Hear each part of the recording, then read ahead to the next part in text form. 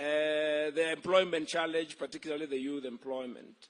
Number 5, what we call inclusive growth, not leaving anyone behind. When we looked at sectors that we need that give us the biggest bang for buck, which ones can get us on that road as quickly, what was mentioned as quick wins or early harvest, or whatever you want to call it. Dairy comes out as number 1. It does all those things. And it can do them very quickly. Yeah? Why? So he said, we are looking for the biggest bang for buck. What gives us the highest impact with the shortest time, with the least amount of investment to hit those 5 things? Cost of living, revenue, foreign exchange, jobs, inclusive growth, which means leaving nobody behind. Dairy ticks, each one of them. Why? Because we have 5 million daily cows. We're the biggest milk producers in Africa, but the average productivity is only 3 liters per cow. So we have the animals. We know from experience that if you feed a cow better, there's no cow whose potential is 3 liters. A bit of zebus, a few of them, but not the cows we call dairy. So if you feed your cow properly, it will give you 1 extra kilo. If it is unhealthy, it will lose 2. Everybody who knows about dairy knows cow is sick, how much you lose. And thirdly, if you have better breed of cow, you can get, there's some cows with potential for 5, for 10, up to 40. So we identified 3 prior interventions to unlock the dairy sector to do all those things. Number 1, nutrition. If our cows, if we double the food, we get double the milk. The reason why we are not feeding our cattle, because of cost and also supply. The cost of feed is expensive. Number 2, husbandry. That speaks to animal health. Animals shouldn't be getting sick, but even when they get sick, drugs shouldn't be so expensive, and vets should be available. Number 3, if you have a cow whose potential is 5 liters, you do AI with a better breed now, in 3 years, you will have a cow whose potential is 15 or probably 20 liters. So we can see a very, very steep runway for the dairy sector. If we agree that we can double our milk production, if we export half of that milk, from 5 billion liters to 10 billion liters, export 2.5 at the current global price of about 40 US cents per kg if you take powder. If you do that math quickly, it will give you over $1 billion. That is how much we earn from tea or flowers.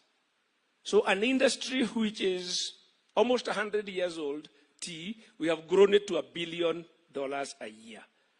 We can get dairy to the same point within 3 to 5 years. There is no other sector which offers such incredible opportunity to do those 5 things. And I think the people in this room, if we are thinking about particularly the export industry, obviously the route to market is brands. Yeah? I shared an office 30 years ago with a gentleman who was working for the World Bank, but 10 years before, he had been corporate planning director for KCC. And he told me something I don't think many of us know. In the late 70s, KCC was planning to put a bid for Nestle, because KCC was bigger in milk export than Nestle.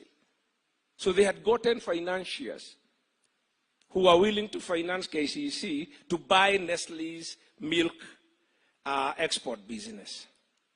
Then things went this way and that way. So we've been there. Our brands are known out there. We have the infrastructure. We have the capability. We have the farmers. What we need to do is just put all those pieces together. Thank you very much. Thank you. Thank you very much. Now, Your Excellency, I'll call Ms. Margaret Kibogi, the Managing Director of our Kenya Dairy Board, to give a very brief overview of our dairy subsector. Karibu, MD.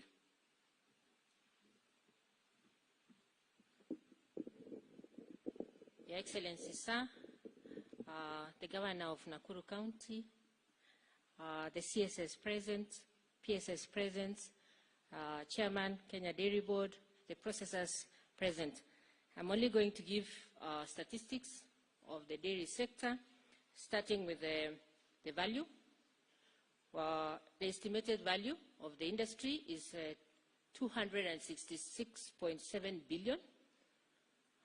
I think higher than tea, than coffee, and the other sectors. So, David D., you're very right that this sector is very, very important.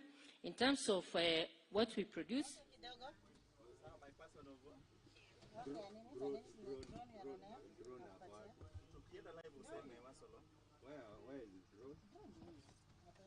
Welcome, Your Excellency.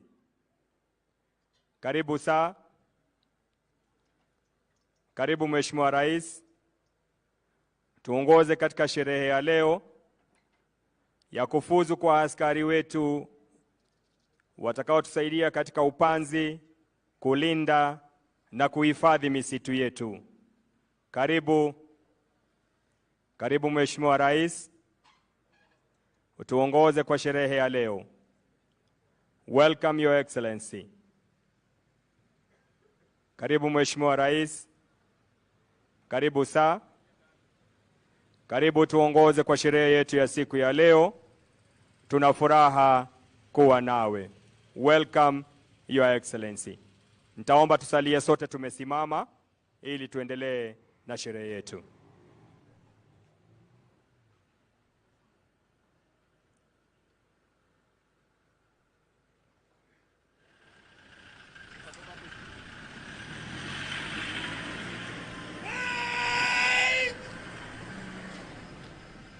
National salute! Please hands!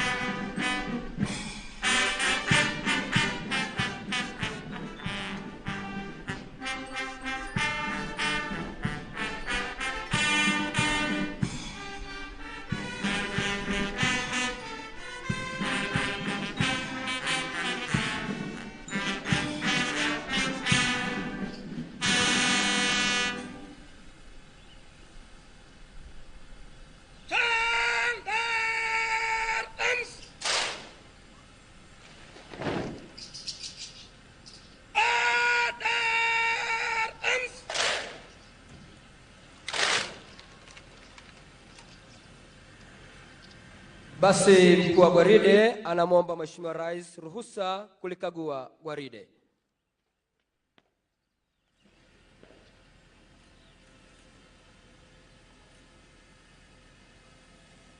Your Excellency, parade, formed up, present, and ready for your inspection, sir.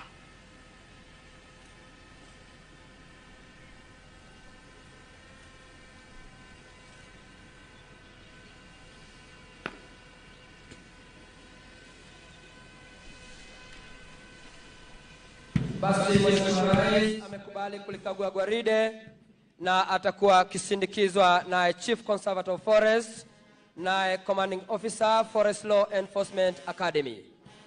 Wanaomwelekeza Mheshimiwa Rais ni Parade Orderlies, Sergeant Andrew Gona, naye Sergeant Amgune Ombaso.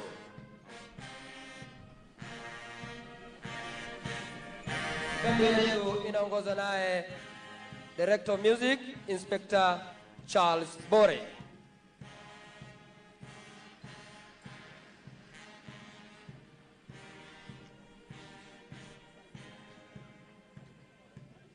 Walio kwenye jukwaa rasmi tunaomba kuketi wakati Mheshimiwa Rais akiendelea kulikagua gwaride.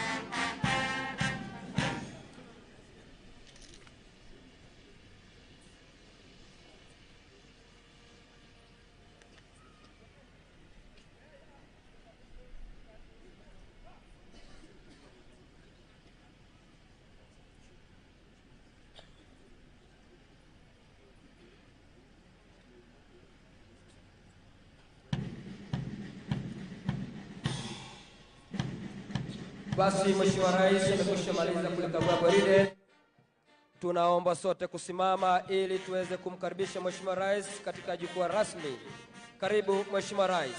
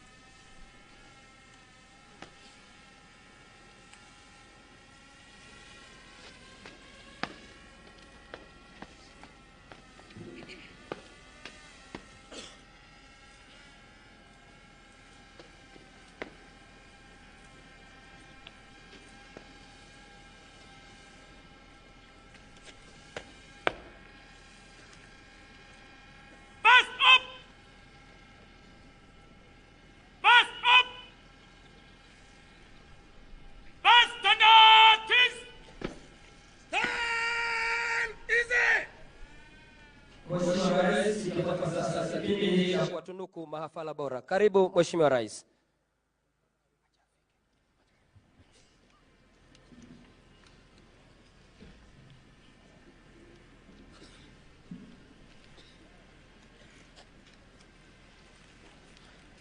Your Excellency, sir, best recruits and cabinet representatives was 1 of 2023. Best all-round criminal trainee, service number 07426, recruit Elena Nkunini C. Koi.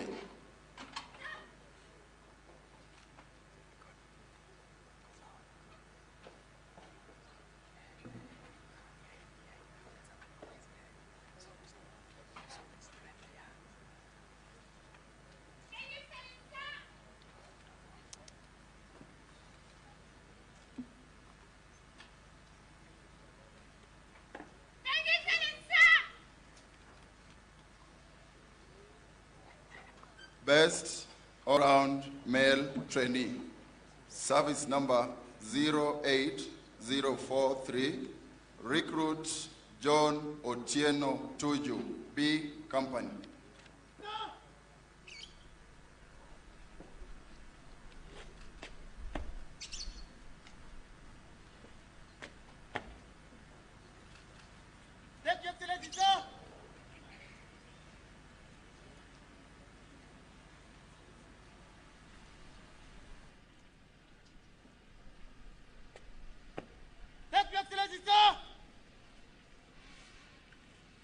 Best recruit in academics, service number 07576, recruit Faith Jelimo C. Koi.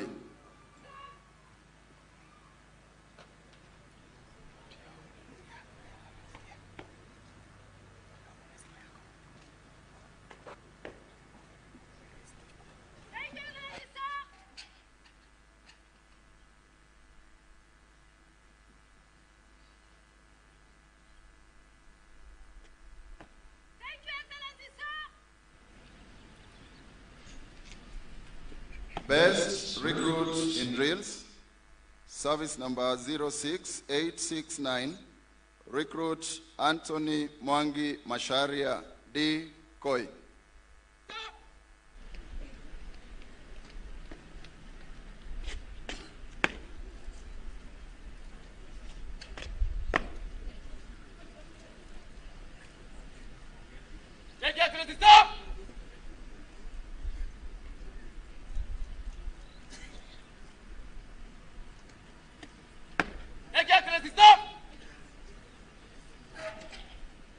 marksperson of the course, service number 09145, recruit Timothy Kibet Kimeli, G Company.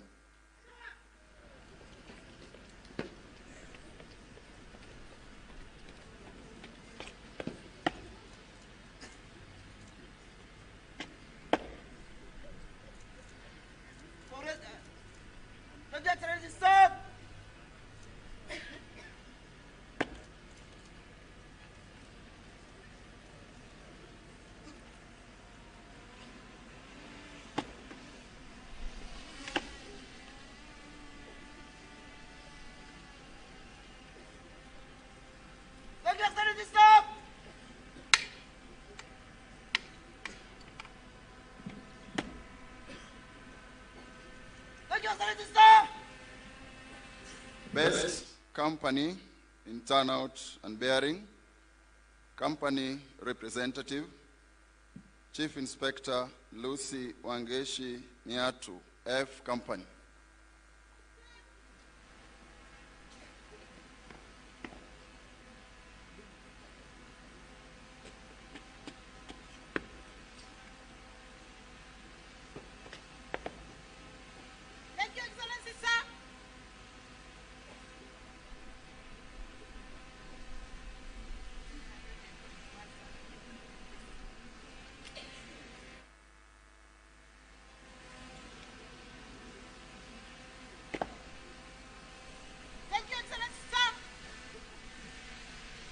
And lastly, Your Excellency, sir, the best division in tree planting, division representative, Chief Inspector Ali Adman Nzuya, Mount Kenya Division. Stop.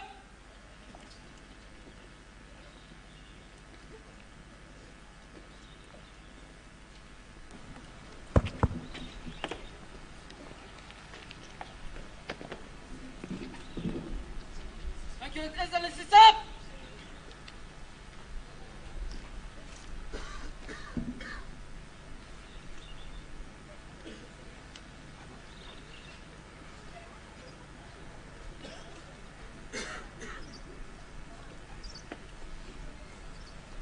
Thank you, Excellency, stop. Basi naomba tuwapongeze kwa makofi wote waliotunukiwa. Asante sana Mheshimiwa Rais.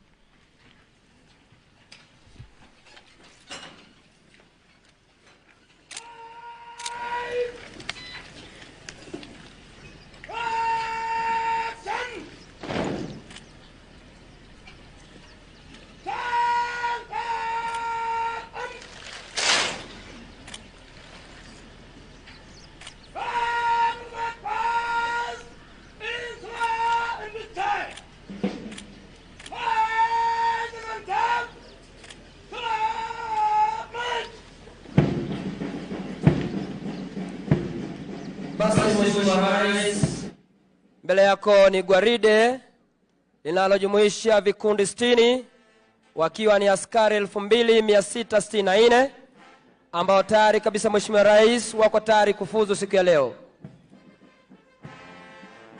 Gwaride hili Mheshimiwa Rais liko chini ya uongozi wake mkuu wa gwaride Superintendent Matthew Chirichir, akisaidiana na kiranja wa gwaride Chief Inspector Clement Naukot. Parade RSM ambaye anashughulikia nidhamu ya gwaride hili Mheshimiwa Rais ni Sergeant Masai Patek.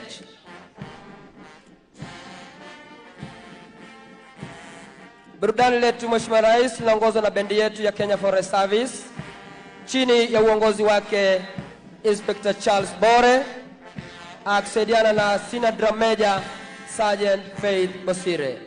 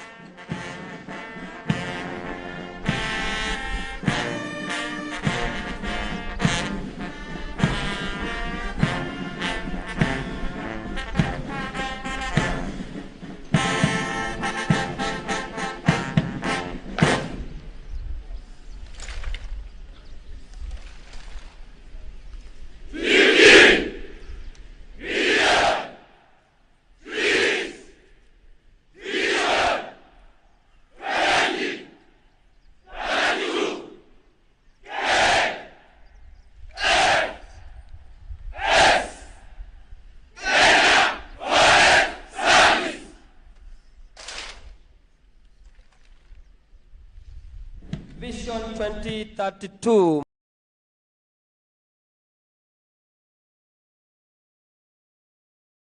Mheshimiwa Rais, hii ni mojawapo ya dhihirisho kwamba askari hao wako tayari kabisa Mheshimiwa Rais kufuata agizo lako la upanzi wa miche bilioni 15 itimiapo mwaka 2032. Kenya Forest Service wakiwa ni washikadau wakuu wako tayari kabisa Mheshimiwa Rais kuweza kushirikiana na wananchi kuhakikisha kwamba agizo lako limetekelezwa. Karibu Mheshimiwa Rais.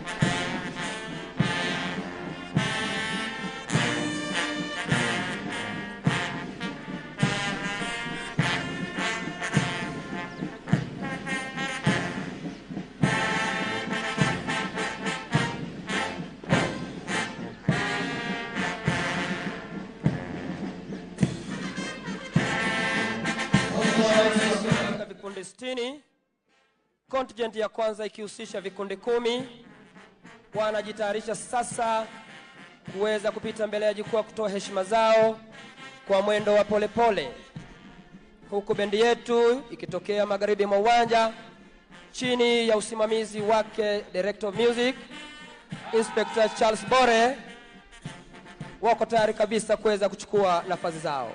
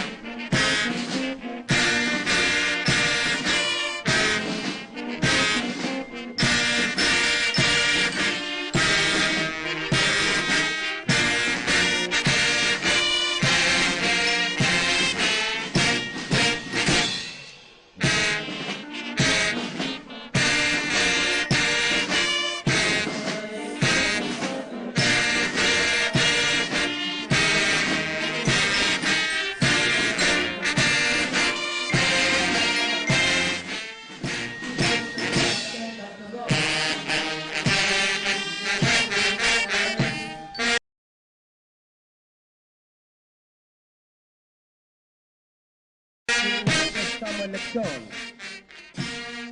Anayeshughulikia nidhamu ya kikundi hicho ni Sergeant Felix Setabao.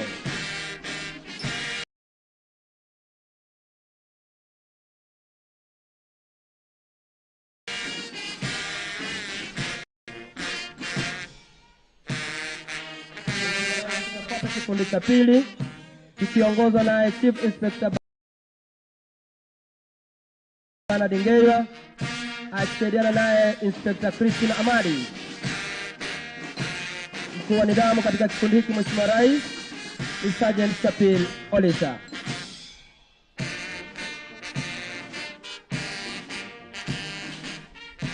Kikundi cha tatu Mheshimiwa Rais kinaongozwa naye Chief Inspector Grace Mudike akisaidiana naye Inspector Felix Ekai.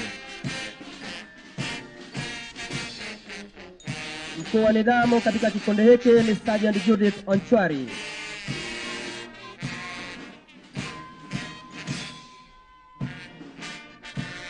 Kikundi cha nne Mheshimiwa Rais kinaongozwa naye Chief Inspector Ali Zuya akisaidiana naye Inspector Moses Leparan. Mkuu wa nidhamu katika kikundi hiki ni Sergeant Kevin Wandeto.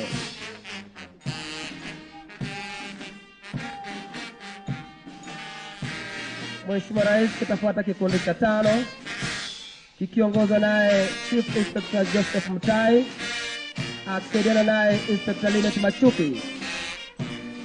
Mkuu wa nidhamu katika kikundi hiki ni Sergeant Karafino.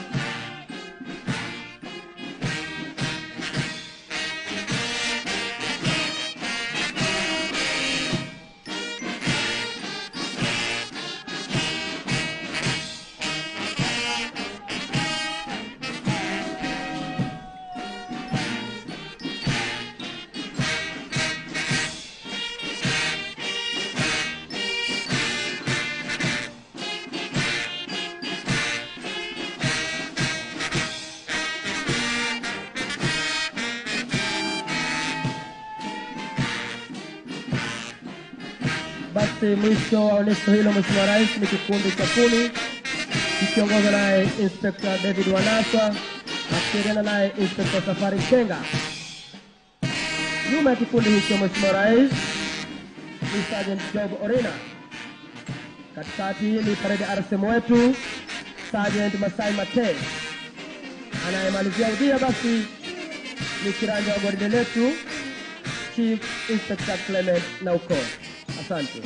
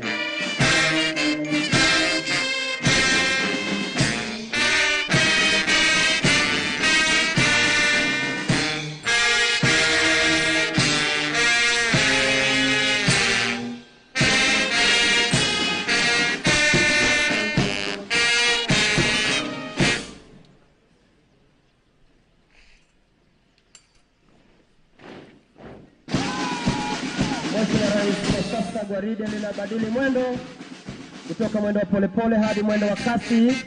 Vikundi vyote 60 vitaweza kupita mbele ya jukwaa kuweza kutoa heshima zao.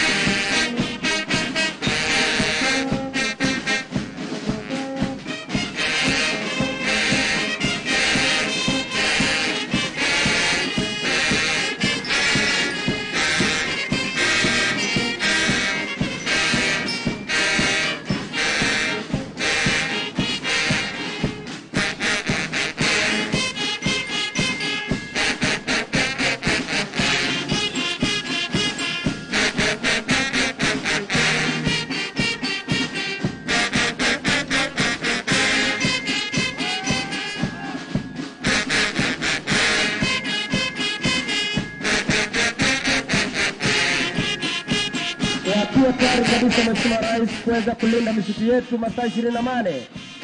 Vikundi vyote 60 vitapita mbele yako kwa mwendo wa kasi.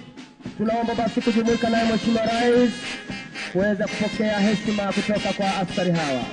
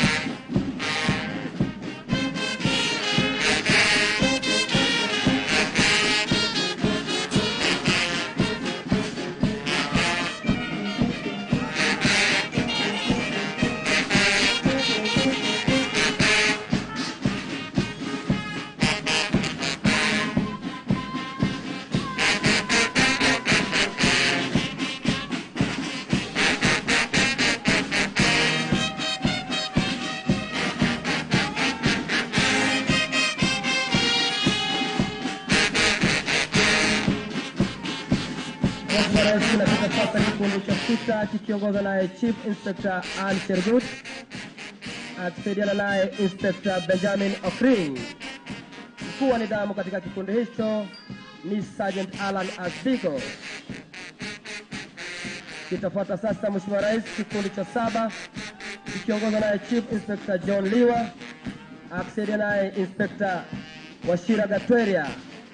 Mkuu wa nidhamu katika kikundi hicho ni Sergeant Alfred Wekesa. Kinafuata kikundi cha 8 Mheshimiwa Rais kikiongozwa naye Chief Inspector Jennifer Tompoi, akisaidiana naye Inspector Samuel Magige. Mkuu wa nidhamu ni Sergeant Martin Ngatia. Kikundi cha 9 Mheshimiwa Rais kinaongozwa naye Chief Inspector George Kimani, akisaidiana naye Inspector Michael Court. Mkuu wa nidhamu Sergeant Bokayo Dida.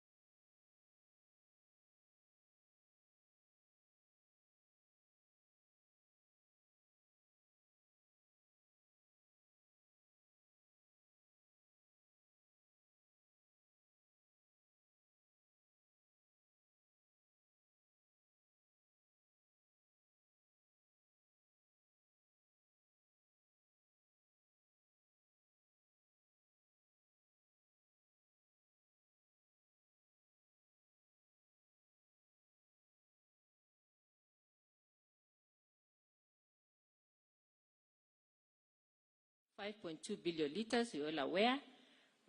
45% we consume at home of that milk, which is about 2.3 billion liters. That's why we are high per capita consumers of milk in Africa.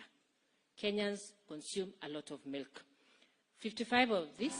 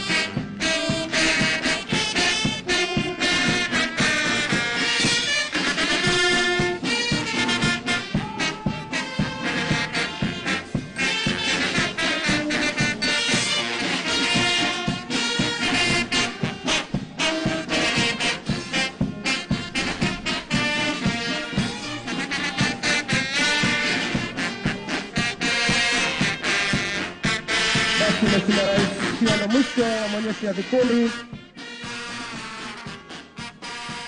bendi yetu inaondoka tayari kabisa kuweza kupisha gwaride.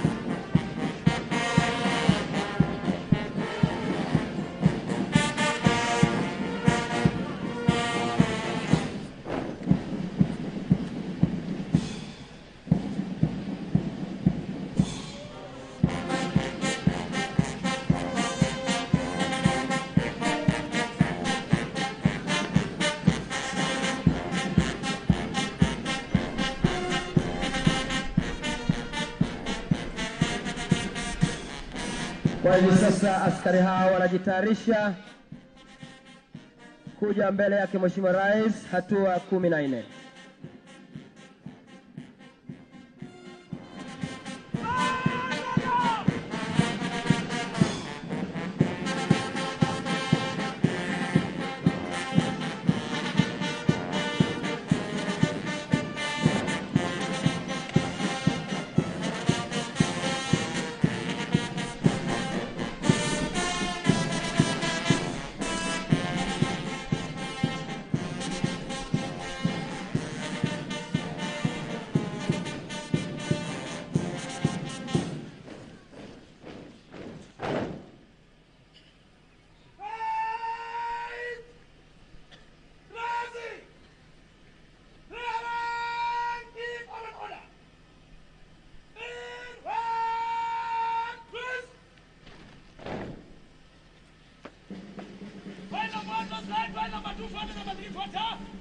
number 11, number 12, number 10.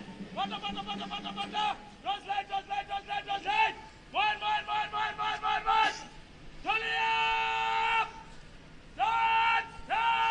My left third division! And mark those lights, number 2, number 3, number 4, number 10, number 11, number 21. Those lights. And the left. One. Tony up! Turn!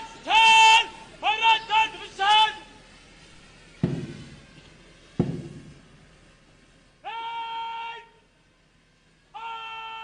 Good! Advance in review order!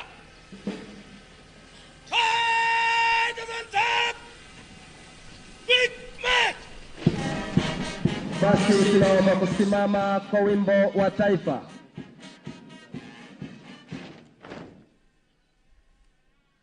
National salute!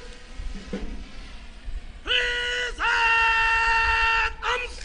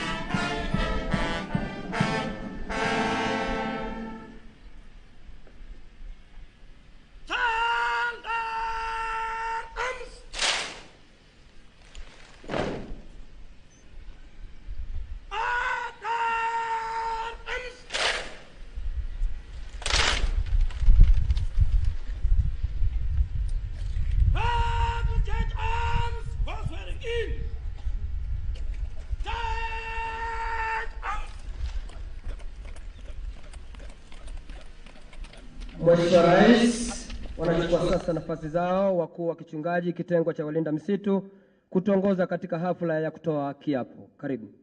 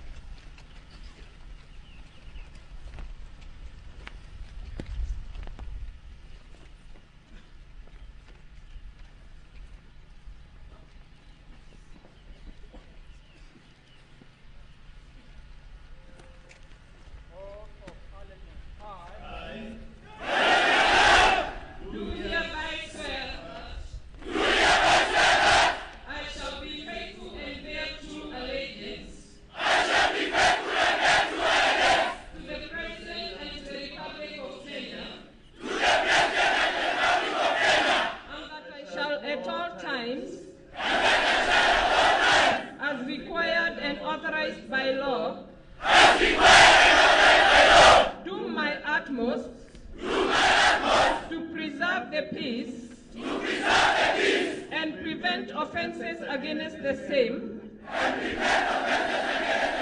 and that I shall, to the best of my skills and knowledge, discharge all the duties of a forest ranger, faithfully according to the law, and that during my tenure in the Kenya Forest Service, I shall observe all such lawful orders as may be given to me, and I shall observe all acts, regulations and orders relating to the Kenya Forest Service, which may from time to time be enforced. So help me God.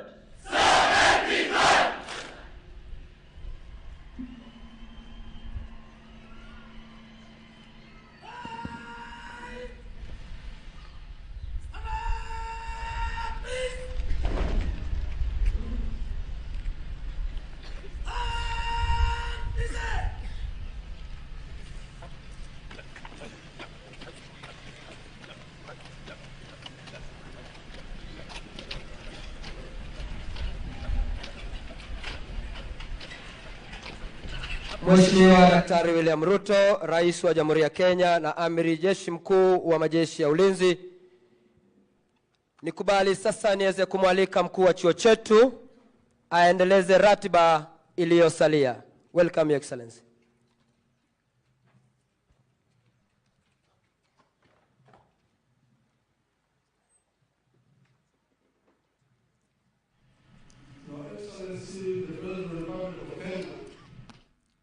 And the Commander-in-Chief of the Kenya Defence Forces, Forest Law Enforcement Academy welcomes you to this passing out parade. And to proceed, I'll invite the Chief Conservator of Forests to guide us on the next program. Thank you, Your Excellency.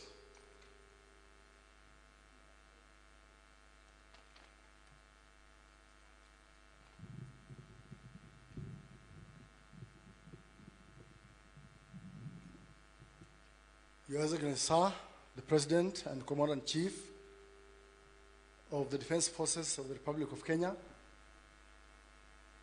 the Cabinet Secretary for Environment, Climate Change and Forestry, the Principal Secretary for the State Department of Forestry and that of Environment, guests that are here, all protocols observed. Your Excellency, sir, today marks a very momentum day for Kenya Forest Service because of your gesture, we today have these rangers who are ready to be deployed to the field. We thank you for that gesture and may God bless you. And without taking much time, it's now my duty to welcome the Governor for Nakuru to come and say 1 or 2 words and thereafter invite the CS for Environment. Welcome.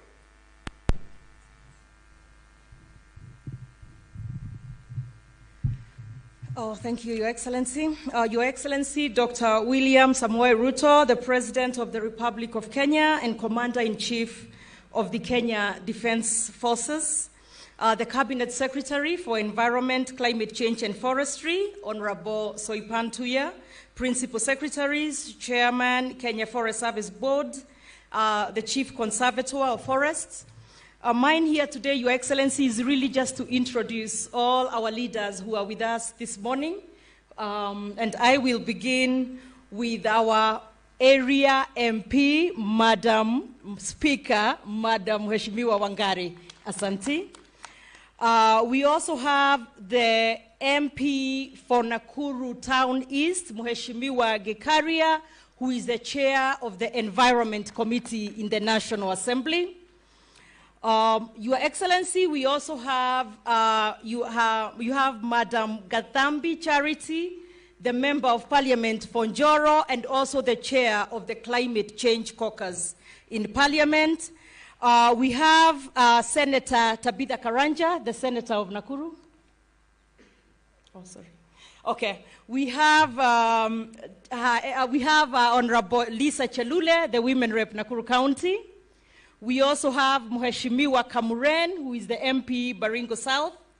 And Your Excellency, I have my colleague, who is the Governor of Taita Taveta, Governor Muadime, but also the chair, or rather also the chair of the Environment Committee of the Council of Governors. And Your Excellency, today I will only congratulate. My role here will just be to congratulate and wish the very best for our forest rangers who are graduating here today. And as they join this noble national cause, wish them all the best going forward in their careers and in helping you and us in conserving the forests. And as I conclude, I say Genesis, I quote Genesis 2:15, which says, "The Lord God took the man and put him in the Garden of Eden to work it and take care of it." So as you proceed, please help us conserve our forests. Thank you, Your Excellency, and let me take this time to invite the Cabinet Secretary for Environment, Her Excellency, Madam Soipan Tuya. Thank you.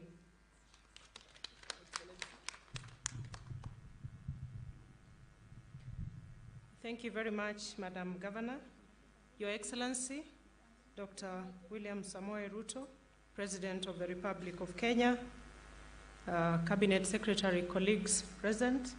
I see Honorable Zachary Njeru, the Cabinet Secretary for Water and Sanitation, the Governor of Nakuru County, Her Excellency Madam Susan Kihika, members of Parliament present, led by the area MP, Honorable Martha Wangari. I also recognize my chairman of the National Assembly Committee on Environment, Honorable David Gikaria, as well as all the members of the committee present.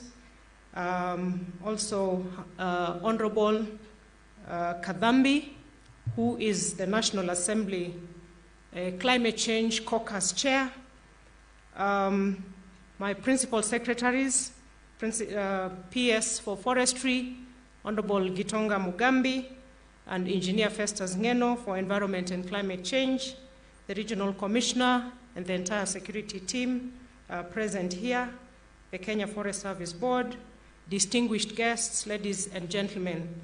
Your Excellency, on behalf of the Ministry of Environment, Climate Change and Forestry, allow me to welcome you to the Forest Law Enforcement Academy, here hosted by the National Youth Service. This day marks a great milestone in the work of our ministry. The 2,664 Kenya Forest Rangers in the pass-out parade today is the largest number that has ever been in any single pass-out parade for the Kenya Forest Service since independence. On behalf of the recruits, their parents, guardians, and the people of Kenya, allow me to thank you for making this possible. And it goes to show the seriousness and the high level of regard that you have for the need for us to conserve our natural resources in this country. I also wish to thank the NYS for hosting us and for exemplifying the all-government approach in assisting the Kenya Forest Service to make this a reality, and to specifically also thank the Chief Conservator of Forests as well as the Academy commanders for the exemplary job they have put in to make this a reality. And again, thank the PS Forestry, Gitonga Mugambi, for guiding the process carefully. Your Excellency, the Ministry of Environment, Climate Change and Forestry has been facing numerous challenges, which include illegal logging, charcoal burning, forest encroachment, among others. We have been working with various partners to increase and improve our forest surveillance to tame these problems. We have improved our forest fires response system, both through technology and mounting surveillance points across our forests. We are also exploring, and with the support of partners, the use of drones to detect illegal forest activities. Your Excellency, you also know that we are calling out to our partners to help us fence off all our protected ecosystems in the country. With all this, Your Excellency, the passing out of these recruits today will only come to complement in a big way these efforts, which will improve the health of our forest ecosystems. Your Excellency, forests are important for Kenya. They provide many resources that we use in our daily lives. They are a biodiversity haven, giving home to important biodiversity which support human existence. They help in the mitigation of climate change because of their ability for carbon sequestration. Forests support jobs in the forest value chain. As a ministry, we look forward, and we have put measures in place to deploy these forest rangers who are graduating today to the various hotspots to address the challenges that I have mentioned, Your Excellency, and to safeguard and enhance our forest plantations to help us make the best use of our forest resources. Forests sustain rural livelihoods, especially for the forest-adjacent communities. Forests remove harmful pollutants from the atmosphere and pump in oxygen. They protect us from natural disasters, offer recreation for sports and tourism. They offer a wide variety of ecosystem services that support human beings. In short, Your Excellency, forests are life. Your Excellency, I have highlighted all these benefits of forest, which is in line with our national landscape and ecosystem restoration program towards the growing of 15 billion trees that you launched last year, to underscore the fact that all these activities that you lead us in delivering are not only useful for the environment's sake, but for the whole of humanity, given the interconnectedness of the environment, human rights, and sustainable development. Your Excellency, we are waiting with bated breath for the short rains to come.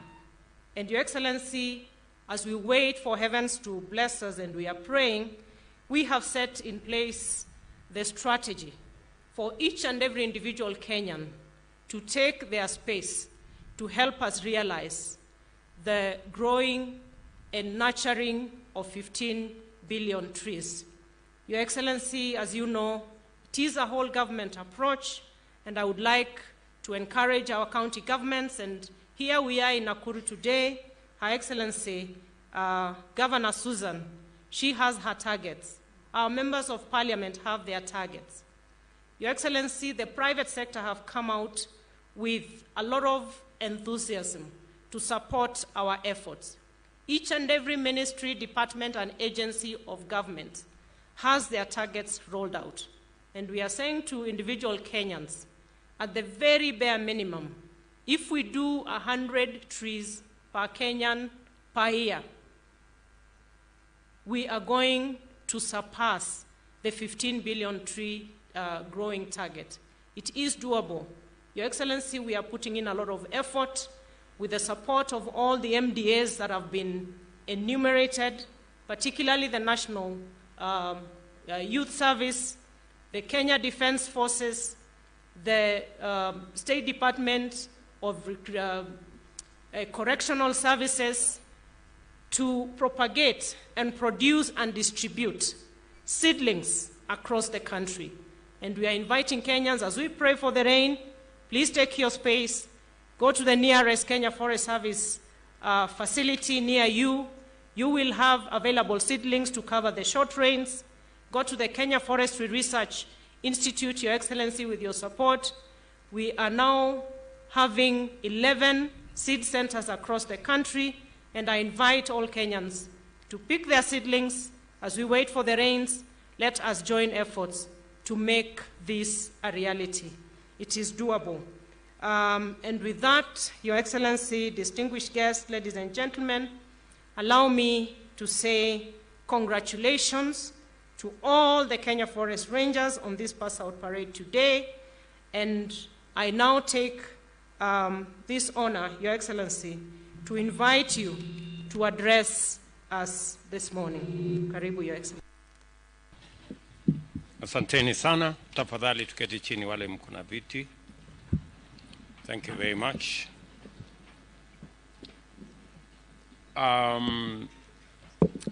Graduates, the Kenya Forest Service community, pamoja na wazazi wetu wote waliofika hapa, hamjambo. I am delighted to join the graduates, their families and friends, as well as the Kenya Forest Service Law Enforcement Academy community, as you celebrate this important milestone in the careers of the graduates. The history of this academy, the sustainability of the forest sector and conservation movement, as well as our country's journey to the fulfillment of our collective determination to sustain the environment for the benefit of present and future generations.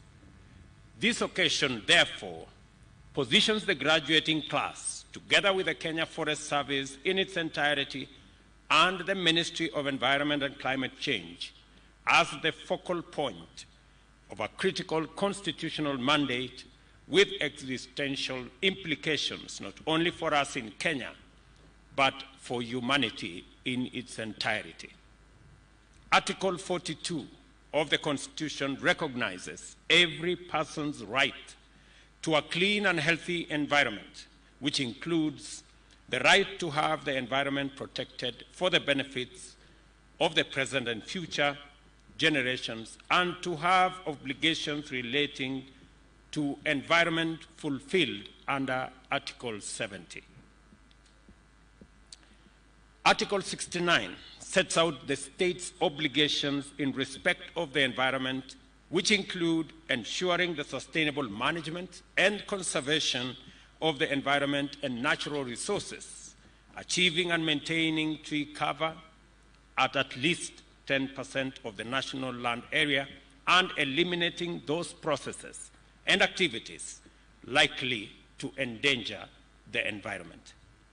Our National Development Blueprint, the Kenya National Vision 2030, makes a clean and secure environment a necessary component of our development agenda. Moreover, the bottom-up economic transformation agenda commits us to implement the constitutional tree cover mandate together with the strategies to achieve mitigation, adaptation, and resilience in response to the impacts of climate change, to reduce emissions by 32% by 2030. More than 2/3 of our landmass is arid and semi-arid rangelands. As a result of climate change, extreme weather, including prolonged and severe drought as well as flooding, have caused unprecedented levels of devastation through famine, loss of livelihoods, dried crops, and dead animals, both livestock and, for the first time, wild game.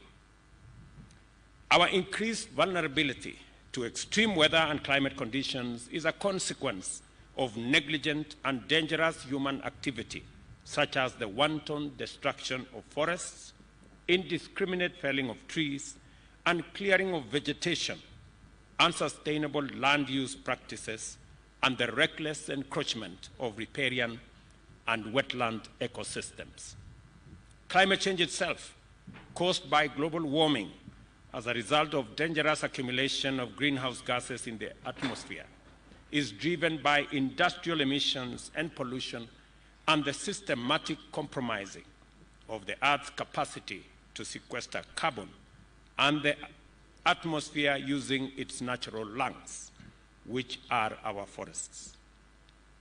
Kenya is a strong champion of climate action with a track record of Pan-African and global leadership and participation in such programs and initiatives as the Conference of Parties to the United Nations Framework on Convention on Climate Change, the Paris Summit, and most recently, the first ever Africa Climate Summit.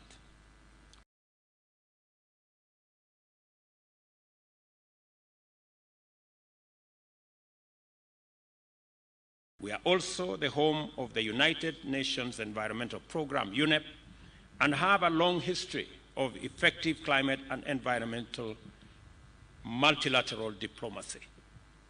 Our commitments with regard to climate action are therefore fundamental to our development agenda and critical to our national interest. The protection of biodiversity is a constitutional obligation of the state that touches on fundamental rights of present and future generations of all our citizens. Our tree cover and forests sit at the heart of this commitment, both in terms of protection and conservation, and also with respect to enhancement and protection of all our environmental assets. I find it important to share this context with you, and especially with the graduates. If anyone told you young people standing before me today that your job is a routine occupation, they are very mistaken. You enter our national economic transformation equation as the people's trustees and guarantors of fundamental constitutional mandates and custodians of our forest value chain, which comprises critical resources and essential community assets. Our lives and livelihoods depend on the protection and sustenance of our biodiversity and the mitigation of climate change. You are therefore expected to be drivers of our national landscape and ecosystem restoration program and lead our organizations, communities, and especially the young people in making sure that our ambition to grow 15 billion trees by 2030 is actualized. Wacha nirudie kwa Kiswahili ili tuelewane. Tumekubaliana ya kwamba majukumu mnayoenda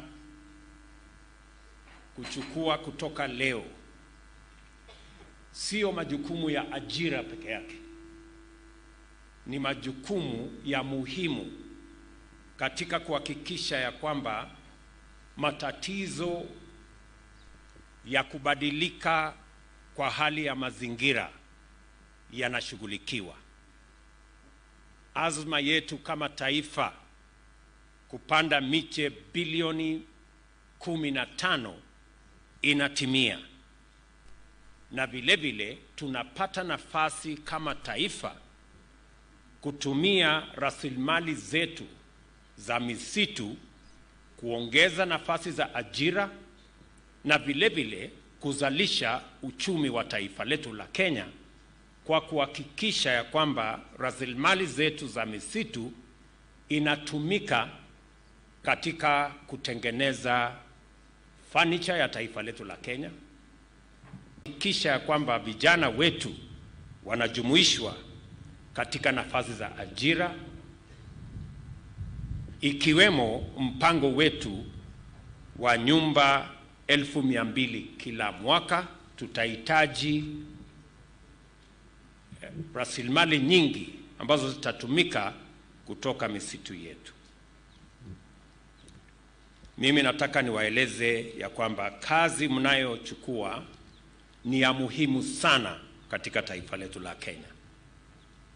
And as the largest ever to graduate from this institution, you are aware of our firm commitment to develop adequate capacity to keep illegal logging, charcoal burning, and other forms of unlawful encroachment and interference with the integrity of our forests at bay. This commitment extends to training and equipping of personnel and investing in technology to improve operational capabilities in surveillance, data collection, and evidence-based forest management. I encourage you, therefore, to go forth as patriotic servants of the people of Kenya and to render your professional service with discipline, dedication, diligence, and unyielding integrity. Let me repeat, unyielding integrity. I remind you to use every opportunity to promote sustainable practices and urge you to always exercise your authority responsibly and accountably. And let me say this for the record, my sons and daughters, the young people of Kenya, as you graduate today, that you have a huge responsibility on your shoulders, but I am confident that the training that you have received in this institution and your personal selection into this great army of forest rangers is merited, and therefore I have the highest expectation from you that you will discharge your responsibilities responsibly and accountably. There are many who have let us down. The reason why I made the decision that we are going to recruit the largest ever group of rangers, trainees in Kenya, in post-independence Kenya, is because the matter of climate change, the matter of our environment is critical, it is important, and it poses an existential threat, not just to us as a country, but to humanity in general.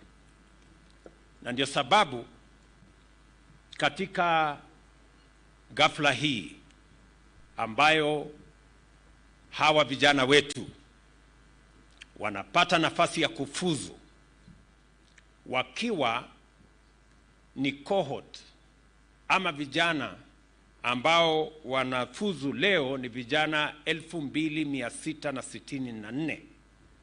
Tuko pia na forest officers ambao watakuja hapa baada ya graduation hii 600 watakao sasa tusaidia kusimamia misitu yetu katika taifa letu la Kenya. Na tumefanya hivi makusudi kwa sababu tuko na mambo manne ya muhimu. Ya kwanza, tuko na matatizo ya kubadilika kwa mazingira, na ni lazima tushughulikie tatizo hilo kwa sababu ni ya muhimu. Tumepoteza wanyama wengi, mifugo yetu pamoja na wanyama wa pori kwa sababu ya mabadiliko ya mazingira, na ni lazima tubadilishe mienendo yetu, kupanda miti vile tumesema bilioni 15, na nyinyi vijana wetu ndio mtakao tusaidia kutekeleza wajibu huo. Jambo la pili, tumekuwa na matatizo makubwa kulinda misitu yetu na mazingira yetu, na imechangiwa kwa sehemu na officers wetu wachache.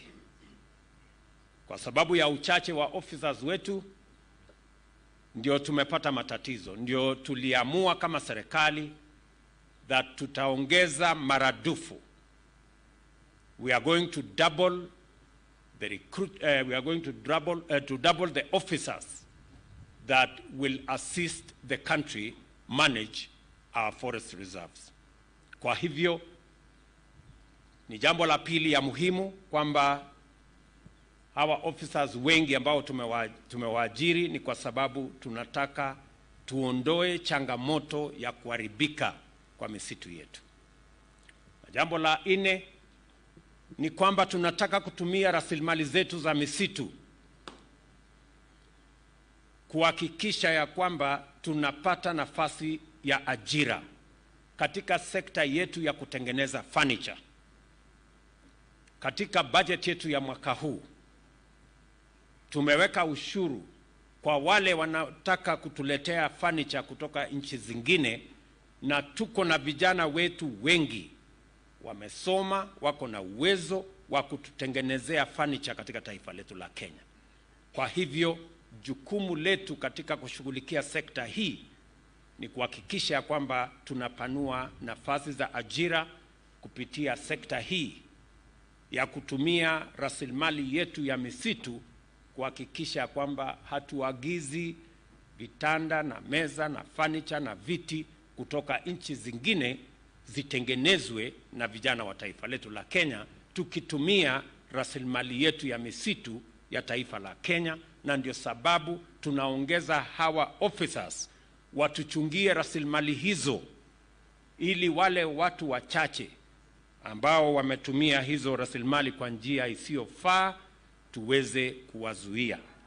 Na jambo la tatu, la nne, tunataka pia kutumia rasilimali zetu za misitu kuzalisha uchumi wa taifa letu la Kenya, ili tuweze kutumia rasilimali ambazo ziko Kenya kuhakikisha ya kwamba hatutumi foreign exchange ama pesa zetu za kigeni tukiwa tunaagiza vitu ambavyo zinaweza kutengenezwa na vijana wetu katika Kenya wakitumia rasilimali zetu hapa Kenya.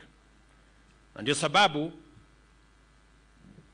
na mimi nataka niwashukuru communities, jamii ambazo wanaishi karibu na misitu. Wengi wa community forest associations wametusaidia sehemu kubwa kuhakikisha kwamba uharibifu wa mazingira ama misitu haiendelei wakiwa pale wakitazama.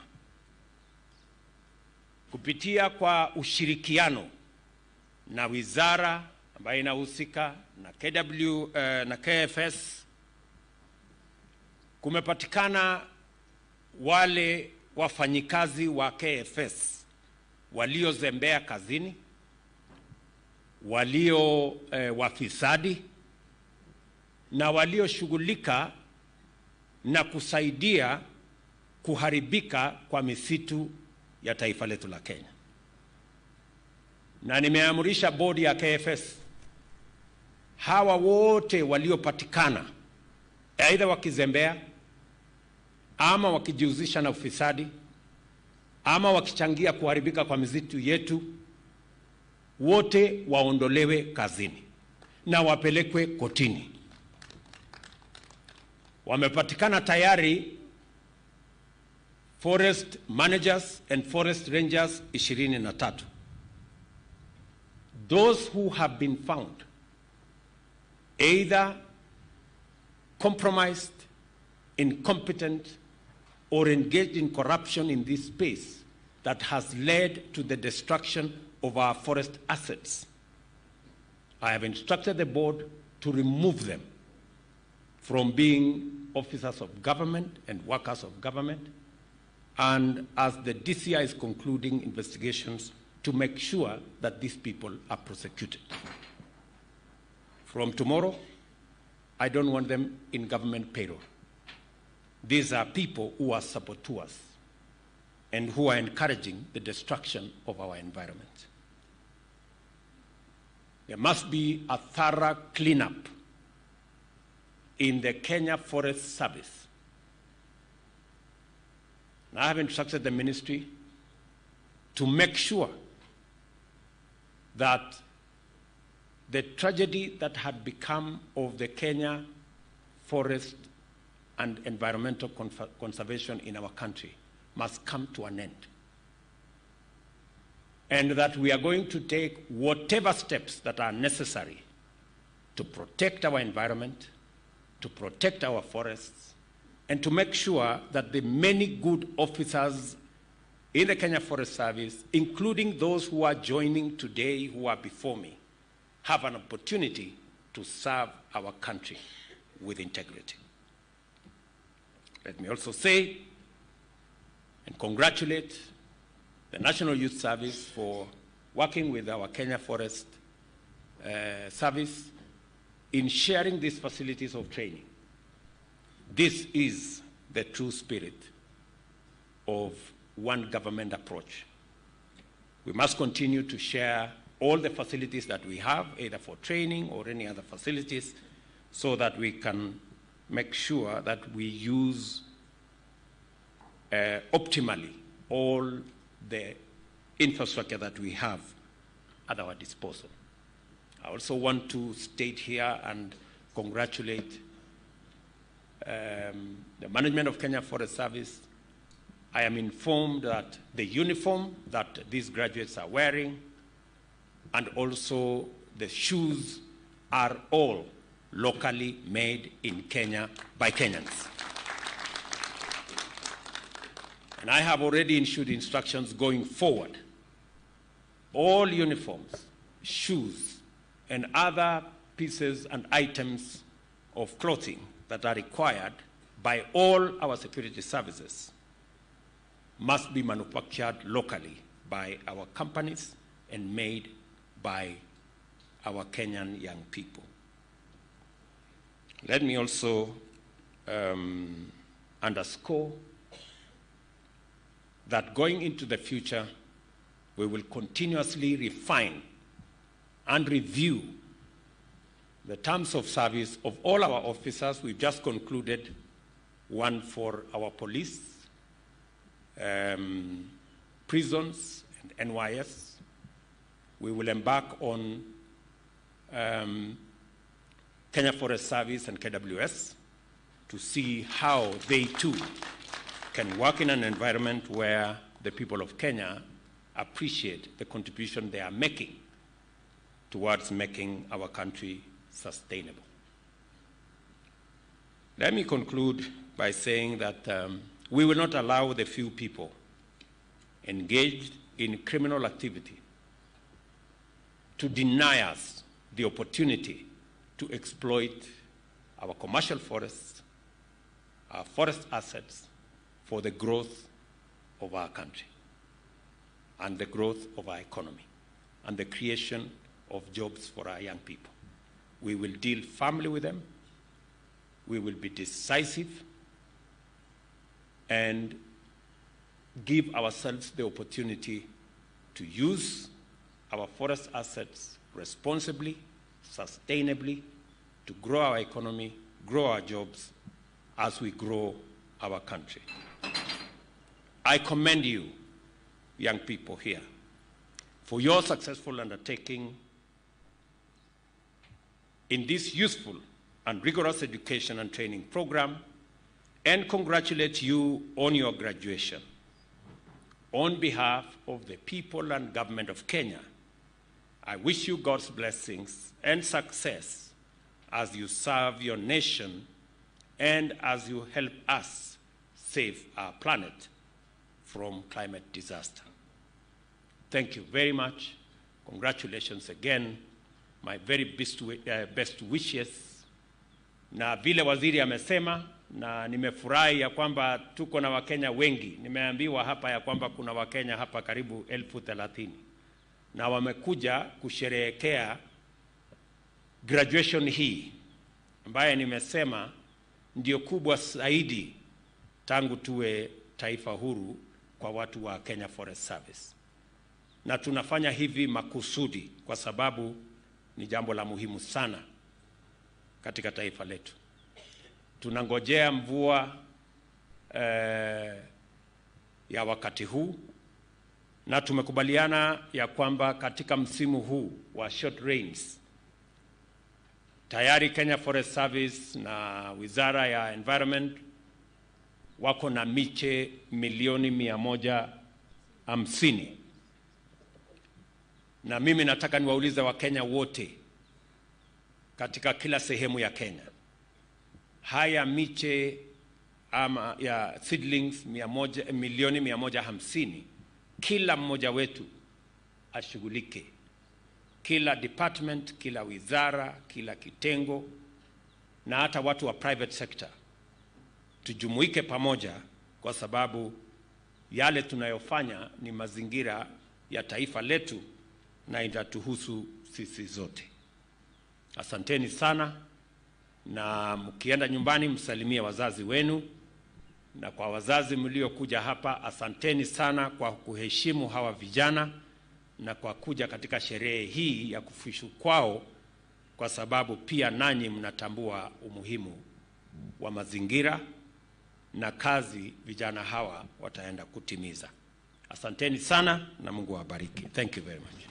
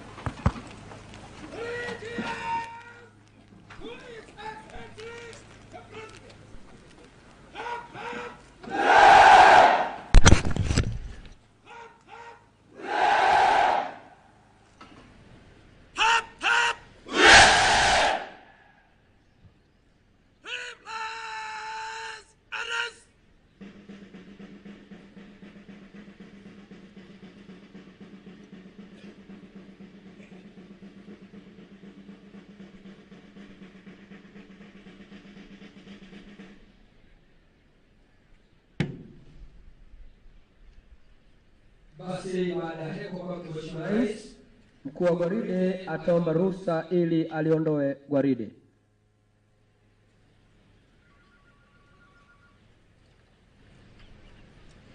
Your Excellency, may I have your permission to march off the parade service?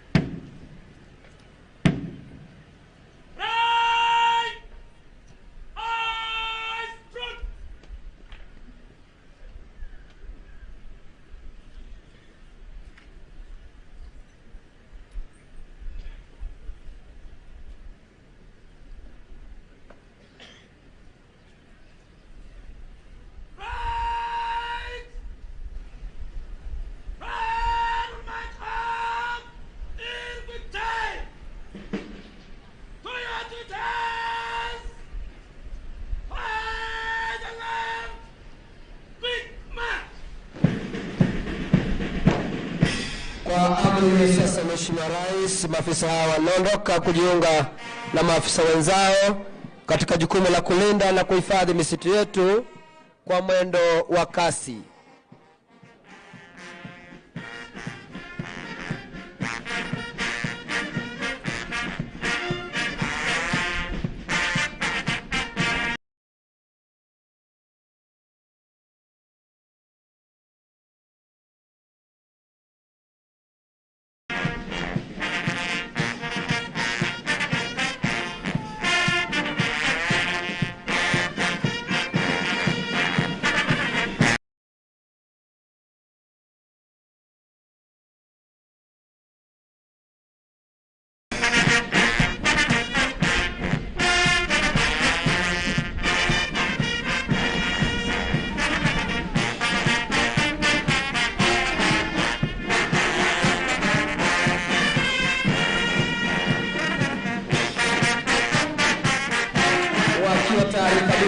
Kwenda kuhudumia Wakenya na kulinda misitu yetu na kutilia maanani agizo lake Mheshimiwa Rais. Vikundi vyote 60 vitapita hapa kwa mara ya mwisho kabisa kwenda kulinda misitu yetu na kuhakikisha kwamba misitu yetu iko imara masaa 24.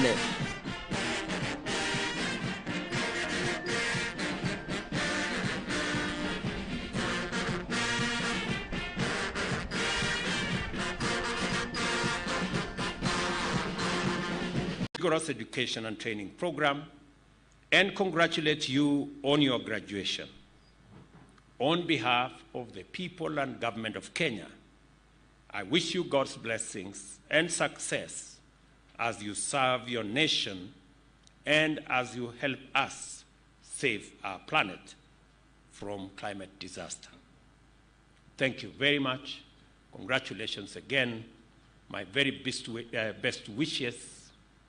Na vile waziri amesema, na nimefurahi ya kwamba tuko na Wakenya wengi. Nimeambiwa hapa ya kwamba kuna Wakenya hapa karibu 30,000 na wamekuja kusherehekea graduation hii ambaye nimesema ndio kubwa zaidi tangu tuwe taifa huru kwa watu wa Kenya Forest Service. Na tunafanya hivi makusudi kwa sababu ni jambo la muhimu sana katika taifa letu. Tunangojea mvua ya wakati huu, na tumekubaliana ya kwamba katika msimu huu wa short rains tayari Kenya Forest Service na Wizara ya Environment wako na miche milioni 150. Na mimi nataka niwaulize Wakenya wote katika kila sehemu ya Kenya, haya miche ama ya seedlings milioni 150, kila mmoja wetu ashughulike, kila department, kila wizara, kila kitengo, na hata watu wa private sector tujumuike pamoja, kwa sababu yale tunayofanya ni mazingira ya taifa letu na itatuhusu sisi zote. Asanteni sana, na mkienda nyumbani msalimie wazazi wenu, na kwa wazazi mliokuja hapa asanteni sana kwa kuheshimu hawa vijana na kwa kuja katika sherehe hii ya kufuzu kwao, kwa sababu pia nanyi mnatambua umuhimu wa mazingira na kazi vijana hawa wataenda kutimiza. Asanteni sana na Mungu awabariki. Thank you very much.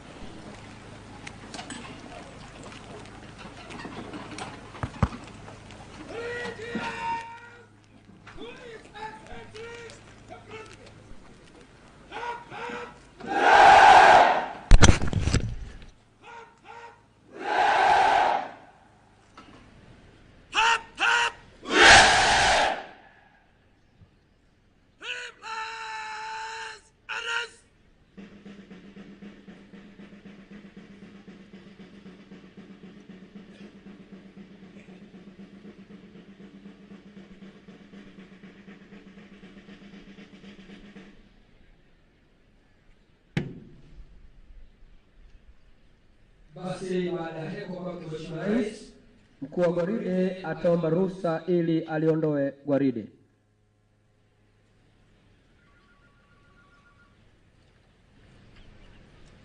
Your Excellency, may I have your permission to march off the parade service?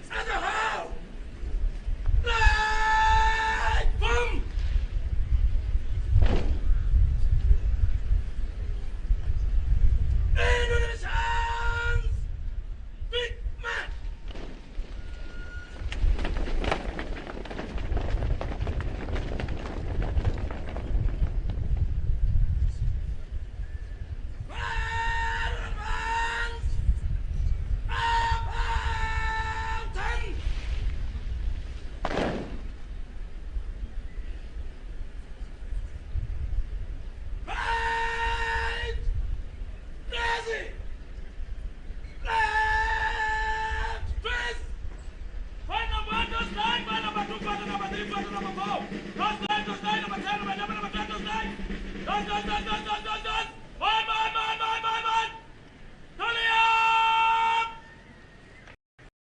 Man! Academic community, as you celebrate this important milestone in the careers of the graduates, the history of this academy, the sustainability of the forest sector and conservation movement, as well as our country's journey to the fulfillment of our collective determination to sustain the environment for the benefit of present and future generations. This occasion, therefore, positions the graduating class, together with the Kenya Forest Service in its entirety and the Ministry of Environment and Climate Change, as the focal point of a critical constitutional mandate with existential implications, not only for us in Kenya, but for humanity in its entirety. Article 42 of the Constitution recognizes every person's right to a clean and healthy environment, which includes the right to have the environment protected for the benefits of the present and future generations, and to have obligations relating to environment fulfilled under Article 70. Article 69 sets out the state's obligations in respect of the environment, which include ensuring the sustainable management and conservation of the environment and natural resources, achieving and maintaining tree cover at least 10% of the national land area, and eliminating those processes and activities likely to endanger the environment. Our National Development Blueprint, the Kenya National Vision 2030, makes a clean and secure environment a necessary component of our development agenda. Moreover, the bottom-up economic transformation agenda commits us to implement the constitutional tree cover mandate together with the strategies to achieve mitigation, adaptation, and resilience in response to the impacts of climate change as part of a broader program to fulfill our commitment to reduce emissions by 32% by 2030. More than 2/3 of our landmass is arid and semi-arid rangelands. As a result of climate change, extreme weather, including prolonged and severe drought as well as flooding, have caused unprecedented levels of devastation through famine, loss of livelihoods, dried crops, and dead animals, both livestock and, for the first time, wild game.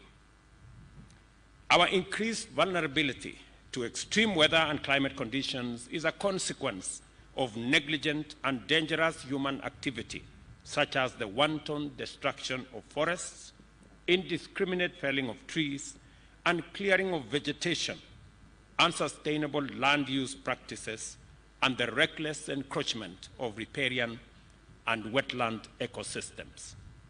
Climate change itself, caused by global warming as a result of dangerous accumulation of greenhouse gases in the atmosphere, is driven by industrial emissions and pollution and the systematic compromising of the Earth's capacity to sequester carbon and the atmosphere using its natural lungs, which are our forests.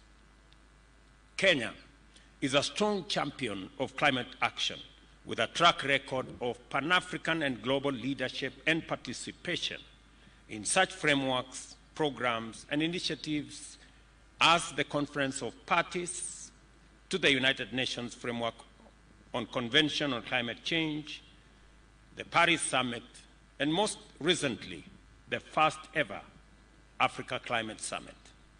We are also the home of the United Nations Environmental Programme, UNEP, and have a long history of effective climate and environmental multilateral diplomacy. Our commitments with regard to climate action are therefore fundamental to our development agenda and critical to our national interest. The protection of biodiversity is a constitutional obligation of the state that touches on fundamental rights of present and future generations of all our citizens. Our tree cover and forests sit at the heart of this commitment, both in terms of protection and conservation, and also with respect to enhancement and protection of all our environmental assets. I find it important to share this context with you, and especially with the graduates. If anyone told you, young people standing before me today, that your job is a routine occupation, they are very mistaken. You enter our national economic transformation equation as the people's trustees and guarantors of fundamental constitutional mandates and custodians of our forest value chain, which comprises critical resources and essential community assets. Our lives and livelihoods depend on the protection and sustenance of our biodiversity and the mitigation of climate change. You are therefore expected to be drivers of our national landscape and ecosystem restoration program and lead our organizations, communities, and especially the young people in making sure that our ambition to grow 15 billion trees by 2030 is actualized. Wacha nirudie kwa Kiswahili ili tuelewane. Tumekubaliana ya kwamba majukumu mnayoenda kuchukua kutoka leo sio majukumu ya ajira peke yake. Ni majukumu ya muhimu katika kuhakikisha ya kwamba matatizo ya kubadilika kwa hali ya mazingira yanashughulikiwa. Azma yetu kama taifa kupanda miche bilioni 15 inatimia. Na vile vile tunapata nafasi kama taifa kutumia rasilimali zetu za misitu kuongeza nafasi za ajira na vile vile kuzalisha uchumi wa taifa letu la Kenya kwa kuhakikisha ya kwamba rasilimali zetu za misitu inatumika katika kutengeneza furniture ya taifa letu la Kenya na kuhakikisha ya kwamba vijana wetu wanajumuishwa katika nafasi za ajira, ikiwemo mpango wetu wa nyumba 200,000 kila mwaka. Tutahitaji rasilimali nyingi ambazo zitatumika kutoka misitu yetu. Mimi nataka niwaeleze ya kwamba kazi mnayochukua ni ya muhimu sana katika taifa letu la Kenya. And as the largest ever to graduate from this institution, you are aware of our firm commitment to develop adequate capacity to keep illegal logging, charcoal burning, and other forms of unlawful encroachment and interference with the integrity of our forests at bay. This commitment extends to training and equipping of personnel and investing in technology to improve operational capabilities in surveillance, data collection, and evidence-based forest management. I encourage you, therefore, to go forth as patriotic servants of the people of Kenya and to render your professional service with discipline, dedication, diligence, and unyielding integrity. Let me repeat, unyielding integrity. I remind you to use every opportunity to promote sustainable practices and urge you to always exercise your authority responsibly and accountably. And let me say this for the record, my sons and daughters, the young people of Kenya, as you graduate today, that you have a huge responsibility on your shoulders.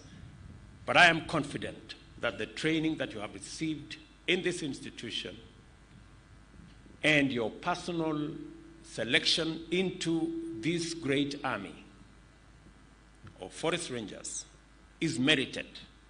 And therefore, I have the highest expectation from you that you will discharge your responsibilities responsibly and accountably.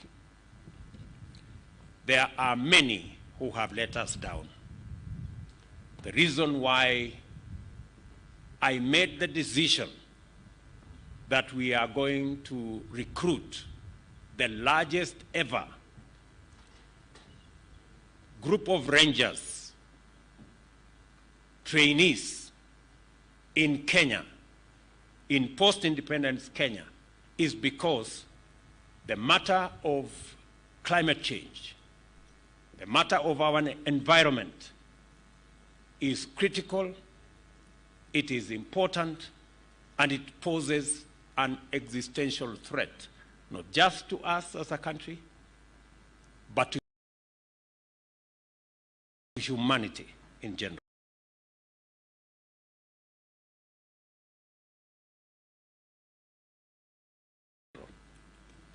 Na ndio sababu katika ghafla hii ambayo hawa vijana wetu wanapata nafasi ya kufuzu wakiwa ni cohort ama vijana ambao wanafuzu leo ni vijana 2664. Tuko pia na forest officers ambao watakuja hapa baada ya graduation hii 600 watakao sasa tusaidia kusimamia misitu yetu katika taifa letu la Kenya. Na tumefanya hivi makusudi kwa sababu tuko na mambo manne ya muhimu. Ya kwanza, tuko na matatizo ya kubadilika kwa mazingira, na ni lazima tushughulikie tatizo hilo kwa sababu ni ya muhimu. Tumepoteza wanyama wengi, mifugo yetu pamoja na wanyama wa pori kwa sababu ya mabadiliko ya mazingira, na ni lazima tubadilishe mienendo yetu, kupanda miti vile tumesema bilioni 15, na nyinyi vijana wetu ndio mtakao tusaidia kutekeleza wajibu huo.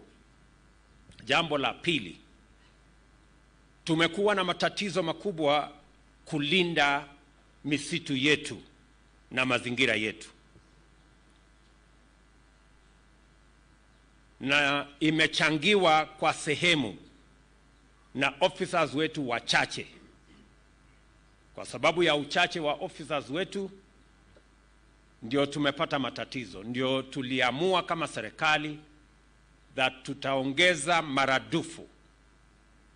We are going to double the double the officers that will assist the country manage our forest reserves. Kwa hivyo ni jambo la pili ya muhimu kwamba hawa officers wengi ambao tumewaajiri ni kwa sababu tunataka tuondoe changamoto ya kuharibika kwa misitu yetu. Na jambo la nne ni kwamba tunataka kutumia rasilimali zetu za misitu kuhakikisha ya kwamba tunapata nafasi ya ajira katika sekta yetu ya kutengeneza furniture. Katika budget yetu ya mwaka huu tumeweka ushuru kwa wale wanataka kutuletea furniture kutoka nchi zingine, na tuko na vijana wetu wengi wamesoma, wako na uwezo wa kututengenezea furniture katika taifa letu la Kenya. Kwa hivyo jukumu letu katika kushughulikia sekta hii ni kuhakikisha kwamba tunapanua nafasi za ajira kupitia sekta hii ya kutumia rasilimali yetu ya misitu kuhakikisha kwamba hatuagizi vitanda na meza na furniture na viti kutoka nchi zingine zitengenezwe na vijana wa taifa letu la Kenya, tukitumia rasilimali yetu ya misitu ya taifa la Kenya. Na ndio sababu tunaongeza hawa officers watuchungie rasilimali hizo, ili wale watu wachache ambao wametumia hizo rasilimali kwa njia isiyofaa tuweze kuwazuia. Na jambo la tatu, la nne, tunataka pia kutumia rasilimali zetu za misitu kuzalisha uchumi wa taifa letu la Kenya, ili tuweze kutumia rasilimali ambazo ziko Kenya kuhakikisha ya kwamba hatutumi foreign exchange ama pesa zetu za kigeni tukiwa tunaagiza vitu ambavyo zinaweza kutengenezwa na vijana wetu katika Kenya wakitumia rasilimali zetu hapa Kenya. Na ndio sababu na mimi nataka niwashukuru communities, jamii ambazo wanaishi karibu na misitu. Wengi wa community forest associations wametusaidia sehemu kubwa kuhakikisha kwamba uharibifu wa mazingira ama misitu haiendelei wakiwa pale wakitazama. Kupitia kwa ushirikiano na wizara ambayo inahusika na KFS, kumepatikana wale wafanyikazi wa KFS waliozembea kazini, walio wafisadi na walioshughulika na kusaidia kuharibika kwa misitu ya taifa letu la Kenya. Na nimeamrisha bodi ya KFS, hawa wote waliopatikana aidha wakizembea ama wakijihusisha na ufisadi ama wakichangia kuharibika kwa misitu yetu, wote waondolewe kazini na wapelekwe kotini. Wamepatikana tayari forest managers and forest rangers 23. Those who have been found either compromised, incompetent, or engaged in corruption in this space that has led to the destruction of our forest assets, I have instructed the board to remove them from being officers of government and workers of government, and as the DCI is concluding investigations, to make sure that these people are prosecuted. From tomorrow, I don't want them in government payroll. These are people who are saboteurs and who are encouraging the destruction of our environment. There must be a thorough cleanup in the Kenya Forest Service. And I have instructed the ministry to make sure that the tragedy that had become of the Kenya forest and environmental conservation in our country must come to an end. And that we are going to take whatever steps that are necessary to protect our environment, to protect our forests, and to make sure that the many good officers in the Kenya Forest Service, including those who are joining today, who are before me, have an opportunity to serve our country with integrity. Let me also say and congratulate the National Youth Service for working with our Kenya Forest Service in sharing these facilities of training. This is the true spirit of one government approach. We must continue to share all the facilities that we have, either for training or any other facilities, so that we can make sure that we use optimally all the infrastructure that we have at our disposal. I also want to state here and congratulate the management of Kenya Forest Service. I am informed that the uniform that these graduates are wearing and also the shoes are all locally made in Kenya by Kenyans. And I have already issued instructions going forward. All uniforms, shoes, and other pieces and items of clothing that are required by all our security services must be manufactured locally by our companies and made by our Kenyan young people. Let me also underscore that going into the future, we will continuously refine and review the terms of service of all our officers. We've just concluded one for our police, prisons, and NYS. We will embark on Kenya Forest Service and KWS to see how they too can work in an environment where the people of Kenya appreciate the contribution they are making towards making our country sustainable. Let me conclude by saying that we will not allow the few people engaged in criminal activity to deny us the opportunity to exploit our commercial forests, our forest assets, for the growth of our country and the growth of our economy and the creation of jobs for our young people. We will deal firmly with them. We will be decisive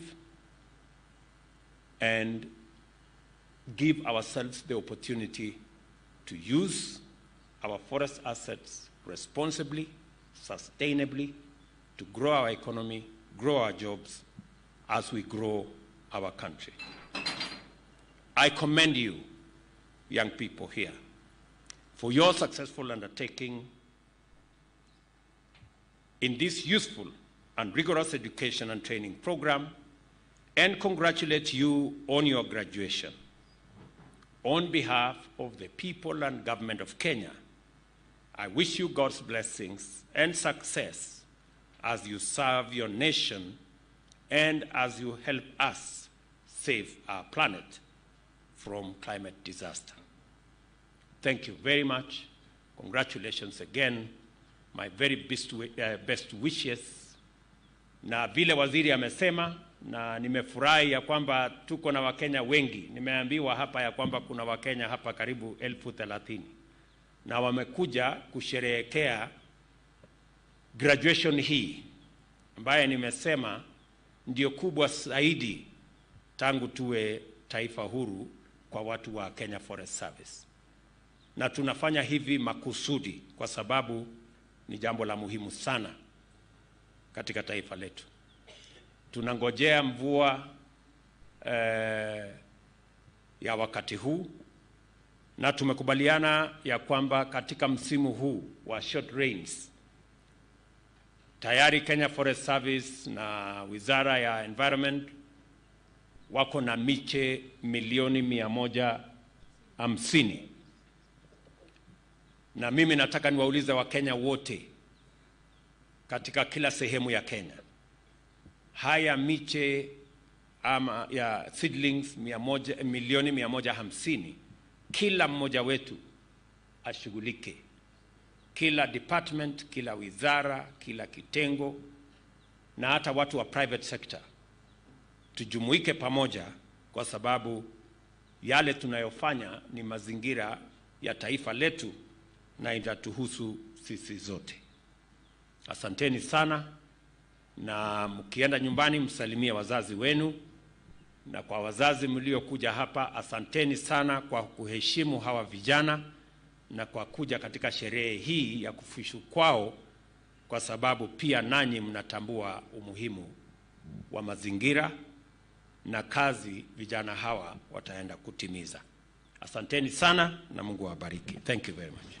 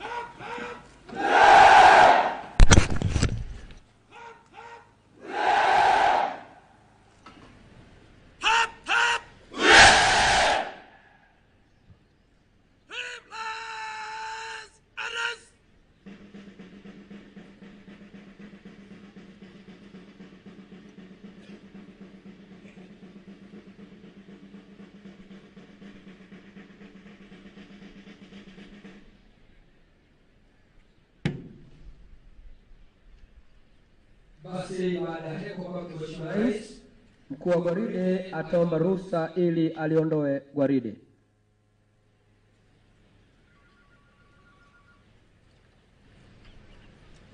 Your Excellency, may I have your permission to march off the parade service?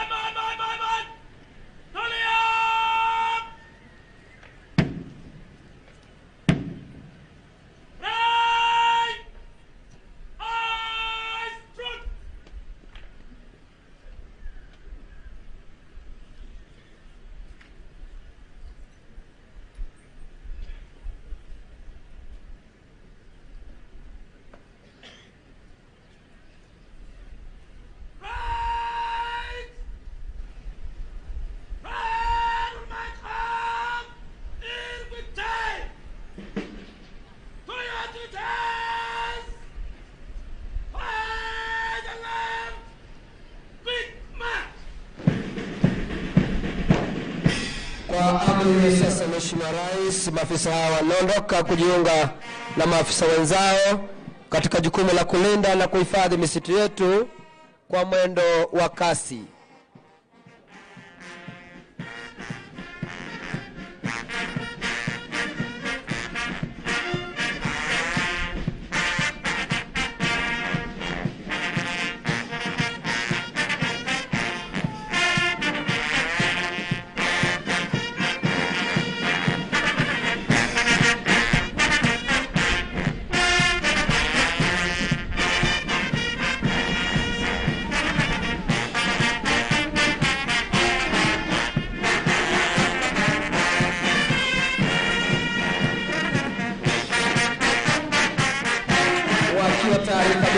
Kwenda kuhudumia Wakenya na kulinda misitu yetu na kutilia manani agizo lake Mheshimiwa Rais.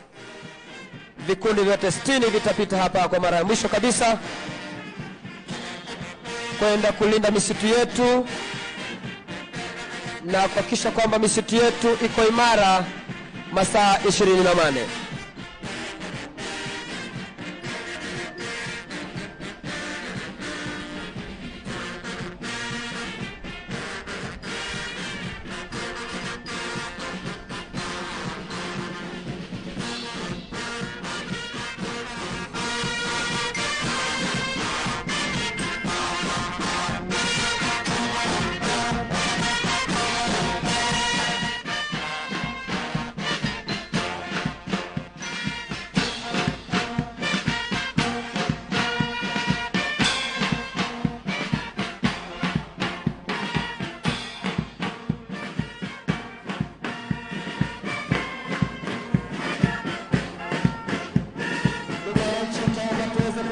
Mheshimiwa Rais kuweza kupokea heshima za askari hawa wanapoondoka sasa kuweza kujiunga na wenzao walioko kule nyanjani. Mheshimiwa Rais, kikundi cha kwanza kinaongozwa naye mkuu wa gwaride Superintendent Matthew Chirchir, akisaidiana naye Company Commander Chief Inspector Ken Bartogon. Mkuu wa kikundi hicho ni Inspector Samuel Lekshon.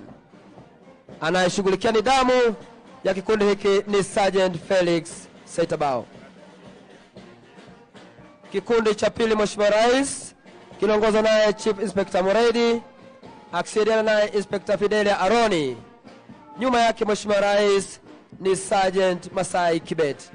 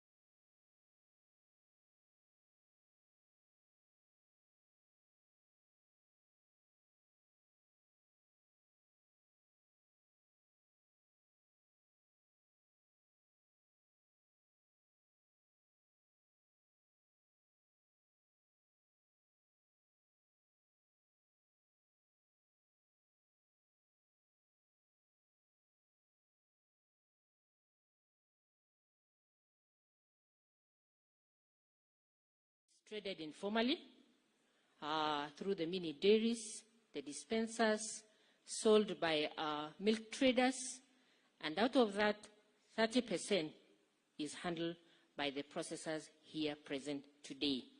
We'd like to transform that sector to move as one of the targets of the sector to formalize this sector because it has a lot of benefits. We have, as a country, 40 processors. Today we have 38 present here. Mini cottages, which we are supporting, we have about 200. We have 100 which are dispensers, and the milk pads we have 1,000. These are supporting our small-scale farmers who are in different parts of the country. In terms of contributions, which you know directly in terms of employment, and indirectly and directly, we do about over 1 million. In terms of cost of milk production, the variable and direct cost is about 47, and on D you have mentioned this. The highest contributor of this is processed feed at 13.5, followed by fodder at 7, fodder and feed 13 and 7.8, which is the highest contributor in terms of cost. We must actually intervene in those areas of processed. We also have issues of AI. Currently, sex semen, we get it in the market at 7,000, which is very high. It contributes about 10 shillings per liter. That is drugs, veterinary drugs, and artificial insemination. And we also have labor. Labor is still an issue, but we have interventions through the development areas of the sector. In terms of processing, that was at farm level. Processing, of course, the highest contributor is the farm gate pricing, which is about 55.5%, contributing to 55. The margin for the processors here present is about 5 shillings and 0.13. In terms of the cooling infrastructure, we have a total of 436 active coolers across the country that install capacity of 3.98 million liters daily. The utilization is slightly over 55%, but we want to rally our farmers to move there. In terms of formal intake, it has been growing, but because of seasonality of our sector, one year it has grown, the other year it has dropped. Last year, we dropped by a negative 0.6 compared to 2021, where we had processed over 800 million liters. In terms of installed capacity of our processors, we're at 5.2 daily installed capacity, 80% processing fresh milk, that is UHT. They're doing UHT 35 million liters daily, and they're doing 33 in terms of pasteurized. The rest goes to value-added cheeses, butter, and the high-valued products. So this is a liquid market. We want to grow into high-value products. That's the yogurts, the cheeses. We're still importing a bit of cheese because the demand for cheese is growing up because of our youth. In terms of producer prices, it has been consistently going up. Currently, we are at an average of 48.7, slightly dropped from 50 shillings. That is the farm gate price. And in terms of consumer pricing, it has been very, very consistent. It has not grown compared to the farm gate pricing. We are currently at an average of 112 per liter of pasteurized milk. When you compare 2016, we were at 107. So the growth there has been managed by these processors. In terms of value, it has been going up because of the cost of the formally marketed products. Export, we had a huge jump from 1.5 kgs to 18 million kgs last year. This is because of the conversation we had as a sector, and we started penetration because we want to achieve the 1 billion exports. And one of the areas that we're looking at is EAC, the market that has actually grown. The 18 million kgs that we have exported is UHT, cheeses, yogurt, and flavored milk to Southern Sudan, Somalia. It is a growing sector that we are going to ensure that we build and even double this year, considering doubling the export market. In terms of competitiveness of our sector, this is an area that will require a lot of intervention. Globally, WMP, which is whole milk powder, that is highly traded globally, ours is the highest at 67.8%. Globally, 1 kg of milk powder is 441.6, while in Kenya, it is 740. We have to do some intervention to lower it so that we can compete globally, and it is very, very possible because we have identified areas of the cost. Basically, it is on feed. In terms of imports, within ESC, we are members of East African Protocol, and basically, most of the milk that comes to this country is from Uganda.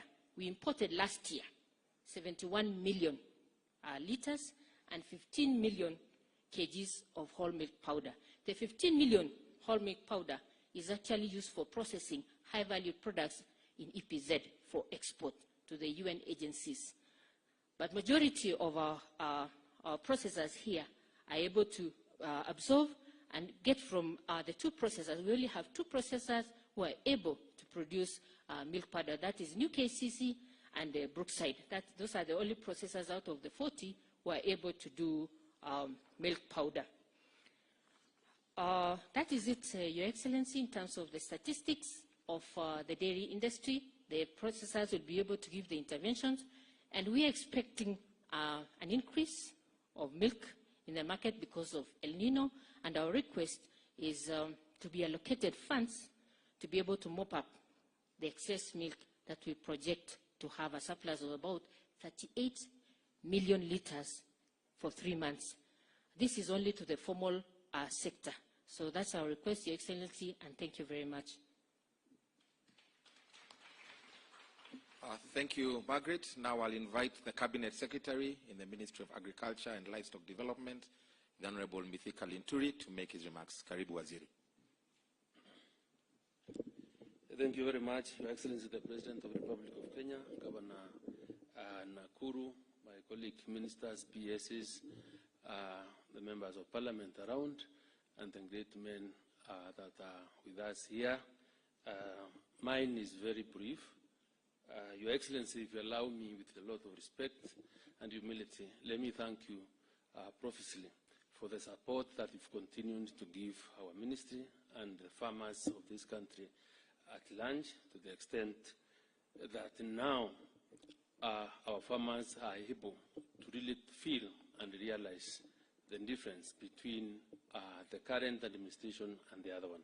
Number two, Your Excellency, I know that your agenda in increasing production and productivity is so key towards opening up or growing the economy of this country. And one of the areas that you've really identified is the dairy sector.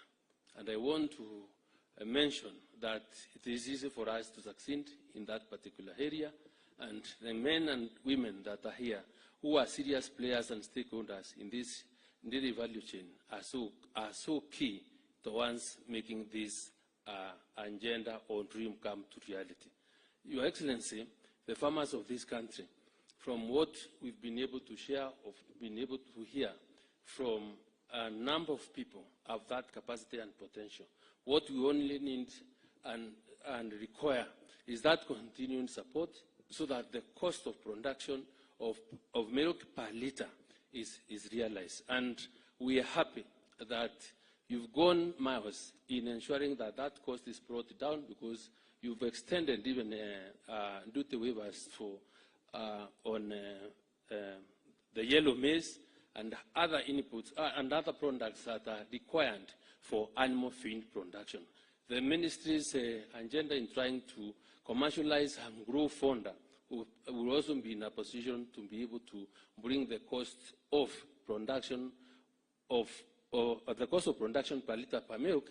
And I think if we were to get there, it wouldn't really matter how much or what price the milk will be going for, but will be about what margin people make after that sale of of milk. So, Your Excellency, we want to thank you, and I want to mention again that our farmers are ready to work day and night to increase productivity and production of our milk, so that these gentlemen can really hand value to that milk, and then we can be able to satisfy our local demand and also be able to export and earn the foreign exchange that we highly require. So with those few remarks, Your Excellency, it's my honor and pleasure to invite you to address this gathering.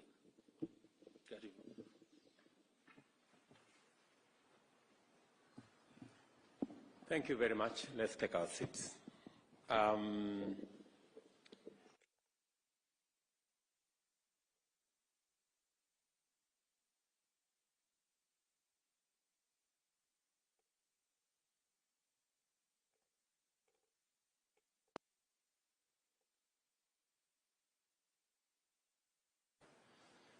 I understand full well that the processors are largely private sector players, cooperatives, and to a very small extent, some that have a public interest. And I think David Ndii has told you what our plan is. We have identified this dairy sector as a very important sector for a couple of reasons. We believe that this sector is a sector that has the highest potential to turn around in a shorter time. Others are important. We need a bit more time. But this is an area where we have already what we can say both comparative and competitive advantage. We are already among the largest milk producers in the continent. Maybe the third, maybe the second, maybe the first. Sometimes it keeps swinging. Others overtake us once in a while. So we are among the best countries that produce milk in this continent. And it is because we already have livestock, and we have farmers, and we have, to an extent, some good measure of technical know-how and management capacity.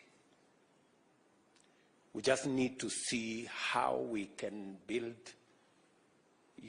the partnership and working together to elevate the productivity of our herd and increase the production of our country. It is valuable to us as a nation because it is the place where we can easily increase the incomes of many farmers and many Kenyans. As has been said, the same cows we have today that are producing 2, 3, 4, 5, we can double. The same herd, same farmer, same place, we can double the production just by making a couple of interventions. And we want to listen to some of the ideas you have, because we also are focused on this sector and we have interventions that we want to put in place. We believe this is also a sector that can not only generate more incomes for Kenyans, it can also create significant levels of employment. We have so many young people that as government we believe we should find opportunities for them to work. And dairy sector is one such sector, especially the whole value chain from production all the way to the market. It is also important to us, as was said by the Director of Dairy Board, that this is an area that can earn us foreign exchange. We all know that our GDP, export GDP as a percentage of our overall GDP has been going down. From, I think, 30% a while ago, we are now around 10%. And one of the areas that we can use to increase our exports is this dairy sector. And that is why it is very important for us to have this conversation We are going to have conversations with other sectors and other stakeholders in this space. And because you are the primary people, you are ultimately the people who process our milk, it is important for us to engage you. And just to mention a couple of areas that we are doing as government. Number one, we are investing in the infrastructure for good semen, for purposes of getting good breeds that are both good for milk production and meat production. We are investing some resources in Kagrik. We are investing some resources in Kevefabi.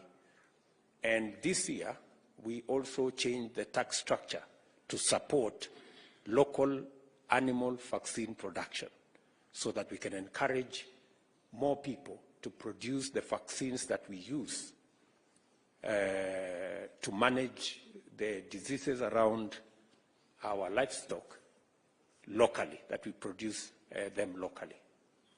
Number two, we are focused also on the milk cold chain, because part of the challenge we've had is perishability of milk. And the longer milk takes to get to a cold chain facility, the lower the quality.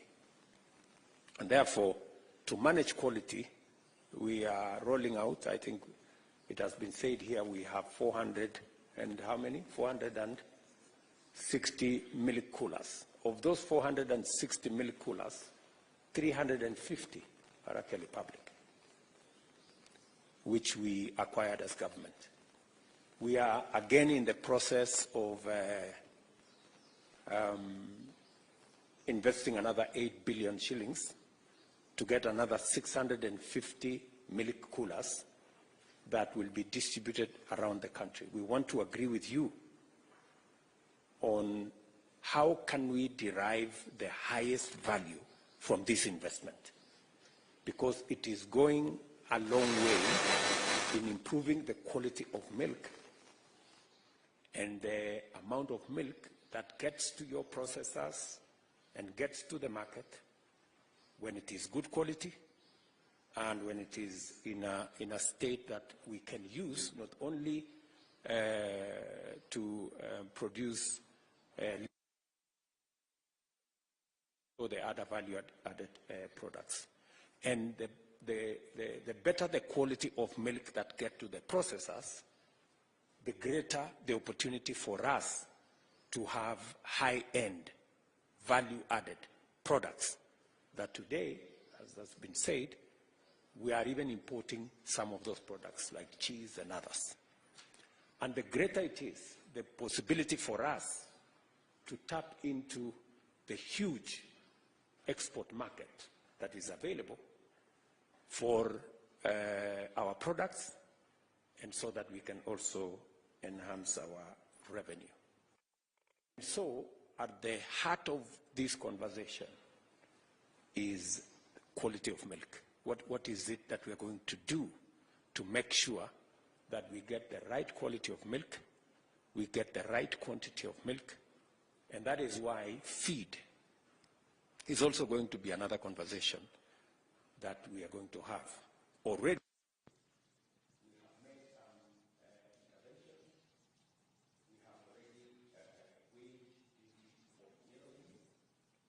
we are working with some private sector players to see whether we can bulk the production of silage, hay, and other products so that we can make them affordable to many of our farmers, to increase their productivity, and so that we can make this whole industry sustainable, profitable, but we also use it to drive our revenues, both local and from exports. So this is the conversation I want us to have. What I was asking my team is that as we make all these interventions, we are investing in AI facility, we're investing in vaccine facility, we're investing in cold room facility, we are investing in supporting farmers, and everything that we are doing, what are the other stakeholders doing? What are the processors doing to support this whole endeavor? More specifically, how do we reorient the focus of processors away from just focusing on the consumer and where they sell, but also give due attention to the farmers who produce? Because without the farmers, this whole chain doesn't go very far. We're all aware that the farmers believe they are getting the short end of the stick. But we need to interrogate that. Is it the feed? Is it the productivity? Is it the quality? And how do we work together, government and private sector, to improve the productivity of our farmers, to improve the quality of the milk they are producing, and therefore be able to pay them better prices if everybody is getting a fair return? So this is the conversation that I thought we should have. And then secondly, I also want us to have a conversation about milk glut. We are all expecting El Nino. If the rain this afternoon is anything to go by, I don't know whether that's a sign of El Nino or just rain. And how do we manage this glut?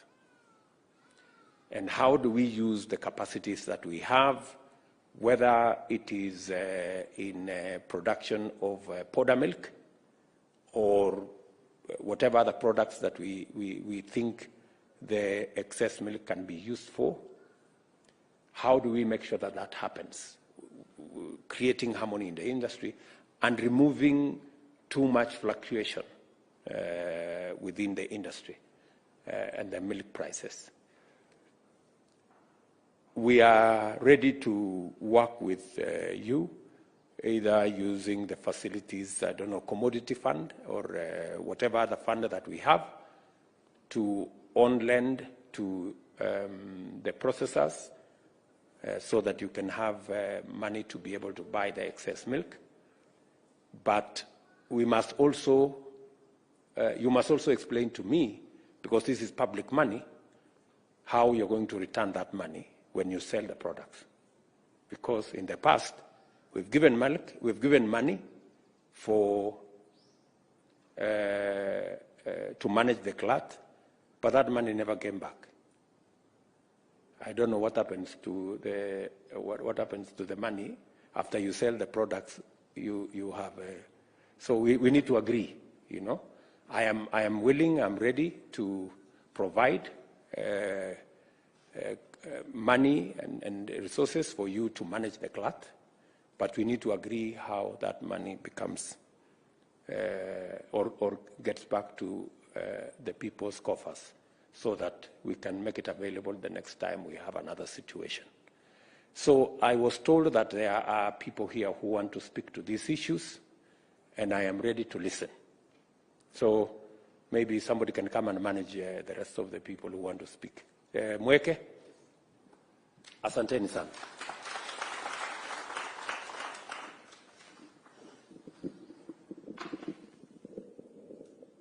Thank you very much, Your Excellency. We have Mr. Kenneth Gitonga, who is the CEO of the Meru Central Dairy Cooperative, who will just mention a few things on behalf of the processors. Karibu.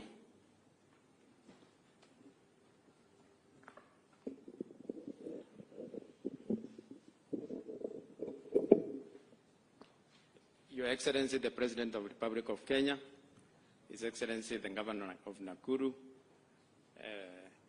Cabinet members present, senior government officers, all protocols have observed. Good evening. Yeah, thank you very much. I want to take this opportunity to say we are very, very grateful, His Excellency, for inviting us. My name is Kenneth Gitonga. I'm the CEO of Meru Dairy Union. This is the first time we have been called by a sitting end of state to listen to us. And we are very happy as processors because it's a momentum we have never gotten.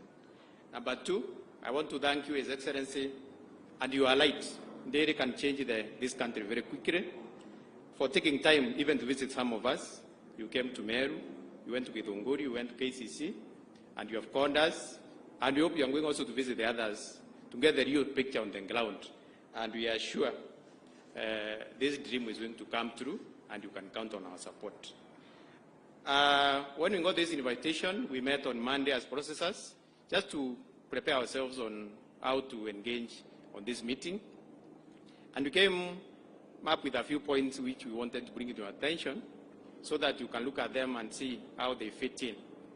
Now, there's a common belief there that the farmers are getting a raw deal or the processors are having the money, and the processors are feeling that they're not getting enough or they're not getting money enough to cover their investments. So it's a case, everyone believes blaming the other one. And we thought, we looked at it from the top to the last point. We have 5 points which we agreed on. And I think my colleagues will agree with me and also maybe support or agree. Now, number one is at the farm level. We looked at our farmers. We are paying our farmers 50 shillings. Currently, the average is 48 according to the MD, but they're still complaining. And then we're asking ourselves, how much should we pay so that they can be happy? After engaging and consulting and looking all over the world, we are seeing there's an issue on the costs, not actually the price, but the cost of production at the farm level. That is the main source of all these issues, because when the farmer produces at a cost almost over 50 shillings, we start already at a very high note, and down the value chain, we are not likely to compete out there. His Excellency, it is possible, and you have done research, to produce milk in this country at below 30 shillings. And if we can do production at below 30 shillings, there will be money for everyone. The farmer will get the money, the processor will get money, the government will get taxes, and all of us will be happy. And we will beat everybody in the world market. So we need to ask ourselves, what is this we need to do at the farm level? We have come with 2 suggestions. Number one, this farmer of ours producing 3 liters should be encouraged, number one, to increase the production per cow, and number 2, to increase the number of cows. If we just increase the numbers and the volumes, we are sorted. How do we achieve this? Production only requires land and water, and that's all, which we have. So if the government can support and encourage people who want to produce for export and for business, by even availing government land or other land, wherever we have, we can sort this problem at the source. And once we get it right at the farm level, the farmer maybe produces at 30 shillings, he makes his profit of 10 shillings, and maybe he gives us at 40 or whatever figure. We can go out there and compete and beat others. We are only surviving because of the protection the government is giving us of taxation of imports in this country. If you are to open the doors, there will be no sector today. For it to become sustainable, the cost of production to us, we felt, is a main issue to deal with. Number 2, we looked at the processors. Processors is costing us about that 4 to 40 shillings to process a liter of milk. 17 shillings or 17% of it is going to packaging material. This is because all packaging material is being imported in this country, and plus the levies and the dollar, everything, 17 shillings is already gone. So it's like we use around 14 shillings or so. But if you want 50 shillings, because you can give the farmer 50 shillings, there will be transportation, there will be cooling. The milk comes to the factory at around 55 to 60 shillings, depending where you are. So if you put in that 4, you're already at almost 90. And when it's already at 90, remember we don't go to the shops, we have to use the wholesalers, we have to use the retailers. And then we make 5 shillings or less. Most of us, we are oscillating between 8 and 3. That's where all of us are. So the question is, how do we sort all this? We start very properly at the farm, and then we come up. Now, when you look at the export, the pounder produced in Kenya with the milk at our costs is costing at 760 shillings per kg, when the one is doing 400. In Uganda, it is 560. So already we are beaten before we even start moving. And unless we sort it out properly down here, then this export thing we are thinking about is going to give us a challenge moving forward. We're also looking at what is happening at the county level. Some of the counties are allocating very little budgets to agriculture or to livestock. I don't know what you can do, Your Excellency, to persuade, and I'm happy the governor is here, to allocate us some more resources on production and trying to see how we support this model, because agriculture is devolved, and that is where this game is being played. We also looked at the consumption. 2013 consumption was about 112 liters per person. Currently it is at 78. Consumption is coming down. And we were very worried because the neighbors here, Uganda and Tanzania, they don't drink milk. But Kenyans will drink milk. So we would wish you to support us to persuade or to bring back the feeding program where milk is part of the project, because milk is full meal. And before we even think about moving out, a lot of people want to import here. But we can serve ourselves before we move out there and serve other people. So those 5 points is some of the areas we are feeling. If properly addressed, they can really help us to move this industry forward. And this industry will become automatically sustainable. We will go there, fight for our space, and things are going to be okay. Thank you very much, Your Excellency. When we removed duty on yellow maize, yes, we didn't see a significant reduction on the cost of feed. Maybe they will explain to us whatever it is. But as processors, have you thought of how do you support farmers? Because these are your producers. How are you supporting them towards this trajectory of reducing the cost of feed?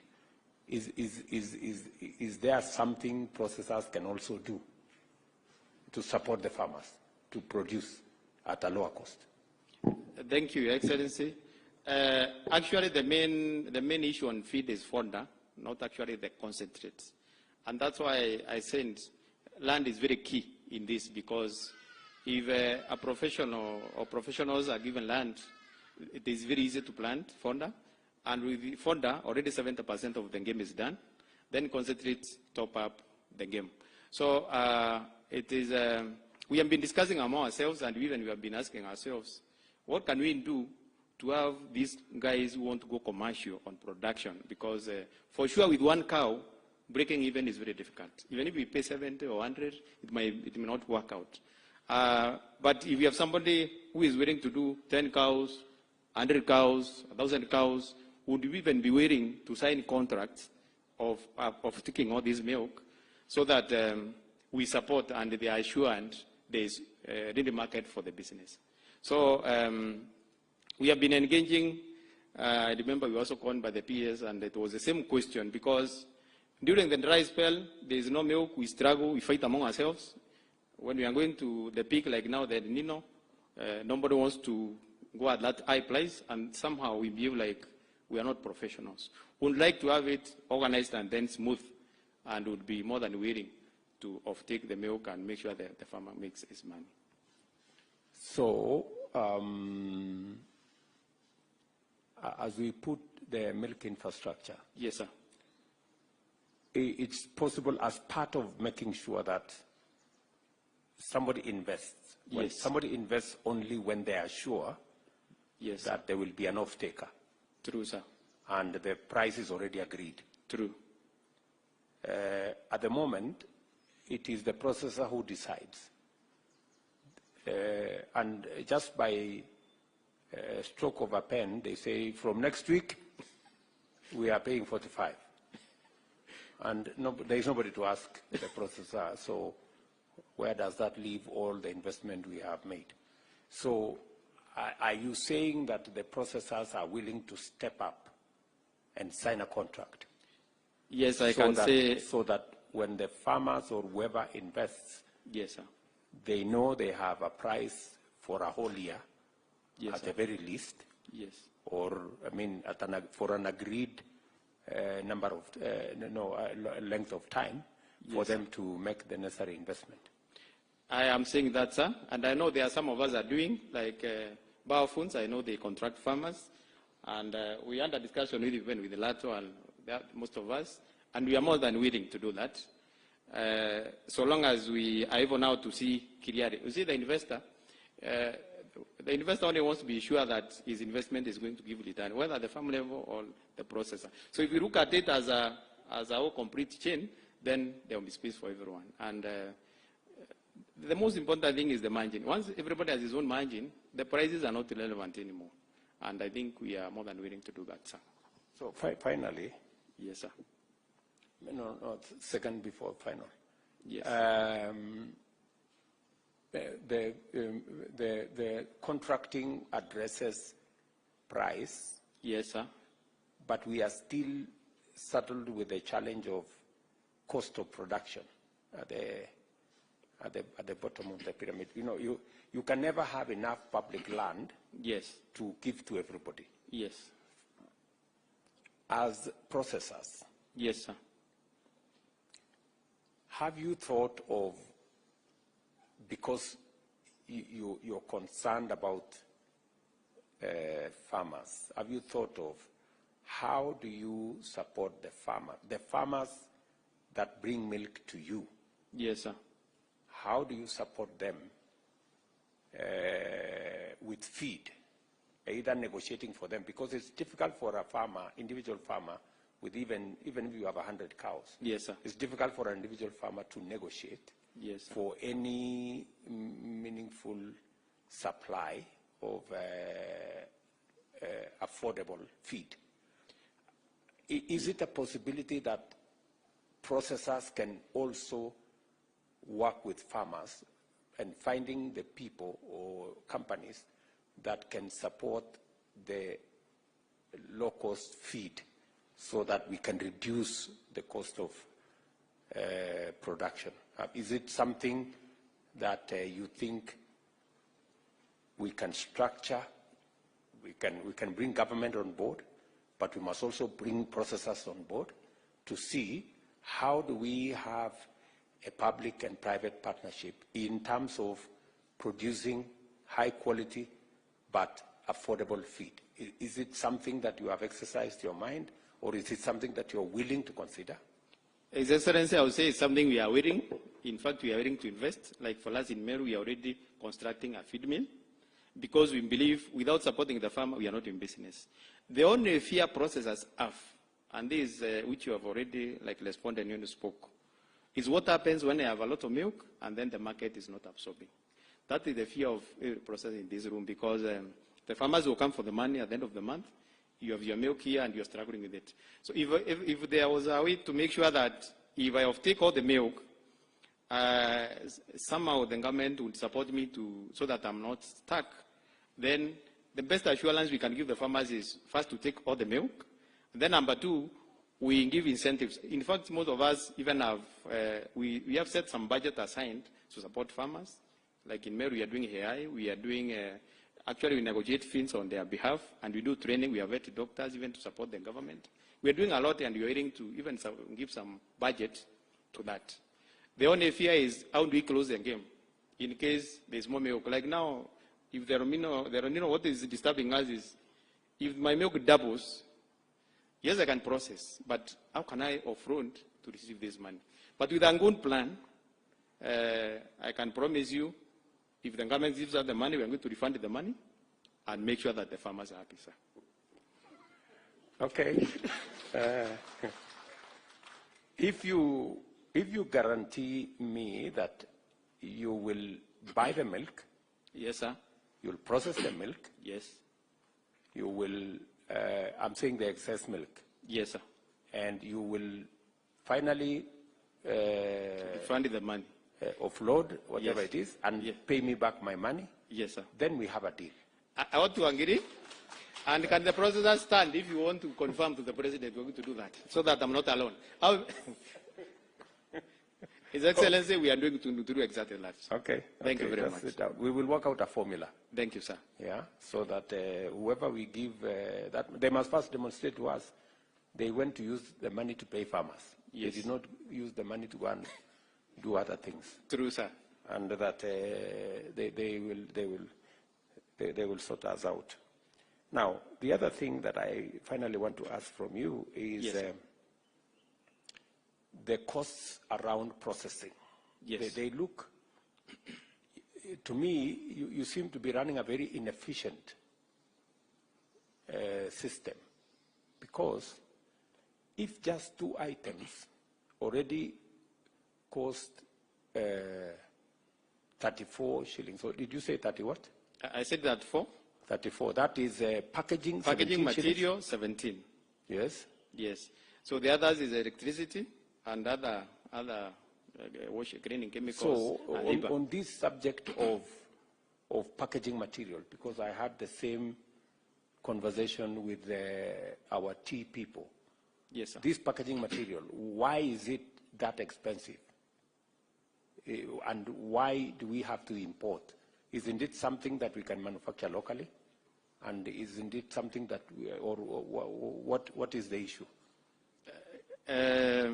Currently, all packaging material are important, and there is duty, there is the dollar issue, and that's why it is like that. I think that's something we can look at the numbers and then we see. But I don't think we don't have a factory here doing packaging. They import, what they do is maybe putting the logos and printing, but everything comes from out. But maybe the government can look at, see how it can help us, sort us there, and then we leave some money for the farmers and also for other use. Because you are people in that industry. Yes, sir. Do you have any suggestions to us? You know, is it an area where we can provide some incentives for companies to set up here, produce locally? You know? Yes, sir. Because you are the people in that space. Yes, sir.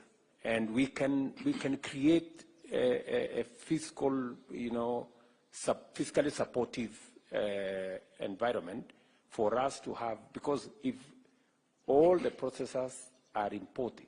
Yes, sir. And if we can produce it locally. True, sir. You should be able to give us ideas and tell us, look, we have this company who we are buying from.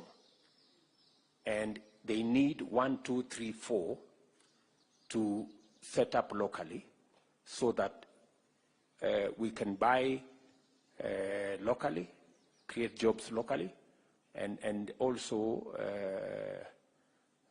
not drain our foreign exchange reserves importing from somewhere else. That is something I think you working with the ministry should figure out. Yes, sir. I think P.S. Mweke is sitting here and Waziri is sitting here. Yes, sir. What is it that we can do in that space?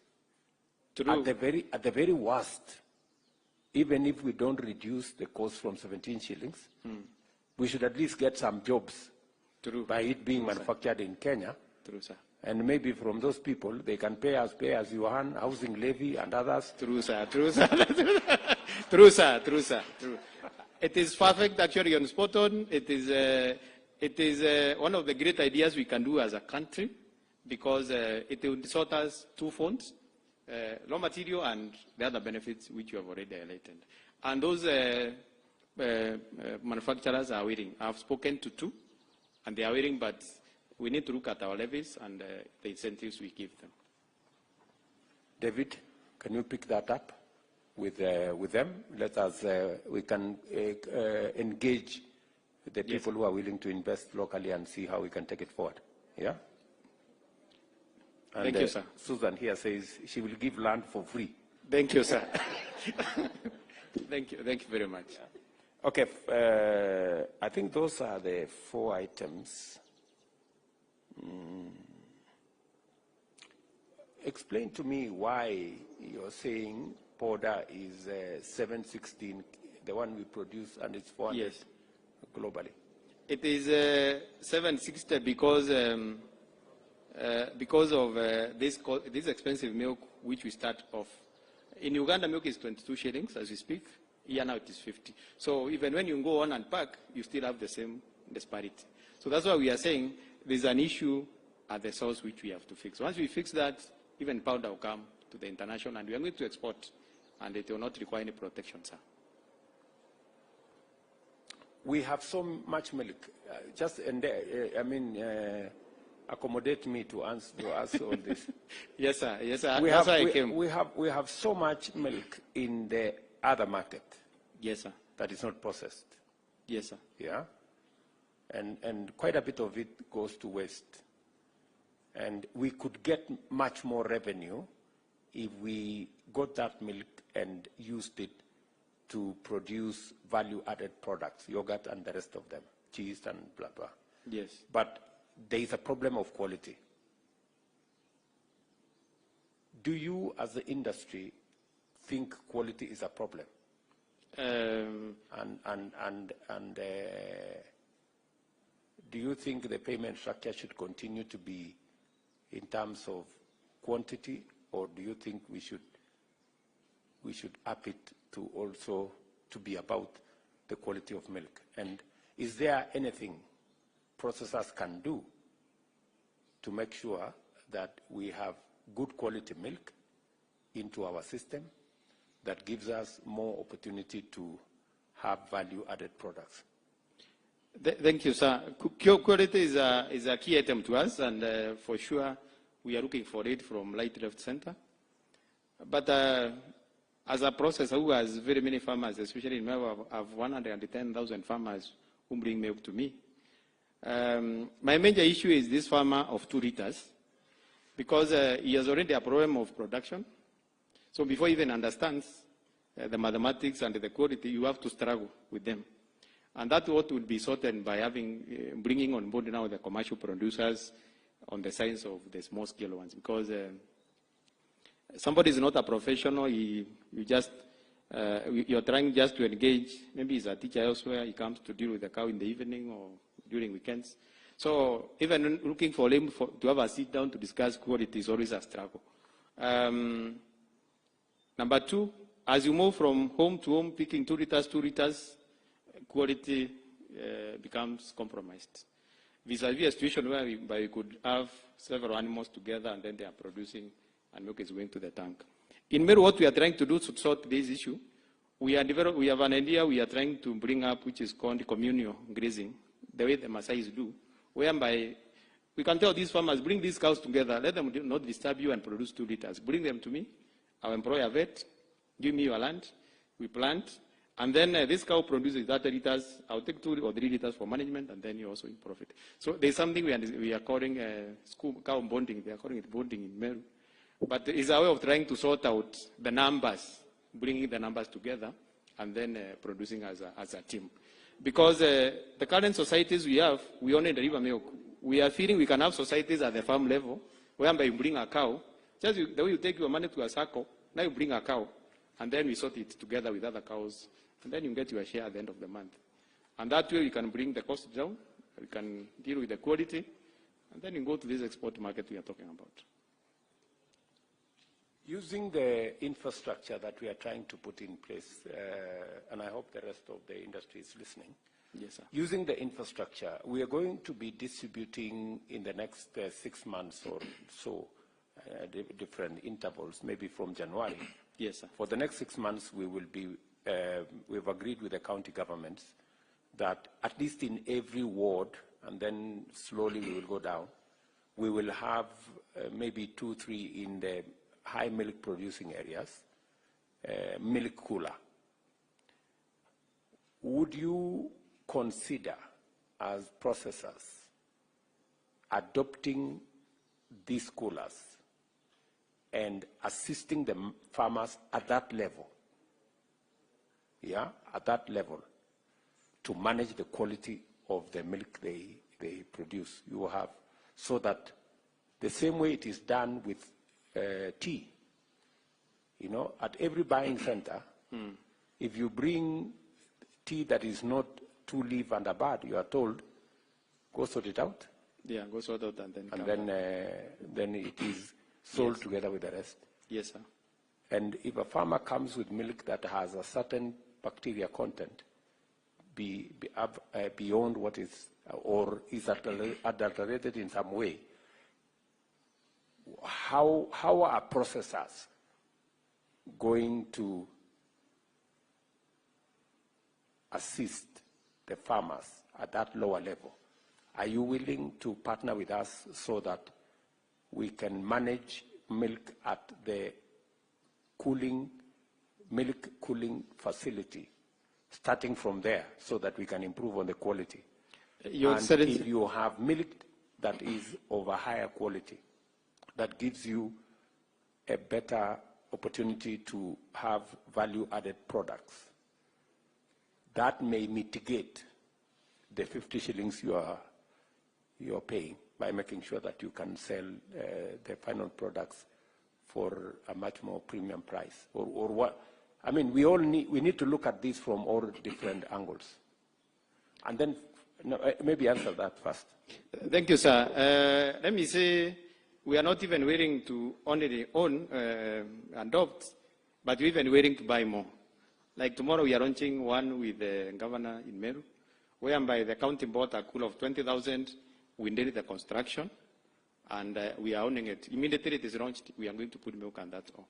The only challenge you have had before is where, and sorry, my colleagues in the politics, because the MPs and the leaders and an issue with the location, where they want it put, and where as a businessman now, do we want it put, are not ending up. So that's why we're having some coolers which are idle, yet I'm picking warm milk. I can't use it because it's not helping me in terms of logistic and the cost involved. So if you involve the processors, sir, to locate the coolers, I can guarantee you 100% usage of the coolers. Yes, sir. So I think, Waziri, you are hearing what they are saying. And so in the next rollout, let us bring the processors on board so that we locate where it makes the most commercial sense to everybody, including the farmers. And I think we should involve the farmers also in that exercise, so that we find the best, the most suitable location for locating these facilities. There was one final question I wanted to know, and I hope my people here are taking notes so that we can go back and synthesize what we are saying. I know you have said that you are willing to partner with us. Yes, sir. But as you can see, we are the ones investing in your business. True, sir. You know, we are investing in your business. All these cold chain facility, we have no processor ourselves. It's you who have the processors. This should actually be your investment. You should be the ones investing in the whole chain, but we are supporting. True, sir. So what is your contribution? Because but we are also you, sir. We are also your children. We are part of this country, and the work we are doing, we are supporting in many ways. We are employing people. We are paying taxes, pay as you earn, all those, just to make sure that this country of ours is moving forward the way you are just pushing. All right, I'm very happy. The latter gentleman. Thank you very much for your candid answers.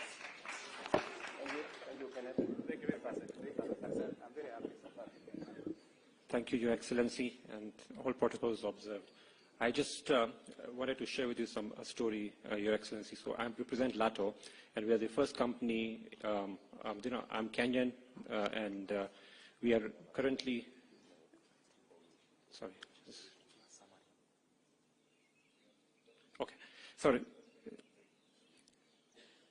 Your Excellency, we are currently present in 15 countries exporting from Uganda, and we've also now invested in Kenya. So we just wanted to share you their journey of how we made it successful in Uganda and how we can also make it successful in Kenya, right? So you touched on the right points about how do we help the farmers, the small-scale farmers. Some of the things that we've been doing is the biggest issue that the farmer has is money.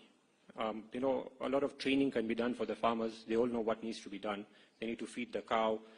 They need feed. They know that the weather is very predictable, but nobody's storing silage for the dry weather.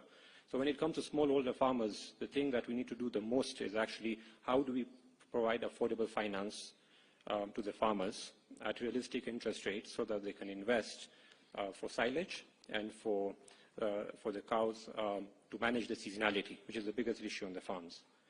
The second issue that we work with farms is now we've started growing maize of our own, and it's better because when it comes to what you mentioned, that other people are growing maize and they're trying to sell to dairy farmers, there's always a margin that the other person wants to make. But if a processor is the one who grows the maize, he can always make it up in the milk business. So there's more incentive if a processor is directly involved in the growing of fodder and silage, because that's when we can always balance off the upside in the milk profits with that. The third thing is regarding exports. I think people need to kind of realize about how milk is exported, right? So milk can either be exported in liquid form or in powder form. Liquid can only go to your immediate neighbor, right? And if you look at the immediate neighbors that we have of Kenya, they're not really drinking a lot of liquid milk. So effectively, if Kenya wants to have a meaningful export of milk, it has to be in the form of either cheese or in the form of powder.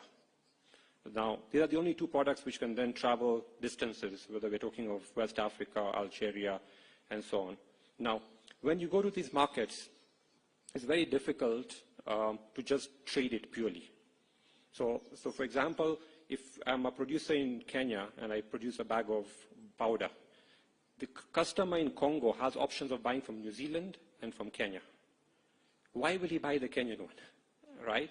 And so effectively what tends to happen is you start getting an African discount, right? And that further puts pressure on the cost that you need to get to sell in those markets. Now, generally what happens with companies such that have done it successfully globally is that not only do they have production in Kenya, but they go and set up distribution in these markets. That's what we've done as Lato. So all these 15 countries we sell to, not only do we just dump the products there, but we also go and build a brand there and invest in marketing so that you link the farmer to the end consumer. If the minute you have intermediaries in the channel, you will not be competitive. It's more like the fuel business, where the petrol stations they own the petrol station and they also own the oil that they're producing. So the issue of if Kenya wants to become an exporter of powder, then it has to fix cost of production. They've discussed here numbers of we are at 760 and Uganda is at 500 and something, and globally. So globally, the price of powder has averaged $4,000 a ton. So for us to even get to, right now it's at $2,500 because of the oversupply, but 10-year average is $4,000 a ton. So if we look at $4,000 a ton, we would need prices in the range between of 30 and 40 shillings for you to even do a powder business. And if you want to get to that price point, you need to remove intermediaries for the farmer. Because the minute we have so many suppliers supplying the farmer, then the cost will always go up. And the only way you can do that is that if the farmer starts doing majority of the inputs on farm. Now, globally, there are 3 or 4 countries which control more than 60% of global exports. These are Ireland, New Zealand, and basically what they have is that 90% of the farming is pasture-based.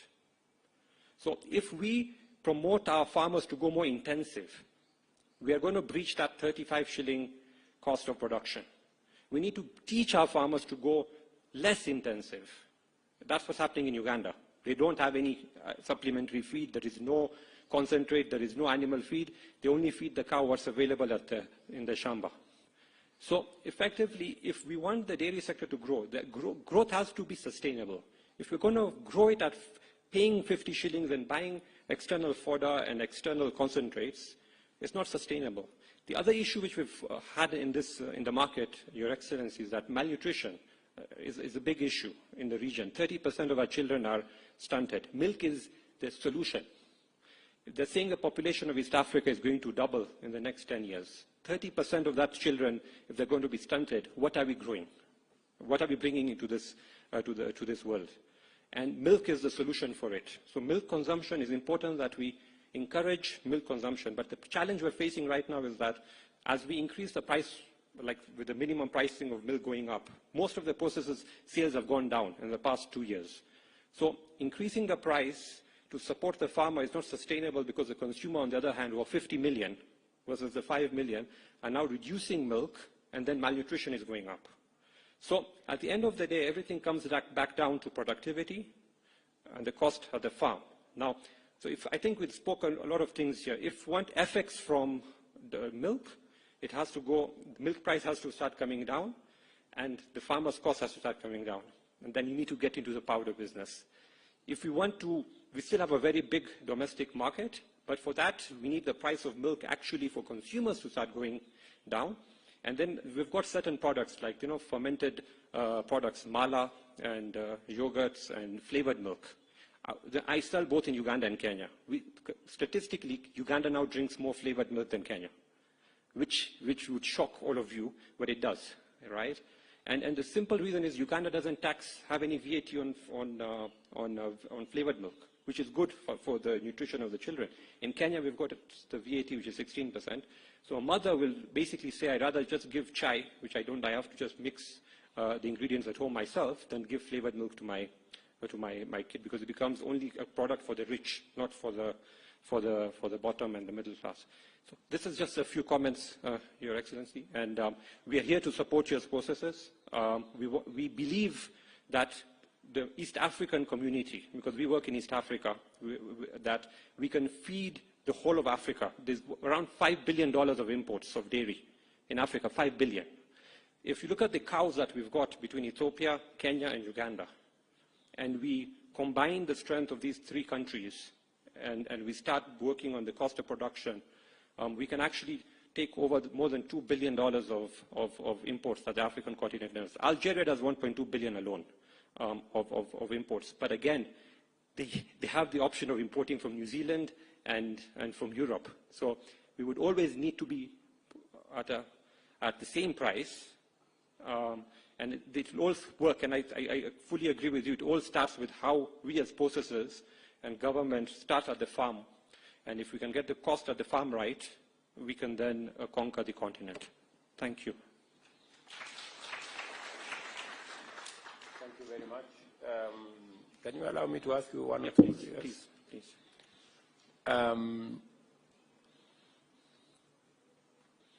So, of course, you know where we are. 84% of Kenya is arid and semi-arid. So pasture is a challenge, so we have the only, and that's why we are having a conversation about feed, because it's the only option that's available to us. So the reality is we do not have as much pasture as Uganda, because our area of operation is limited. What you have said, which I thought was useful, is how do processors make it their business also to bulk feed, to supply to the dairy farmers. Is that a consideration? I think processors should be able to exercise their minds. They have much more latitude. They have much more access to capital than individual farmers. A farmer of 1 acre, 2 cows, 3 cows, doesn't have the kind of muscle that you can master. The same way we are investing in milk cool chain facility. Is it possible for processors to consider also investing in the food chain, you know, the feed, so that we are all trying to assist the farmer to remove the middle guys, because he's buying one set of feed from one person who is making a margin, another person is making a margin, another guy is making a margin, and sometimes he's not even buying from the producer himself, he's buying from a middleman, and that's how he ends up with the short end of the stick. Is it the case that even processors can also consider how they can work with farmers? I think the same thing Kenneth was saying, that in Meru, they are thinking of running a feed mill to see how they can support their farmers. Is that something it actually works globally that way in many countries, and we would be doing the same in Kenya as we're ramping up our collection centers. So the coolers that you're giving us, they normally come, you need to build a building around it. And the idea now is that how do you convert the coolers to become shops so that it is a two-way traffic rather than just one-way traffic. And so effectively the coolers then would have feed and inputs that then the farmers can batter against the milk. And then processors would then take the responsibility for providing those inputs at a lower price. That's what works globally. And that's what we would suggest we implement in Kenya as well. As we get the coolers from government, we manage and provide feed and other items at cost, sometimes even with a subsidy. Because at the end of the day, if you know that you're going to make back the money on the volume, then subsidies are not a challenge for business people. I think that should have been an occasion for the processors to stand again, to agree that they will they will support the farmers with the feed, you know. And I think we can then facilitate and make sure that the milk coolers we are setting up with the support of the county governments, we also improve the facilities around it so that you can also get feed from this facility, maybe even get some acaricides and some of the vaccines, and make the whole ecosystem work for the farmer, because ultimately it's important. Yeah. Sindio? Okay, I think we are running short of time. Can we have a lady processor to say something? Yeah. Thank you, Amit. Your Excellency, we have Emma Karue from Aspendo's milk processor. So.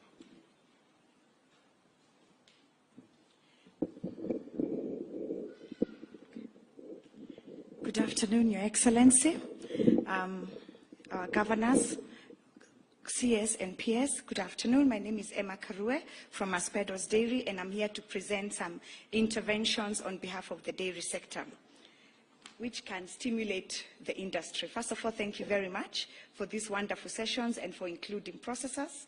We want to confirm to you that we are committed to ensure that the dairy sector is going to be one of the leading economic drivers for our people, to make sure that we have solutions for our own people. The first thing that we wanted us to discuss is about taxation. We've discussed in length about the cost to the farmers, but I also feel that we need to look at why is milk consumption in Kenya going down. We can produce a lot of milk. Kenya at the moment is the leading consumer of milk in East Africa. We find milk from Uganda is coming to Kenya. Everybody's trying to come to Kenya. But our consumption, per capita consumption in Kenya has gone down by 30%. So our proposal is we consider looking at fiscal measures that can reduce the consumption, the cost of production for the processor. The first one is taxation on packaging materials. It's very expensive. Can we look at reducing the tax on packaging materials? Can we consider that? Can we consider the taxation that we have when we are bringing equipment from outside the country? At the moment, all the equipment from the dairy sector have to come from outside the country. We find the tax regimes very expensive, and we can consider zero rating that. The second one, we've discussed at length about the El Nino that's coming up and how we can assimilate the milk. Our proposal is the establishment of a dairy fund that would be able to cushion our dairy farmers. Yes, we are willing to take the milk, but for now, the consumption per consumer is very low. So as my colleague, Mr. Gitonga, commented to you, we might take the milk and we are not able to sell the milk out. Are we able to convert that milk into milk powder? And is that milk available to private processors for us to be able to do that? That may be done by the local processors.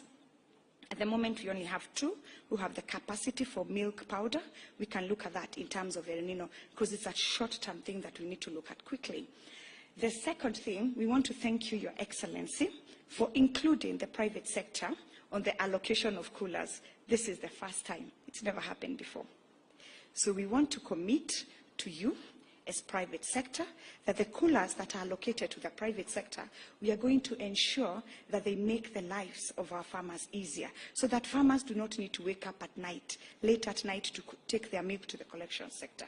So that's a big plus, and we want to thank you for that. On the consolidation fund, commodity fund that you've told us about, we want to reassure you once again that we are going to ensure that we get the money from you and we pay it back. So thank you very much. And what that is going to do is going to assist us to purchase milk products and make sure that we can store that and sell it at a later date. We also want to thank you for the measures that you've put in place to protect our industry.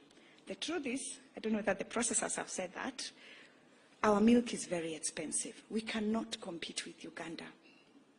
We cannot compete with milk coming from outside the country. We start at an unfair level playing ground. Uganda will purchase milk at 25 shillings. We are purchasing milk in Muranga for 50 shillings at the moment. So once we purchase that and process it and take it to the market, we are not able to effectively control that. So we believe that with the measures that you're putting in place, especially on animal feeds, if the cost of production can go down for the farmer and the cost of production goes down for the processors, then that is the recipe that is going to stimulate the dairy sector. So we thank you for that. Now, the second thing that we wanted to talk about is export market. We thank you so much, because one of the biggest issues that Kenya is not able to export our milk is phytosanitary measures. The coolers are going to increase the quality of our milk because the bacterial load of our milk is going to go down. So with that coming up, we are looking at maybe in about a year or 2, we should be able to export our milk outside. Now we have non-tariff barriers that sometimes are imposed by other countries, and we find that we have milk, but we are not able to export it outside the country. On top of that, if we can reduce the cost to below the ground, to below the global market, then we should be able to sell our milk outside the country. So we are also requesting for an establishment of a dairy fund and a 1.5 billion through the Kenya Daily Board to be able to assist in mopping up of the milk. Thank you very much. Thank you. Thank you. So can we have a summary of this? Thank you very much, Madam Karwe. I think we need a summary of this in the interest of time. And maybe I could help try and come up with a summary. Okay, you can relax. So I think this is a very good conversation. I know we haven't quite taken this conversation to an outcome. We have brought all the ideas together. And having this conversation confirms to me that we have all the knowledge and expertise that can help us sort out the challenges we have in this industry so that we can achieve our intention as a country of using the dairy sector to drive our economy, create jobs, increase incomes, and also enhance our revenue. What I'm thinking is we therefore need a final meeting. David, I think you need to facilitate with the minister a final meeting on what is it that government will do and what is it that processors will do. The aim being we reduce the cost of production we support the farmers to reduce the cost of production so that they can make a better margin, but also open up opportunities for us to get more value from our milk by making sure that we have good quality milk that then can go into products that are added value, that gives us more revenue to both the processors and to the country, and also give us the opportunity to tap into the $2 billion market, the good gentleman said there, of exports that come into our continent. If we have to access, and we should, because if we are the highest producer of milk in the continent, we should claim the biggest share of the continental market. So how do we achieve that with our current setup? We are not a very cheap producing country, but we can compensate that by making our milk to be high quality. Yeah, we can compensate that. If we make it to be high quality, then we can make high quality products, and we can make more high value added products. From all of you, I want to introduce Turkana, our human hometown, to my fellow friends in China. So more and more Chinese people will visit this place. Thank you very much. Thank you.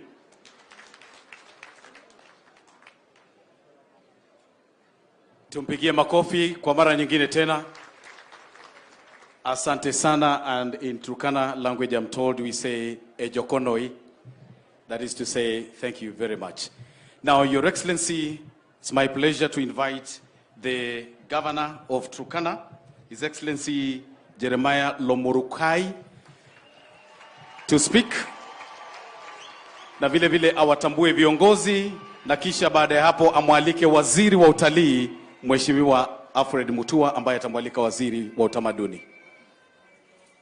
Okay, asante. Your Excellency, the President of the Republic of Kenya, Dr. David Samoei Ruto, William Samoei Ruto. I'm a friend to David. Your Excellency, I want to take this opportunity to recognize the CSS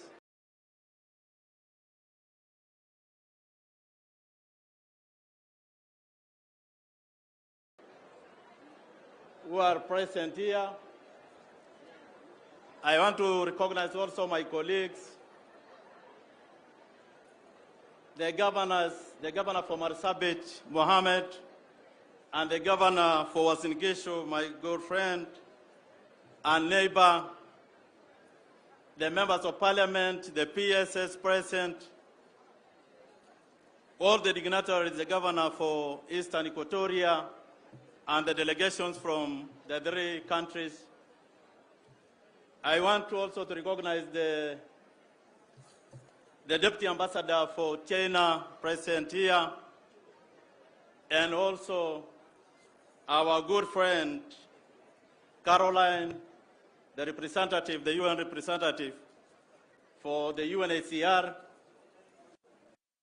Your Excellency, I want to also to recognize the members of County Assembly of Turkana present behind us here. I think before I make my speech, I want to take this opportunity to recognize a few members of parliament. All of them are not going to give speeches, but I will introduce them by their names. And the women rep and the member of parliament for Turkana Central will get 2 minutes each. With us here, we have the member of parliament for Turkana East, Nicholas Nkor, is present here. With us also, we have the member of parliament for Turkana North, Honorable Nabuin, is also present here. We have the Member of Parliament for Turkana West, Epuyo, is with us here. We have the Member of Parliament for Loima, Protas Akuja, is also present here. I want now to give this singular opportunity to the Member of Parliament for Turkana Central to lead the session for inviting the Speaker and the women rep to get 2 minutes each. I think also I want to recognize also some senior professionals here and former leaders. We have the former Speaker of the Senate, Honorable David, or Right Honorable David Ekwe Eduro. The legend is back. We have the former CS Muñez present here. And I think the rest are also present. So, Mr. Amar, I think you can lead that conversation.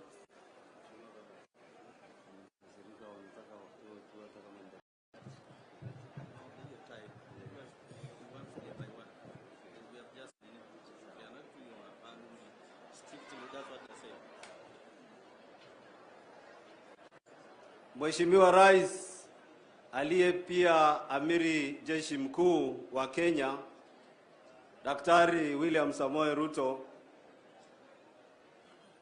Your Excellency,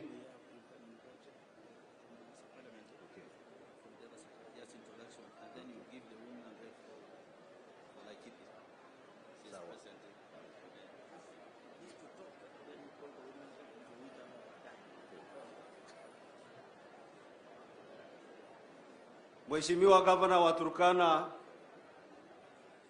Jeremiah Ekamais Lomorkai, heads of delegations from other countries present, CSS, PSS, MPs, MCS, watu wote wa Turkana County. Ejokozea, ekurabu jikubroi,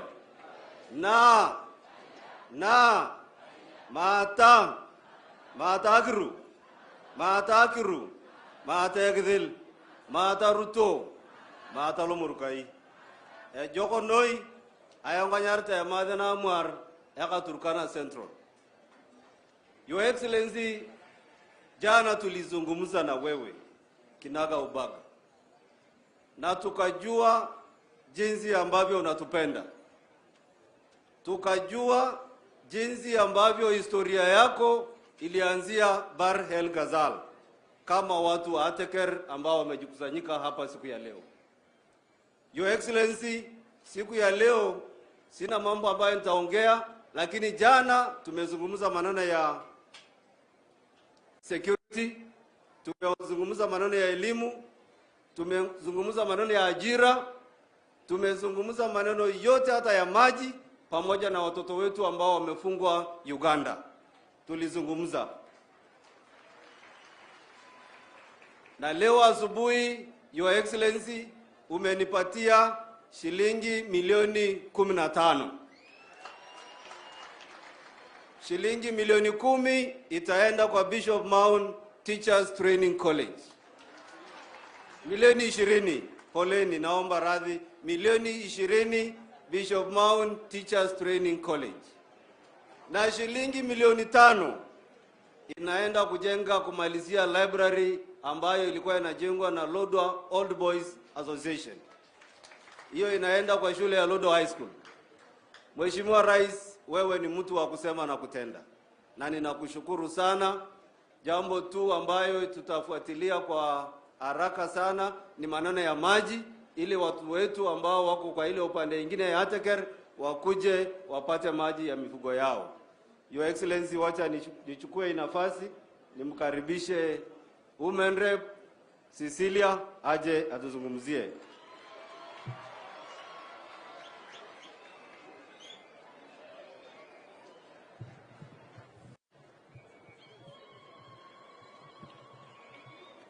Your Excellency, the President of the Republic of Kenya, all protocols observed. Turkana mata na iyakasya loreoka kayakisilia kalakara iyakasi jik ejokonoi alakara. Your Excellency, karibu. Kama mama county wa hii county, Your Excellency, sisi tuko na furaha sana. Jana tulilala kwa anga iliyo na usalama sana, tukiwa na amiri jeshi mkuu wa majeshi ya Kenya. Ulikuwa unajua jana rais alilala na nyinyi hapa wa Turkana? Mlikuwa mnajua? Hebu pigeni rais makofi. Na jana Your Excellency nikakwambia ukilala, tafuta time our ancestors waongee na wewe, wakwambie shida zetu zenye tumesahau na zenye tulikwambia. Na leo uweze kutuongelesha vizuri na utuambie yale umetupangia. Bwana asifiwe Turkana.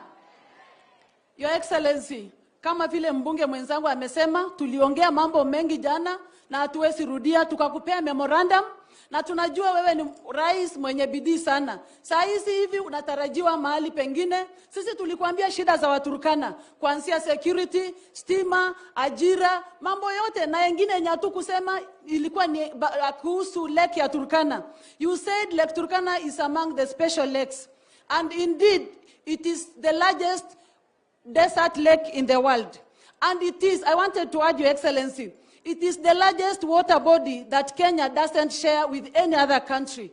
So, Your Excellency, yale maneno governor wa Marsabit alisema, ferrying services iwekwe hapa. Watu waende Marsabit wanunue vitu vyao, wakuje na ferry, hapo Kalokol, hapo Elie. Your Excellency, angalia haya maneno. Na mambo yenye nitaesa tu rudia ni moja, Your Excellency. Mambo ya insecurity peke yake, Your Excellency. Sisi juzi tuliona kuna mbunge fulani, ati tumemaliza juzi campaign, tulikuwa in yellow clad na Mungu akatusaidia wewe umekuwa rais. Yeye asujui alikuwa wapi, anakuja sasa kutufalia yellow na kutuambia ati wanaheshimu serikali. Waturukana, Your Excellency, hawako kwa history ya kuua hata mwanajeshi mmoja ama askari hata mmoja. Sisi ni watu wenye tunaheshimu serikali sana. Sisi tunaomba Your Excellency, angalia maneno yetu na majirani yetu Pokot. Mambo yetu na Pokot sio mifugo tena, ni mambo ya mipaka, Your Excellency. Sisi tunaomba uweze ku-actualize hii sub-county ya Suguta Valley yenye umesema utatupatia hivi karibuni, hii sub-county ya Aro, hii sub-county ya Lokiriama. Your Excellency, ita-enhance security in those places. Ulituambia mpango kamili yenye uko nayo kuhusu usalama wetu, Your Excellency. Na sisi hatuna doubt about what you promised us. Sisi tunajua wewe ni mtu wa kusema na kutenda. Tunashukuru kwa sababu ya hii barabara, Your Excellency. Lakini pale katikati kuna usalama shida huko. Tunaenjoy barabara but kufika hapo Kainuku Kakongu watu wanauawa pale, Your Excellency. Utaangalia hiyo maneno ya usalama. Kwa hivyo Waturkana, jana tulikuwa na leaders meeting, tukaambia His Excellency shida zetu, tukamwandikia tena na tukamwambia Fabali ako nazo na atakuja kuwazungumzia. Kwa hivyo mjue kwamba maneno yenu yamepeanwa vizuri. Mwisho, Your Excellency, as I go to sit, it's about the unity of the Turkana leaders. Your Excellency, wakati Mheshimiwa Jeremiah Lomorukai alichukua ugavana, alikaa chini akajua Waturkana ndio walichagua yeye kama governor kutoka ODM, wakachagua mimi kama women rep kutoka UDA, wakachagua Lomenen kama senator kutoka Jubilee na baadhi ya wabunge kutoka UDA na vyama vingine. But akasema kama viongozi ya Waturkana tukae pamoja, tufanyie Waturkana wetu kazi na tuungane na serikali kuu tusaidie rais kazi. Na hawa Waturkana hawa wamefurahia umoja wetu, Your Excellency. Tunafurahia sana. His Excellency Jeremiah ameandika watu wetu wengine wa UDA, ameandika watu wa Jubilee kazi, ameajiri watu wa ODM kazi. Hiyo ni umoja. Bwana asifiwe. Nyinyi Waturkana mnapenda umoja ya viongozi ama hampendi? Nyinyi mnataka rais afanye kazi na governor ama hamtaki? Nyinyi mnataka governor afanye na sisi kazi ama hamtaki? Haya, Mungu amesikia na mtaambia pia rais. Alafu tuko na deni ya rais. Tutakuwa tunawaambia kwa mabarasa tuko na deni na tutalipa. Sawa sawa? Ejokono ikitope arti yako.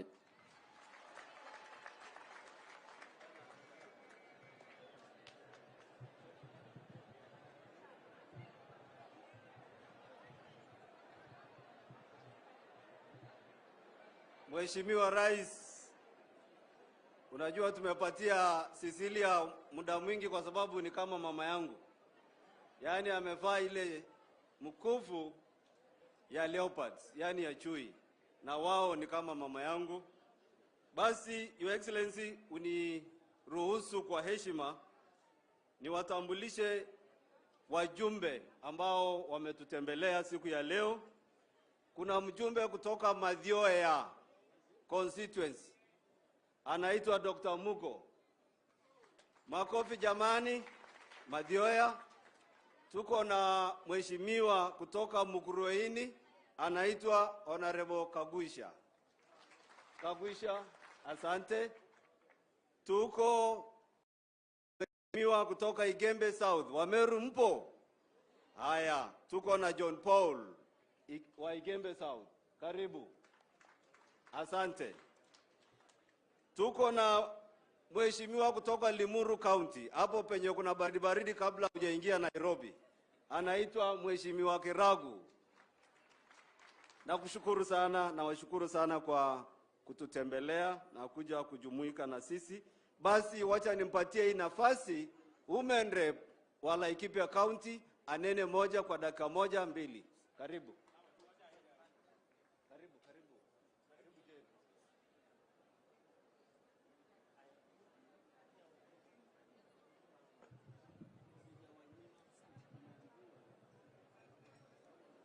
Your Excellency the President, Dr. William Samoei Ruto, Cabinet Secretaries present, PSs present, Governors present, wajumbe wenzangu, MCAs walio huku na wana Turkana ejogo. Mata, mata, mata, na, Kipuro Yesu. Jina langu ni Jane Kagiri na mimi ndiye Akimat wa kule Laikipia County.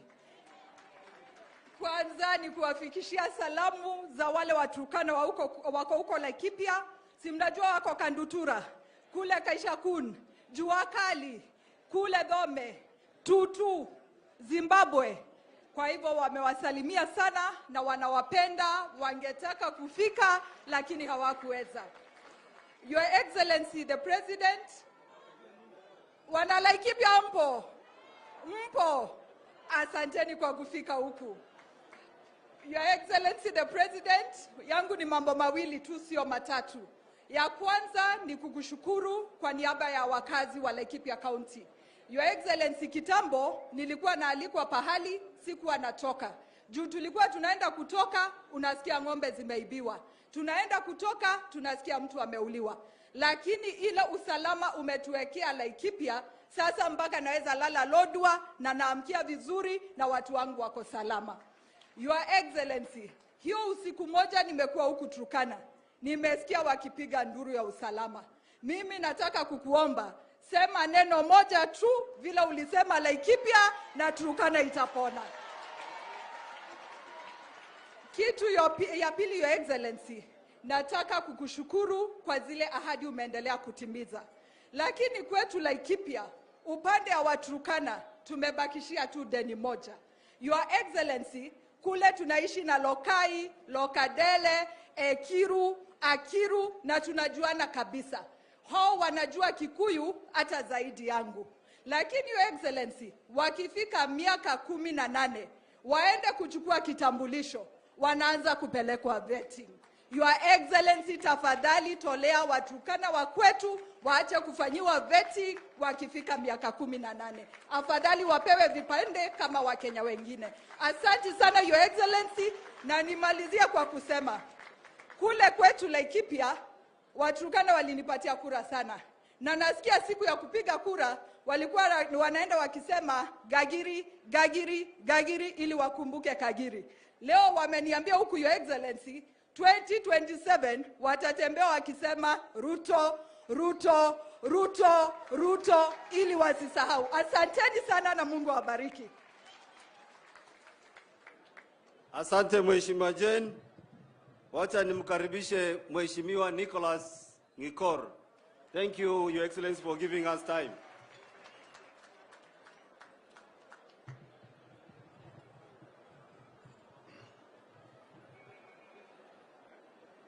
Your Excellency, the President of the Republic of Kenya, other protocol observed, watu wa Turkana County, ajokana ba. Your Excellency, because of time, because you are traveling back to Nairobi, I will just take 2 minutes to give you what the people of Turkana have told me to tell you this afternoon. Your Excellency, I have only 2 issues from Turkana East. Na ni maneno ya insecurity. Your Excellency, mimi naomba tu jambo moja kwa serikali yako. Kuna hii maneno inaongelewa maneno ya mipaka. Sio mpaka ya sisi na Uganda, sio maneno ya Southern Sudan, sio maneno ya Ethiopia, lakini boundary yetu sisi kama kaunti ya Turkana na majirani wetu wa Pokot. Kutoka Pokot West na Wapokoti wale wako Baringo. Hii maneno, Your Excellency, lazima serikali yako yaangalie, kwa sababu nasema lazima kwa sababu wewe ni mmoja wetu. Ile serikali nyingine ilipita yote ilikuwa ni ya watu tofauti na wafugaji. Hii ndio serikali yetu na ndio tunaongea tukisema maneno ya lazima, kwa sababu ni wewe ndio huko, wewe ndio rais. Ile zingine tulikuwa hatusemi lazima kwa sababu ni ya wenyewe. Ilikuwa ni ya wakulima. Sasa hii ndio wafugaji. Lazima tuongee vile mfugaji anaongea na mimi naongea kama mtoto wa mfugaji. Your Excellency, ulitoa amri ya kwamba operesheni ifanyike katika North Rift. Lakini wale wapokoti walikuwa Marakwet, wote wamesukuma Turkana East. Wale walikuwa Baringo kule Mkutani, wote wamesukuma wako Turkana East. Wale walikuwa pande hii ya Turkana South, wote wamesukuma wako Turkana East. Wale walikuwa Samburu, pande ya Samburu Baragoi, wote wamesukuma wako Turkana East. Je, ile operation ya Turkana East iko wapi? Je, sisi watu wa Turkana East tuko North Rift? Kwa sababu tule tunaongea hivi, hata saa hizi hivi kuna mashambulizi imefanyika kwangu. Maafa inafanyika usiku na mchana. Area ya Sukuta tangu tupate uhuru hakuna serikali iko area hiyo. Hakuna chief, hakuna ACC, hakuna DDC na hakuna watu wote. Je, wewe utapata habari namna gani kutoka kwa watu wa Sukuta?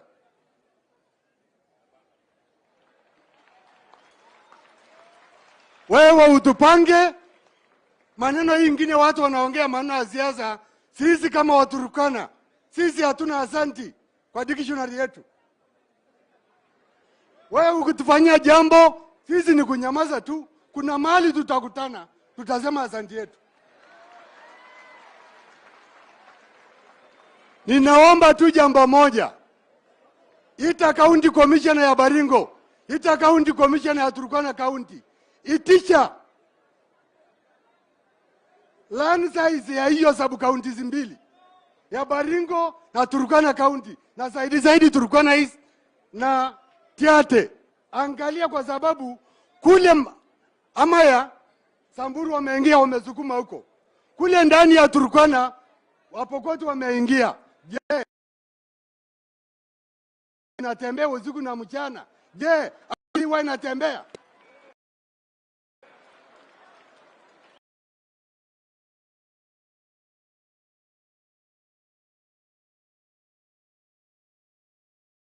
Asante na Mungu akubariki.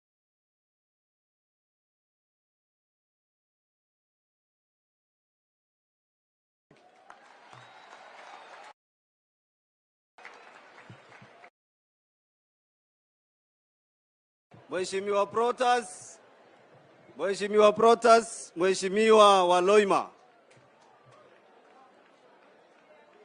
Your Excellency the President.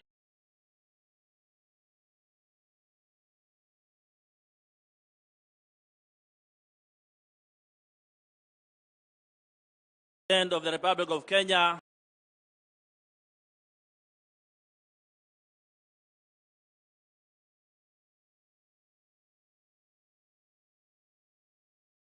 with the largest number of livestock in this country.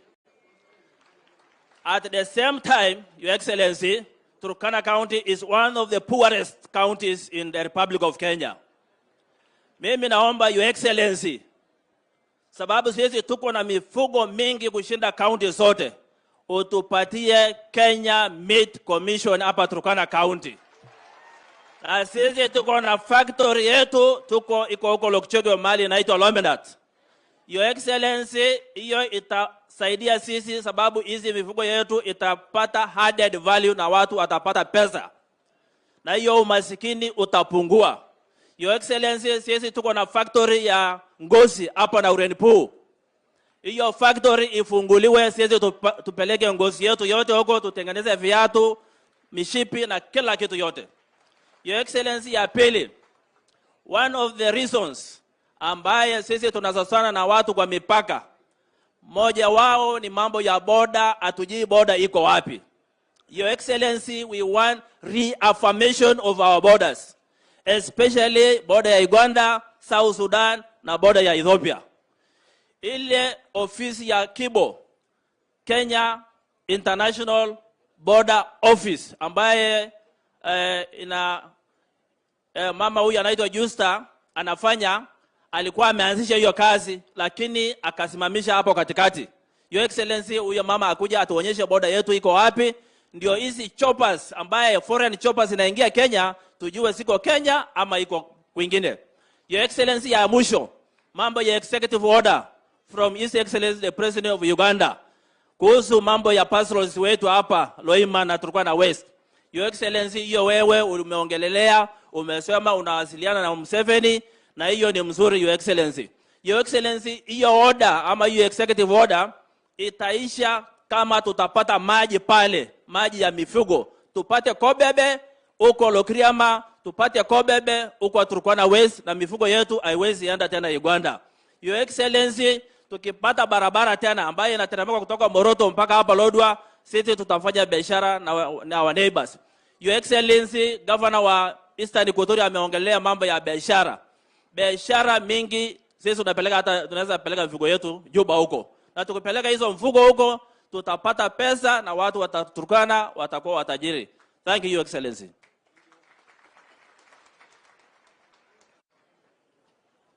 Mheshimiwa Epuyo, Turkana West.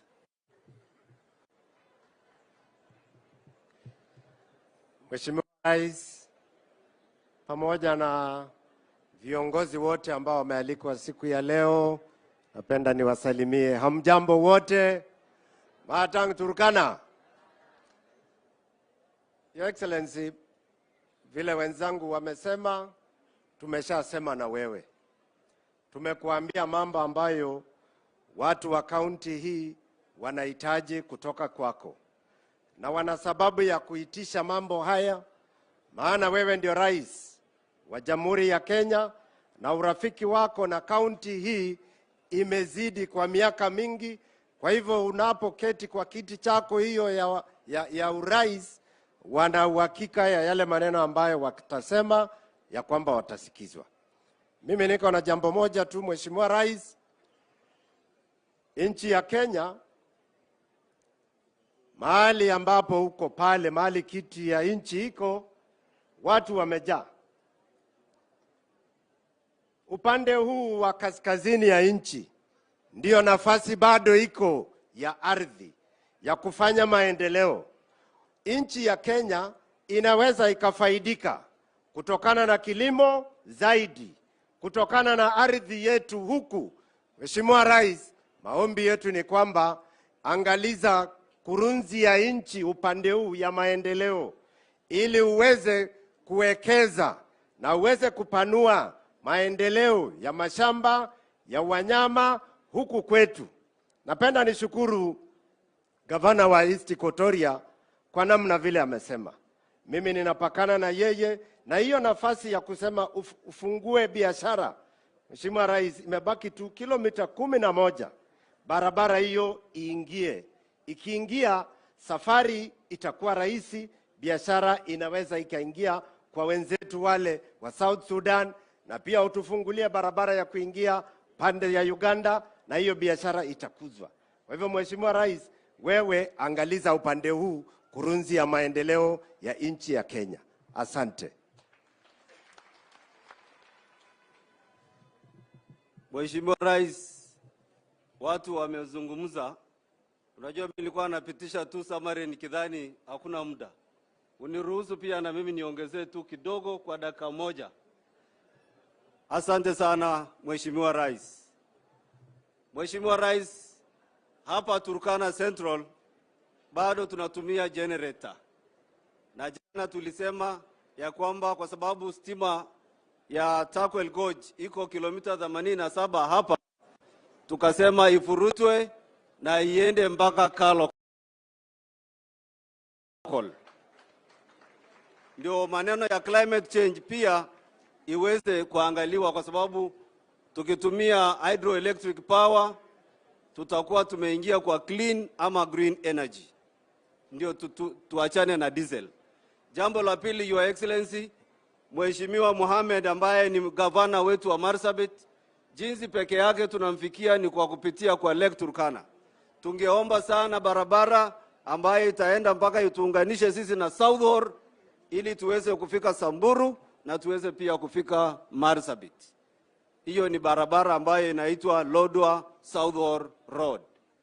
Tatu, Mheshimiwa Rais, ni kwamba kuna hapa Turkana University College ambaye ni mtoto wako. Tungeomba sana charter ili hiyo university ipate capitation mzuri na watoto wetu waweze kusoma. Nne, Mheshimiwa Rais, Bishop Mount Teachers Training College ambaye umetoa shilingi milioni 20 iko hapa, na tunashukuru sana kwa hiyo. Kuliko walimu wetu kwenda mbali, watakuwa wanasomea hapa. Mwisho, Mheshimiwa Rais, hapa ni cradle of mankind. Na watu wa Turkana Basin Institute wametusaidia sana kujua kwamba hapa ndio tulianzia mwendo wetu. Tungeomba sana tuanze shughuli ya kutafuta mahali pa kuweka hiyo mifupa. Science Park, yani iwe pia magnet ya tourism, ikuje hapa na dunia yote ijue ya kwamba hapa Turkana Central ndio mahali ambayo tumeweka hizo mifupa na tourists wakuje kwa wingi sana. Mheshimiwa Rais, tunakushukuru kwa sababu ya yale ambayo umetenda. Umetuajiria watu 16, wengine ni ambassadors, wengine ni ma-PS, na tena leo utatuongezea na wengine zaidi, on average of 12. Na tunakushukuru sana Mheshimiwa Rais. Na sisi wachezi zile maneno ingine. Mheshimiwa Rais, jana tumekuambia ya kwamba tutafanya kazi na huyu ndugu Gavana Jeremiah Lomorukai. Tukakuambia ya kwamba 2027 hakuna gavana mwingine, enda fanya kazi na yeye, hata kama ni kesho, anza na yeye safari, wewe 10, Jeremiah 10. Ama namna gani? Tunataka hiyo unity iwe magnetized kwa ile unity yetu ambayo inaongozwa na gavana wetu Jeremiah Lomorukai. Mwisho kabisa, Mheshimiwa Rais, wakati tulikuwa na janga hapa Turkana ya njaa, tulikumbukwa sana na gavana koti moja. Na hiyo chakula ilikuja hapa Turkana Central kwa wingi sana, na hiyo ndio jirani ambaye tunataka kumtambua siku ya leo, gavana wa Uasin Gishu County. Asante sana gavana koti moja. Mheshimiwa Rais, tunakushukuru kwa vyovyote ambayo utatutendea. Wachia sisi maneno ya 2027. 2027 we will move from 35% to 90 or 95%. Ama namna gani wa Turkana? Kori aingu Turkana yikitachamcha. Haya, asante. Wacha nimkaribishe ndugu yangu Jackson Kosgei. Ndugu yangu Jackson Kosgei yuko hapa, ambaye ni nominated MP, aweze kujitambulisha. kwa dakika moja. Asante sana.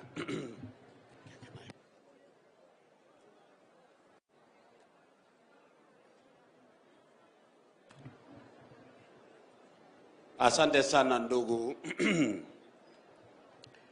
Rais wa Jamhuri ya Kenya, Mheshimiwa Dr. William Samoei Ruto, Governor wa Turkana ambaye ni mwenyeji ametukaribisha, ndugu viongozi wa members of parliament kutoka Turkana na wenzangu kutoka National Assembly, mawaziri walio hapa pamoja na makatibu na viongozi wa serikali na chama, wa ndugu zangu wa Turkana, hamjambo. Bwana asifiwe. Yangu yatakuwa mafupi, Mheshimiwa Rais, maana siku ni yako. Ilisemekana na wazee wetu tulipoweka msingi wa taifa hili, mkosa mila ni mtumwa. Ni nani? The strength of every nation lies within its capacity to identify their identity well. Because without identity, you got no destiny. You become a colorless people. Tumekuja kujiunga nanyi na kusema pongezi sana kwa viongozi wa Turkana kuanzisha na kufikiria juu ya kusherekea utamaduni wetu. Asanteni sana. Mheshimiwa Rais, kwa heshima ningependa kumkaribisha John Paul wa Igembe South.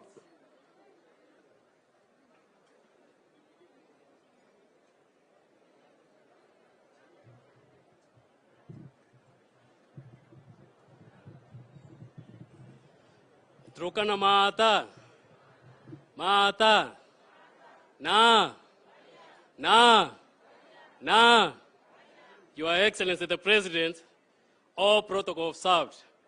Leo hii nashukuru sana kwa kutufikisha hapa katika Turkana hii, na leo hii nimeweza kugundua mizizi yangu ni kutoka wapi.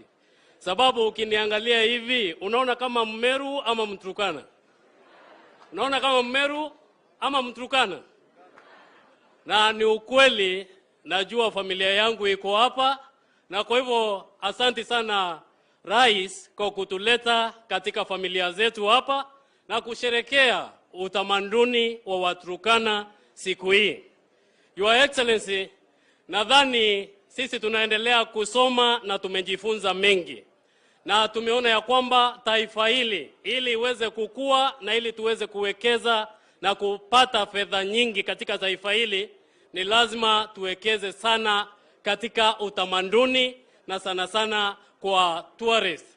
Your Excellency, hapa Turkana ndio mahali ambapo mtu wa kwanza ama yale mabaki ya mtu wa kwanza yaliweza kupatikana hapa. Na kwa hivyo ni vizuri kama vile ambavyo unapanga ufungue huku Turkana, ufungulie mataifa yote waweze kutembea hapa, tuweze kupata fedha kama wananchi wa Kenya, na pia wananchi wa hapa Turkana waweze kufaidika kwa huu utamaduni wao na pia historia ambayo inapatikana hapa Turkana.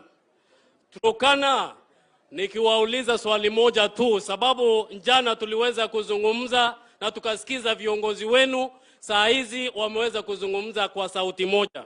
Na nishukuru rais wetu William Ruto, sababu huyu rais huwa ananistua saa zingine sana na kunishangaza. Sababu anatembea mahali ambapo watu waliweza kumwachilia na wakasema huyu hawasimami naye, na amekuja katika Turkana hii.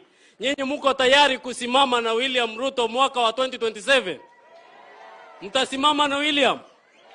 Mtampatia kura wakati huu ama mtapotea njia tena? Mtapotea njia tena?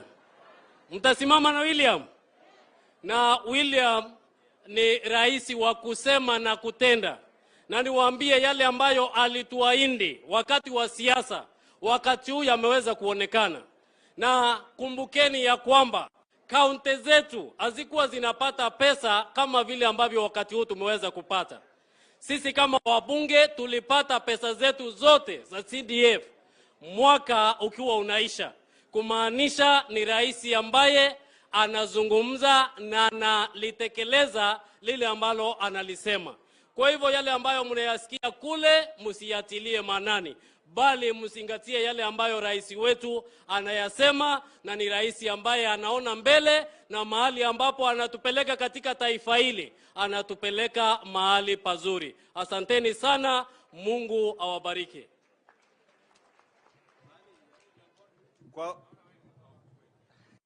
Kwa kutamatisha hicho kipindi, Mheshimiwa Rais, ningeomba kwa radhi nimkaribishe Speaker wa County Assembly ya Turkana. Your Excellency, President of the Republic of Kenya, Governor wa Turkana, Governor wa Nandi, Governor wa Marsabit, all protocols observed. Kwa sababu ya muda, ningependa kuomba members of County Assembly wale wako hapa wasimame tu, kusimama peke yake. Asanteni, I did a big team, please get seated. Asanteni. Ya kwanza nitakuwa na mambo machache mawili. Ya kwanza ni kuomba mambo ya Turkana, specifically Lake Turkana development. Mambo ya Lake Turkana ndio Waturkana wote huwa wanategemea kwa mambo ya livelihoods wakati ya ukame. Lake Turkana ecosystem is highly underdeveloped. Maombi sisi kama viongozi ni kuomba serikali yako itupatie infrastructural development ya Lake Turkana on both sides. Kwa ile upande ya Marsabit County na ile upande iko Turkana County. That will be enough, sufficient enough to cushion the Turkana community from incidents of food insecurity. Kwa hiyo tunaomba mambo ya ferry ndio irahisishe uchukuzi ya wafanyabiashara pamoja na wakazi wa Marsabit na Turkana County from both sides. Na tunashukuru sana umeteua kijana wetu Geoffrey Kaitiko kuwa PS. Kwa kwake huko itarahisisha kazi yetu na kusaidika kwetu kama jamii ya Turkana. Ya pili ni mambo ya insecurity, specifically Suguta area. Your Excellency, mimi nimetembea katika kaunti ya Turkana sehemu zote na taifa, katika sehemu zote taifa la Kenya. That is the only place ambayo serikali ya nchi hii tangu independence imesahau area ya Suguta. Ya kwanza, shule zote zimefungwa. Hakuna hospitali, hakuna barabara, hakuna maji. Na wale watu wanaishi huko, wanaishi kama refugees in camps. Na hata idadi yao imeenda chini kwa sababu ya kufahamiwa kila wakati wanatoroka sehemu zingine. Your Excellency, is my humble appeal to you to make a courtesy visit to Suguta Valley, specifically the area of Kapedo, Napeiton, and Kamuge. It is extremely horrible. Extremely horrible. Your Excellency, kwa sababu ya insecurity, imekuwa vigumu kwa watu wa serikali kufanya kazi huko. Kwa sababu ya insecurity, hakuna kanisa inaendelea huko. Kwa sababu ya insecurity, hakuna makampuni hata Red Cross ambaye inafanya kazi huko. So that's another part of this country that requires your attention as the head of this country. Ya mwisho, Your Excellency, mengi tumeongea jana kwa mambo ya miradi ya maendeleo. Mimi ningekuomba, mimi najua kuna shida ya uchumi ya nchi hii yetu haiendi sawa. Sio tu Kenya lakini the whole world. the whole world. Jaribu kutusaidia mambo ya infrastructural development. Kuna miradi ya maendeleo ulianzisha lami kutoka Lodwar Town kuelekea Lorugum mpaka upande ya West Pokot. Alafu kuna lami ambaye ulianzisha kutoka Todanyang, Lokitang na Kahalokon. That will be able to, that infrastructure will open that region for ease of development and movement of services and human capital. Ya mwisho, mambo ya umoja. Sisi kama viongozi ya Turkana tumekubaliana kwa kauli moja chini ya Governor Murukai kwamba we will support your government and Lomurukai will be your candidate for gubernatorial seat in this county. Hapo ndio tuko and we will deliver. Miturkana yarba wani edeni ka kaya mo itloko. Na yada we edeni merengi yakitaja. Tajo to wane edeni ngolo nyatajo. Kwa kweli akurna azuburuto alo Turkwan elala kakudwanga ito ane yote tangu independence. Ale muna yekwe yedhuro Ruto. Ale muna munyezi Ruto. PSA kai Ruto. Na kuleule we iloko Ruto. Jefur kai tuko Ruto. Lokiti ala Ruto. Barabar Ruto. Ai we yote Ruto. Anyama nyadhana yakura tarama ngone ko na nikibeka na Ruto alobe iba. Itemogono ninia. Eremi to kone ko na ngori iwe ya line pamoja. Haya, ngaya kitu ngabaadhi kuwei ka Ruto akwarna alobe. Najua ayonga dalo karre akani ara ekekenya kunya korona tolio yo ngashauri koneni. Your Excellency, ningependa kualika Governor wa Turkana aendelee na program kutoka hapo. Mungu awabariki.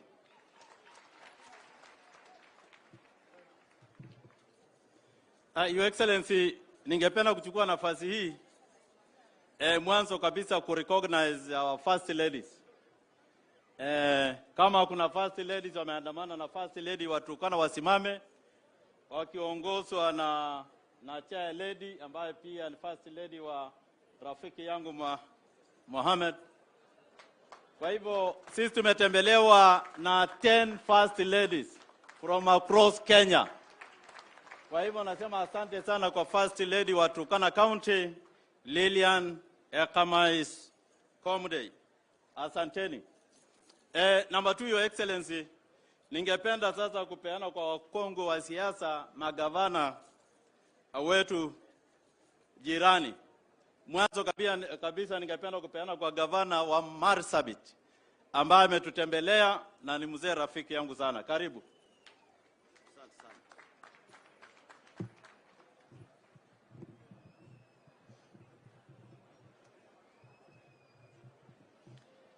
Basi Rais wa Taifa Daktari William Samoei Ruto na viongozi wote ambao wamealikwa siku ya leo, wananchi tukufu wa Turkana, asalamu alaikum.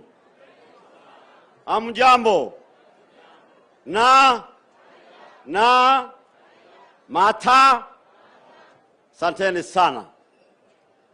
Rais, kwanza nachukua nafasi hii kushukuru wewe kwa njia ya pekee, kwa sababu wewe ni rais katika historia ya Kenya ambaye tumeona ya kwamba kweli unajali sehemu kame ya taifa letu la Kenya.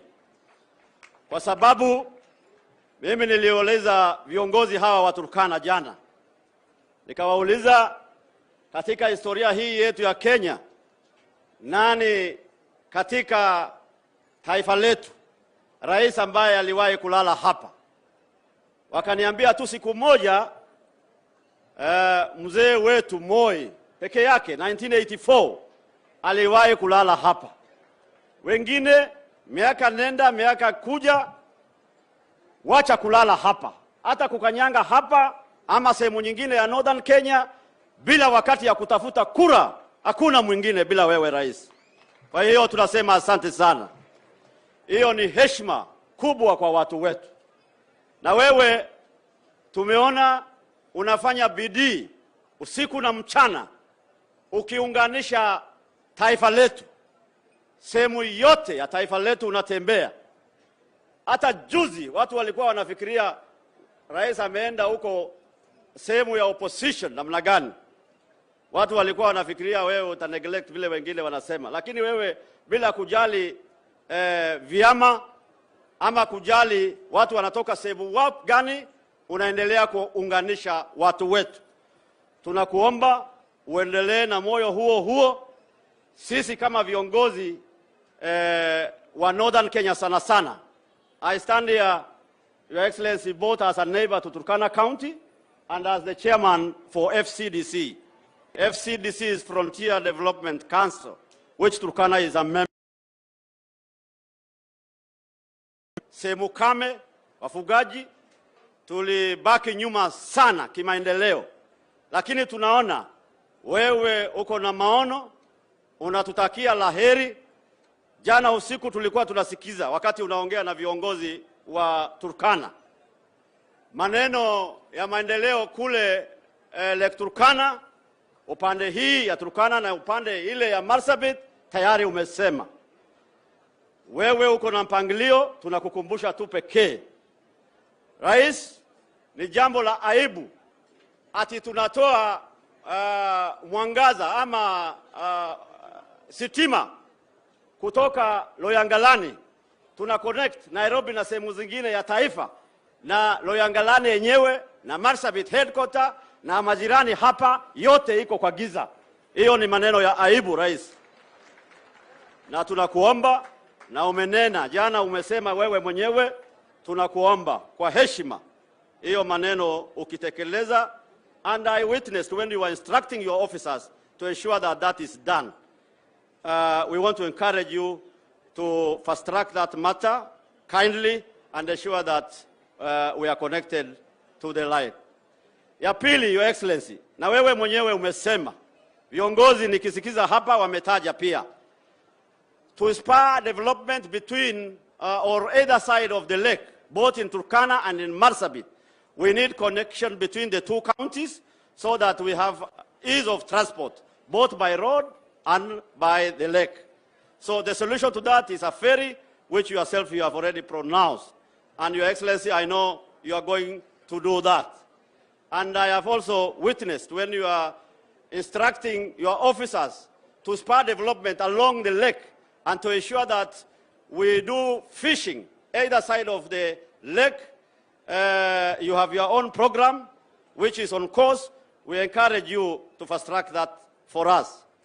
Finally, Your Excellency, because today is your day, ile mpango yako ya dams, Northern Kenya iko na rutuba mzuri. Shida tu pekee ni maji. Kama maji ikipatikana, tunaweza kuzalisha chakula, hata kulisha sehemu zingine ya taifa letu. Na mimi najua uko na mpango ya hizo madams. Naomba tu na kukumbusha, if we can fast track initiative of doing large dams within Northern Kenya and other parts of the country, we will be very grateful and we shall be with you. Kwa hayo machache, wananchi watu wa Turkana, si rais wetu ni mtu ya heshima. Mko na yeye ama amuko? Mko na yeye ama amuko?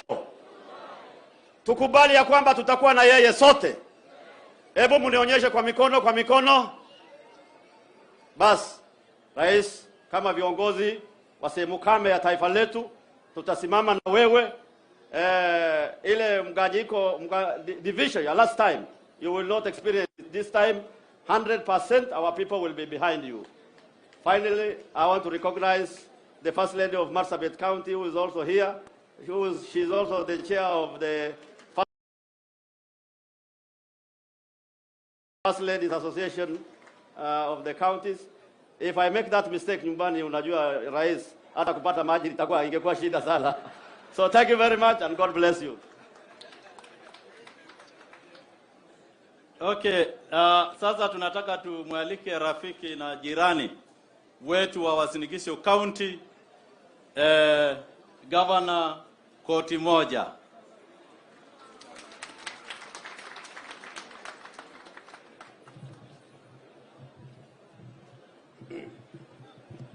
Asante sana Governor Jeremiah, tunamuita Prophet Jeremiah. Mheshimiwa Rais wa Jamhuri wa Kenya, waheshimiwa magovernors ambao mko hapa, waheshimiwa wajumbe, wakuu wa serikali, watu wote wa Turkana, wajeni wasalamie kwa Kikalenjin Chamgei. Rudia tena Chamgei. Ongeza neno missing Chamgei.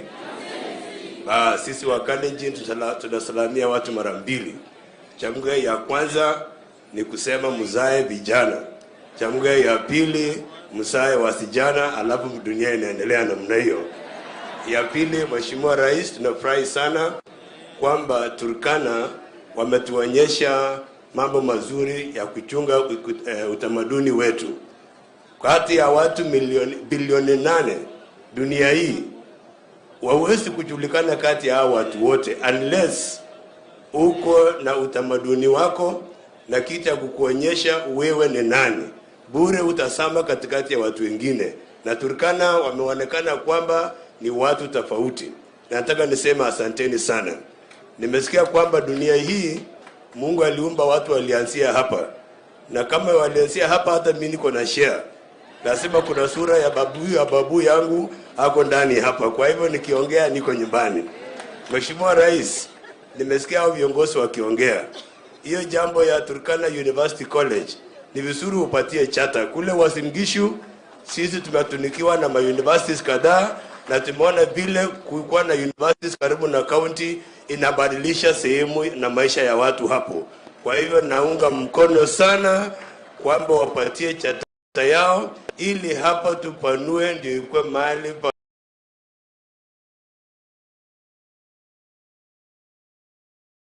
education hub. Ya pili, nikisimama kwa niaba ya viongozi wa Nore, tumefanya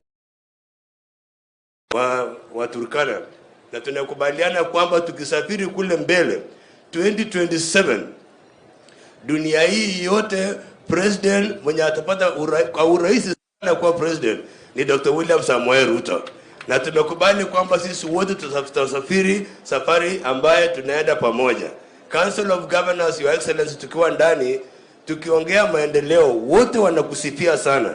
For the first time umetupatia pesa ya counties in time, hakuna mwenye ana complain, na tunasema asante sana Rais. Nikimalizia nataka niseme Uasin Gishu na Turkana, nyinyi mko na rasilimali kando na yetu. Mko na samaki, mko na ng'ombe wengi, mko na mbuzi. Sisi pale pia tuko na mahindi na tuko na ngano, na tulikubaliana Uasin Gishu ikiwa ni brain basket ya Kenya, hatutakubali Waturkana hapa nyumbani wakiwa na changamoto ya chakula wakose chakula.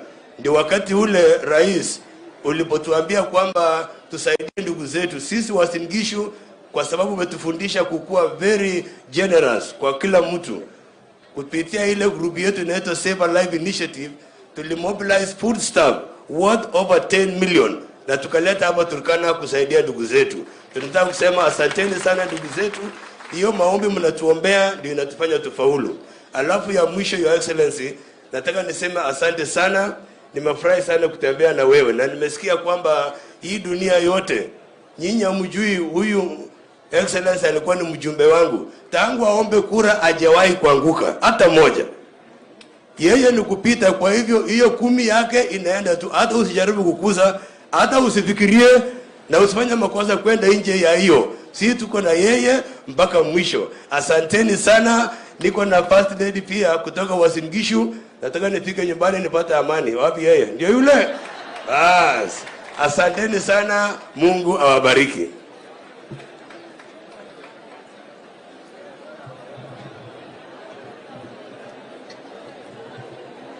Okay, asante sana koti moja.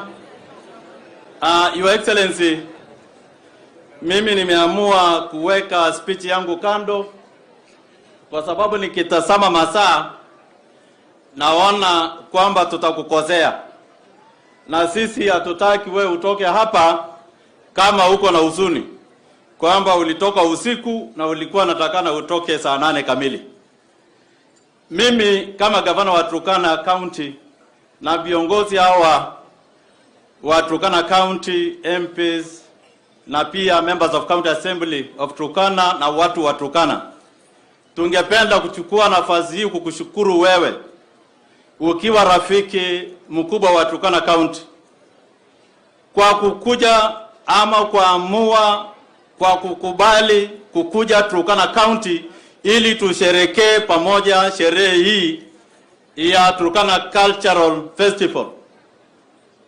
Ilikuwa ngumu kwa watu wengi na hakuna mtu alikuwa anajua kwamba utakuja, lakini vile umefika, mambo yangu sasa yako sawa sawa. Itenikoda leo. Jambo la pili, hii sherehe sasa tunasherekea the 7th edition ya Cultural Festival ya Turkana County. Na sisi kama wa Turkana, mimi kama gavana wa Turkana County, najua mimi ni gavana ya magavana na pia gavana wa rais, kwa sababu hapa miaka 1600 iliyopita hapa ndio maisha ya watu wote, hata wale wako US, yalianzia hapa Turkana. Kwa hivyo mimi ni gavana wenu na pia mimi ni gavana wa rais. Itenikoda leo. Nani ndio gavana ya watu wote? Si ninapatikana? Haya, hilo ndio jambo langu la pili. Nikienda kwa mambo mengine ambayo nilikuwa napenda kuambia, mambo mengi yameongewa jana na pia leo wabunge wameongelea. Mimi ningependa kuongelea jambo la connection to the national grid. Hii stima ambayo yuko Tagweli Gorge ni stima 3/4 of it iko ndani ya Turkana County, lakini mali imefika na ilisukuma na mheshimiwa Lomenene na sisi ikafika hapa Lokichar. Leo hii Your Excellency ututangazie kwamba hiyo stima itatoka Lokichar ingie Lodwa, ndio sisi tuachane na hii mambo ya giza kila siku Turkana County. Nadhani hilo kawaida ni jambo ndogo kwako. Jambo lingine Your Excellency, kuna barabara ambalo linatoka kule kwa mpaka wetu na Uganda, kutoka Lomokori kuja hapa Lodwa kupitia Loketang kwenda Kibish na iende Ethiopia. Tafadhali ututafutie ufadhili, hata kama ni wale wewe ulisukuma wakati ule wakatuletea hii barabara, tafadhali usichoke na sisi. Utupatie hiyo barabara. Turkana County hatutawahi kuombana tena kitu kingine, tutakuwa tunachapa biashara, na hiyo ndio ajenda yako ya bottom up. Kwa hivyo tunaomba mambo ya hiyo barabara. Barabara lingine ni hii inatoka Lokichar kwenda Lokori kwenda Kapedo ipitie Marigat iende Nakuru. Tukipata hiyo barabara Your Excellency, wakati utakuwa umemalizia zile nyingine incomplete, two incomplete projects, sisi kama Turkana County tutakuwa tumefurahi. Jambo lingine Your Excellency, mimi ningependa kuongelea mambo ya insecurity ya county ya Turkana. Nadhani kwa sababu wewe ni mtu, hata ukiwa wapi unajua ni nini linatendeka katika sehemu zote ama pembe zote za Kenya. Turkana County kwa miraba yake yote ni 77,000 square kilometers. Na ile county inatufuata ni Marsabit ambayo yuko karibu na 78 or 68. Kwani meruka na iko tofauti kwa records. Okay, the two counties inajulikana kwamba hizo ndio counties kubwa katika Kenya. Sehemu yetu ya Kapedo, Your Excellency, mahali penye ulipigiwa kura 100%. Zile sehemu zote ambazo ziko kwa mipaka yetu na majirani. Hizo areas zote zilikupigia wewe kura 100%. Wewe 100%, mimi 100%. Kwa hivyo mimi ninakuomba, wacha watu wa Kapedo, wacha watu wa Nadome, watu wa Kamuge, watu wa Napechon, watu wa Lokori, watu wa Katilia, watu wa Lomelo wapate uhuru wakati wako. Wacha wapate uhuru wakati wako. Kuna mtu aliniambia ati askari hajawahi pata uhuru. Lakini kama kuna areas katika Kenya mimi naona asijapata uhuru. Tulitembea na mheshimiwa speaker wetu, tulitembea na timu ya security. Ni maajabu yanatendeka katika sehemu ya Bonde la Ufa, sehemu hiyo ya Sukuta, maajabu ya Musa, watu wanachomwa kama mbuzi, watu wanauliwa kila siku. Tafadhali Your Excellency, nafasi hii na nafasi yako, na wewe ulisema yule culprit, yule militia ambaye anasumbua maisha ya Wanakenya ndani ya mipaka yetu, wewe utadili na hawa sawa sawa. Utadili na hawa sawa sawa. Mimi nimeamua kama gavana wa Turkana County niweke fedha fulani katika resettlement programs ya centers kama ya Nadome, Kamuge, Lomelo na Napechon na pia sehemu za Kapedo. Nitaweka pesa, nimeweka pesa milioni 105 kuresettle watu wa Napechon. Na tumepeana kandarasi na tunataka na tutahakikisha hiyo kandarasi, nimeongea na county commissioner ambaye ulitutumia na anachapa kazi, kwamba wakati wa ujenzi wa hiyo project security kamili ya serikali iwe pale, tumalizie hiyo project. Na pia tutaweka fedha ya kurudisha watu wa Nadome wale wamekuwa wakimbizi katika mji wa Lokori. Tunataka kurudisha Nadome na pia Lomelo na Kamuge. Watu wetu, watoto wetu hawasomi katika sehemu hiyo. Na wewe ulitoa fedha ukaambia pia Kenya Defence Forces wapatie ama wapeane huduma ya kujenga zile mashule zilifungwa kwa sababu ya insecurity, including Nadome na pia na Pecho mahali watu walichomwa kama mbuzi. Your Excellency, ningependa kukushukuru kwa sababu ya kuleta security ya Kenya Defence Forces na pia RDU, JSU, ASTU wanachapa kazi nzuri hapa Kainuk. Na watu usafiri sasa hivi yuko karibu 90%. Watu wanasafiri vizuri wakifanya biashara yao. Lakini kuna incidents kidogo, uchukuzi huo unasimamishwa hata a whole day uko ndani kwa mpaka yetu na majirani. Something that to me naona kama haijawahi fanyika Kenya wakati mwingine. Tafadhali Your Excellency, hizo cases ndogo angalia vizuri. Shule yetu ya sekondari ya Lorokon, juzi makatili ambao wanatumia silaha walikuja wakagawa watoto wa Turkana na watoto wa majirani wetu, wakaambiwa muhame na wengine walikuwa wachinjwe usiku. Na sasa hiyo shule isiyo yetu is now a school of another sub-county.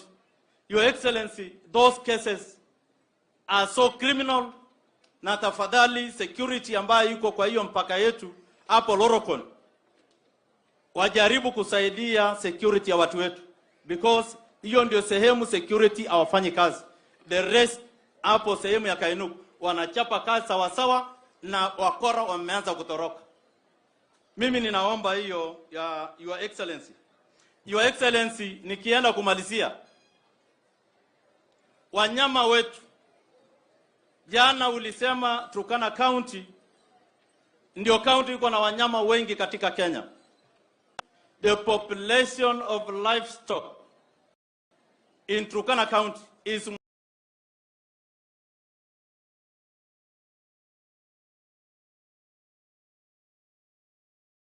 more than of that of another county.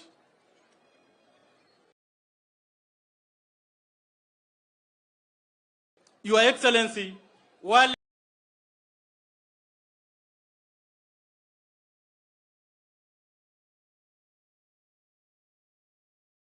na hiyo pia inachangia maneno mengi. Tafadhali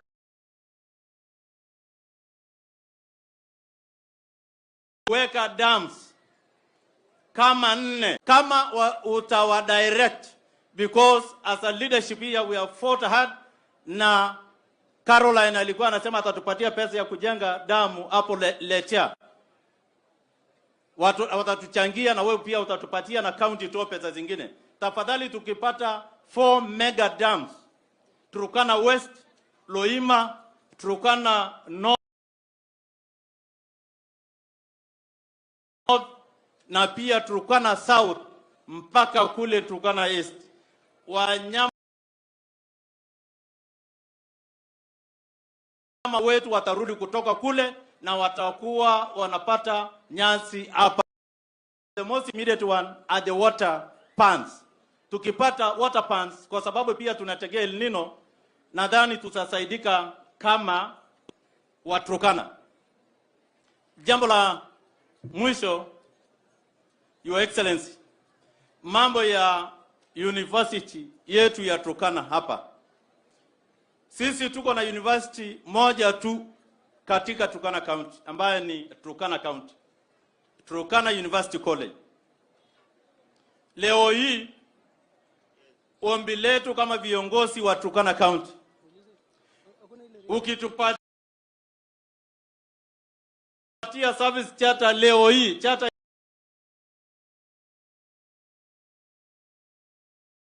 ya university charter leo hii,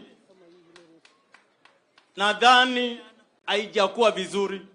Tafadhali, hilo ndio jambo kubwa ambalo sisi kama Waturkana tunakuomba leo, na mambo mengine ambayo tulikuandikia jana, mambo ya ajira. Wewe leo umesolve mambo mengi, umepatia kila sub county some people to be employed. Kwa hivyo sisi tunakushukuru zaidi, na nikimalizia mimi kama gavana wa Turkana County, kuna watu wamekuwa wakitaka kusikia sauti yangu kama gavana. Mnataka kusikia sauti yangu vile nitasema juu ya uhusiano yangu na rais wa taifa la Kenya? Wangapi wanasema leo tupate kusema kitu kama simba wa hii county?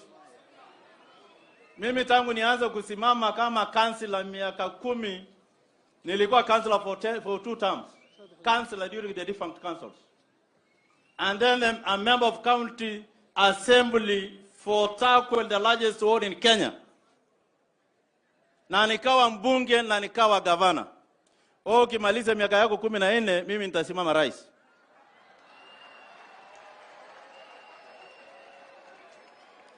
Hiyo ni sawa ama sio sawa?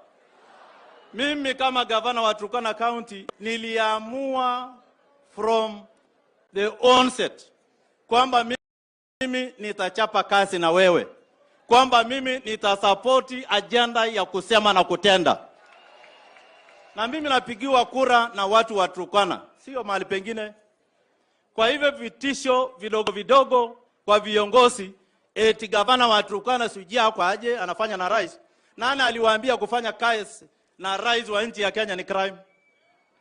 Nani alisema ni uhalifu? Hata ukipeleka koti fulani ya Kenya, mimi nitachapa kazi na wewe leo, kesho na siku zingine zote ambazo zinakuja. Na mimi vile mheshimiwa na kuleo na waheshimiwa hapa vile walikuambia, mimi ndio nitakuletea kura ya Turkana County. Hiyo hakuna bargain, hakuna story, hakuna kuegaega na kuregarega. I will deliver for you the 6 sub-counties. Kama kuna ile itapoteza pengine 80%. Kwa hivyo wewe na Waturkana ni sasa hivi ni kama chanda na pete. Ni kama chanda na pete. Na sisi wale viongozi wanapiga miguu namna hii, lakini pia wanataka ati kutuportray kwamba sisi wengine hatuko na wewe. Hiyo watu angalia kwa ile macho yako ya kawaida.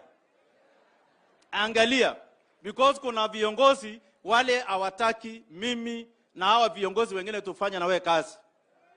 Eti wanataka tufanye ile makesi ilikuwa inafanywa Nairobi. Usifanye kesi yoyote ya kusimama governor. Any person willing to contest against me as governor for Turkana County, usifanye kesi Nairobi. Tell them mwende kwa Waturkana. Ite ni kore alego. Ite ni kore alego. Hata kama ni 20, hata kama yule anajua, hakuna hata mtu atasimama, mimi najua hivyo. That is the position in this county. So mimi nataka kuchukua nafasi hii kusema mimi na wewe tutafanya kazi pamoja. Mimi nilikuwa mbunge wa Loima, mimi na Mheshimiwa Protas, na Mheshimiwa Edukon, na Mheshimiwa Lopayo, na Mheshimiwa Anaklet, na pia Mheshimiwa Nkoyango Amajong, we will deliver Loima 100% to you. Mimi na Mheshimiwa na Amwar na MCAs wako wa UDA, mama ni moja, IK, na pia wakangatosa na Kerio na nini na Kalo kwa Kangatosa. We are together. We are going to deliver Turkana, of course, Turkana Central mimi napatanga karibu kura yote. Kwa hivyo hakuna, usiwahi sikia ndoto ya usiku ama ya mchana. Because this county, tafuta hii makaunti ingine hata tembeanga tu kuja kutusalimia, lakini sio kutafuta kura. Sio kutafuta kura. Kura hiyo wewe chapia hizi maendeleo, kura iko imejaa na imejaa sawa sawa. Itengola leo. Nyayengu tungala kara kote na abudera rais. Ilakarevya. Anboye walo ilakarevya. Kwa hivyo mwenye macho na atasame. Mwenye masikio na asikie. Na mwenye tumbo na ashibe. Si ndio? Kwa hivyo nataka kuchukua nafasi kualika CS wetu wa Tourism and Wildlife aje akaribishe rais wetu wa nchi ya Kenya apate kunena na Waturkana, na Turkana ni kwako na Turkana ni nyumbani. Asante, Mungu na kubariki.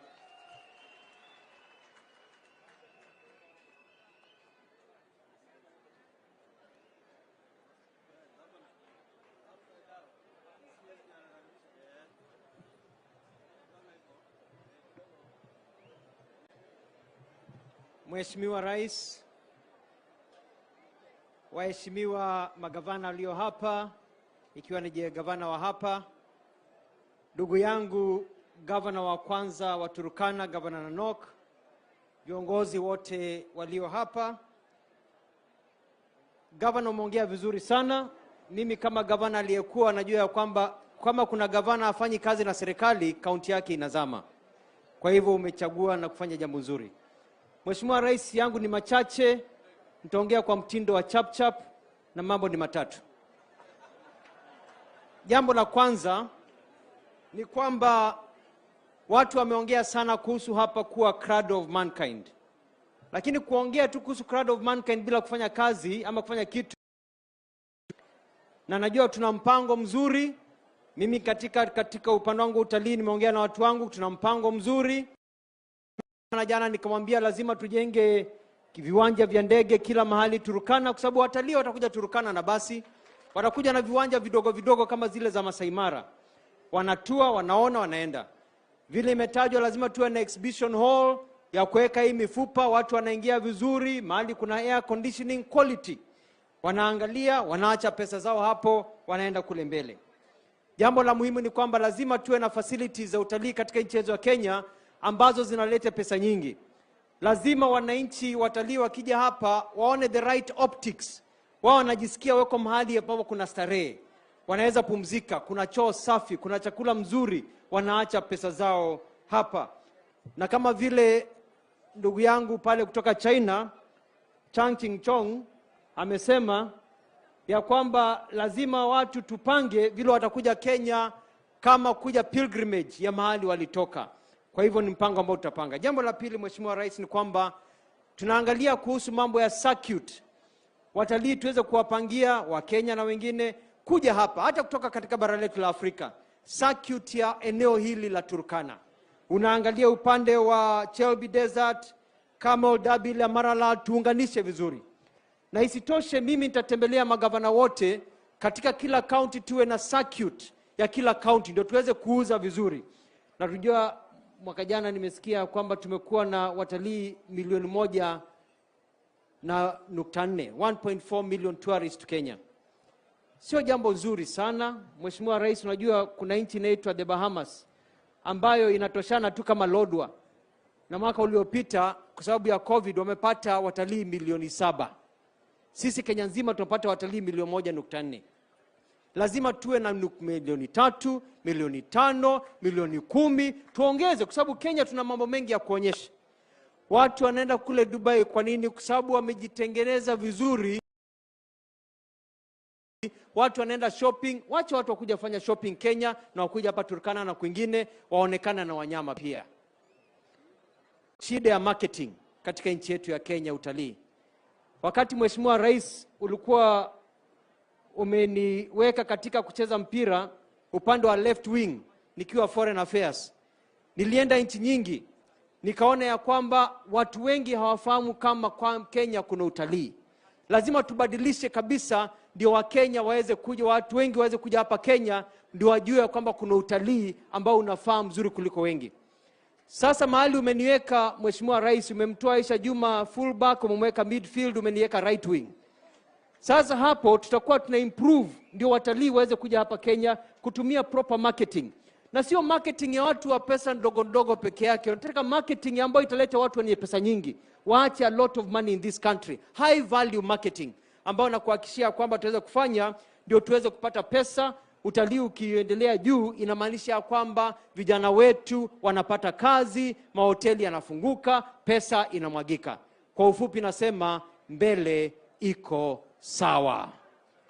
Kwa hivyo kwa wakati huu nataka kumwalika dadangu Aisha Juma aweze kuja kuongea machache mambo utamaduni, alafu aweze kualika. Karibu dada.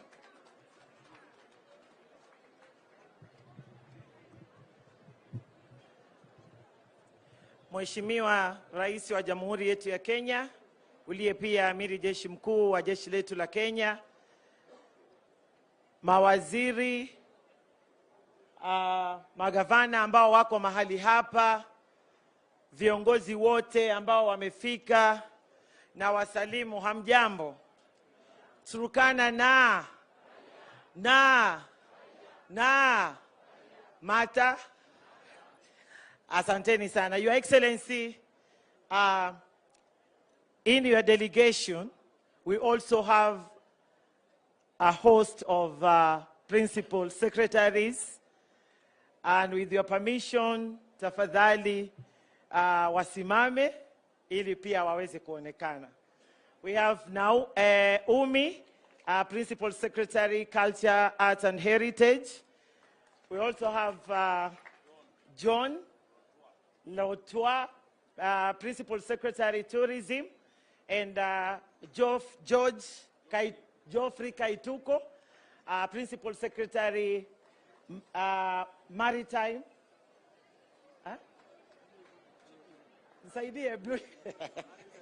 Maritime. Asanteni sana, please tukae. Your Excellency, mimi nataka nichukue nafasi hii nikupongeze sana kwa sababu ya kuchukua nafasi yako kufika mahali hapa kwa ajili ya siku hii muhimu sana katika jamii ya Waturkana. Na pia vile vile nimshukuru gavana wa jimbo hili la Turkana kwa sababu ya matayarisho haya ambayo ametufanya sisi wote tumekuja pamoja kuzienzi mila, desturi na tamaduni zetu kama wa Kenya. Nataka niseme ya kwamba utamaduni umezaliwa na mila na desturi, na utamaduni imekuwa kitega uchumi kikubwa sana katika jamii zetu. Na mimi nataka niseme ya kwamba Mheshimiwa Rais wa Jamhuri ya Kenya, yeye amepea kipaumbele masuala ambayo yanaweza kuinua mtu wa chini na katika hali zake za kiuchumi na katika hali zao za mila zao. Lakini nataka niwaambie jambo moja, ya kwamba Mheshimiwa Rais wa Jamhuri yetu ya Kenya anakubaliana kabisa na masuala ya utamaduni, mila na desturi, na anaunga mkono yale yote ambayo yana faida katika maisha ya Mkenya kupitia mila, desturi na utamaduni wetu. Lakini nataka niwaambie, katika karne ya 21, karne tulio hivi sasa, ni karne ambayo Mheshimiwa Rais amekataa kabisa kuona mila na desturi ambazo zinanyanyasa haki za kibinadamu.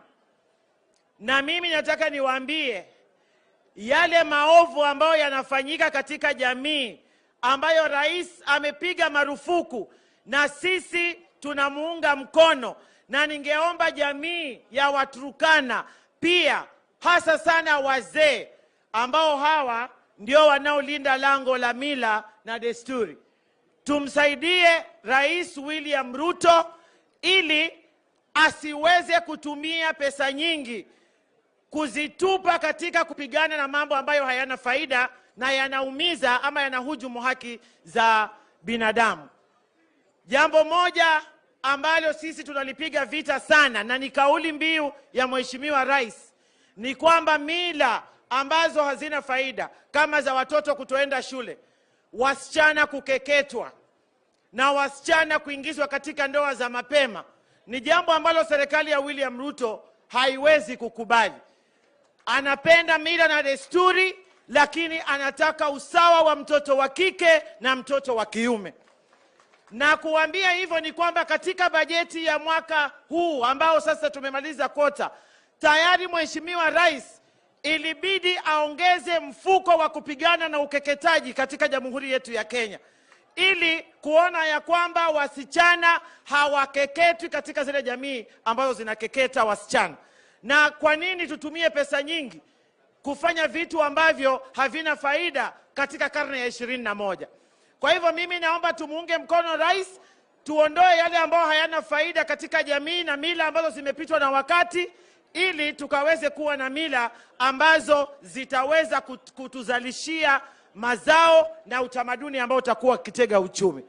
Nataka niwatangazie ya kwamba already hapa Turkana kupitia Wizara ya Gender, Culture, Arts and Heritage tulisha gazette Turkana Boy Site, na saa hii kupitia tena State Department ya Culture, Arts and Heritage ikiongozwa na huyu msichana hapa mrembo sana, mnamuona huyu ndo PS wangu na amekaa kitamaduni kabisa. Tunaenda kugazette a site ambayo inaitwa Lothagam North Pillar, ambayo pia hiyo tutaiweka katika, tukishamaliza kugazette itawekwa katika hadhi ambayo Waturkana wenyewe watakuwa wanapitia pale na wageni pia, ili tukaweze kupafungua kuwa katika kitego kimoja cha utega uchumi. Kwa hivyo mimi leo ni siku ya rais, sitachukua nafasi kubwa ya kuongea. Nataka sasa kwa heshima zote tusimame ili mkaweze kunisaidia kumkaribisha rais wa Jamhuri yetu ya Kenya ili akaweze kuzungumza na wananchi wa Kenya. Karibu Mheshimiwa Rais.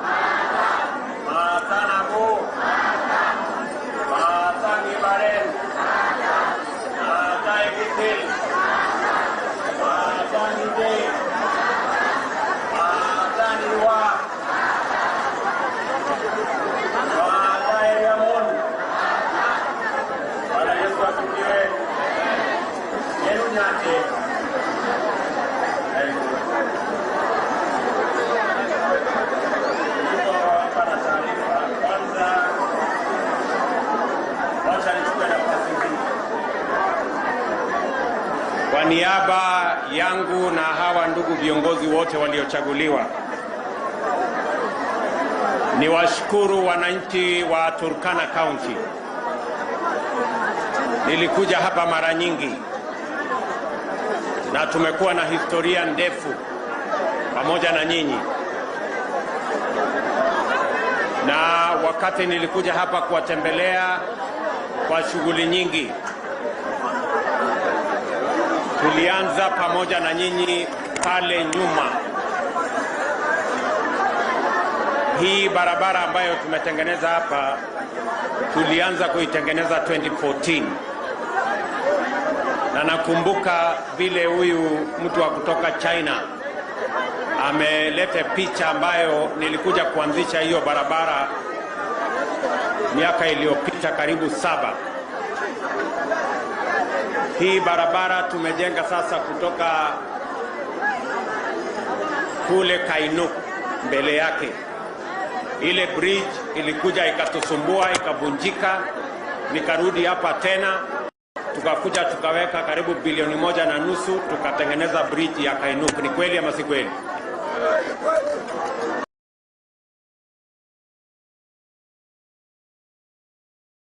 Hii barabara tumetengeneza, mumesikia mbunge wa kilomita 11 peke yake, ndio tuweze kufikisha hii barabara Nadabal ama Nenakado huko karibu mwisho.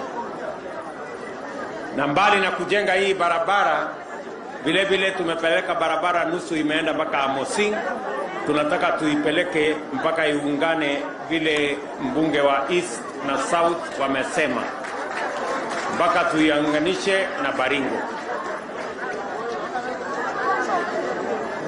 Hiyo barabara vile vile tumeweka fiber optic cable kutoka Eldoret kwa hiyo barabara mzima. In fact, hapa Lodwar ndio we have among the best fiber connections anywhere in Kenya,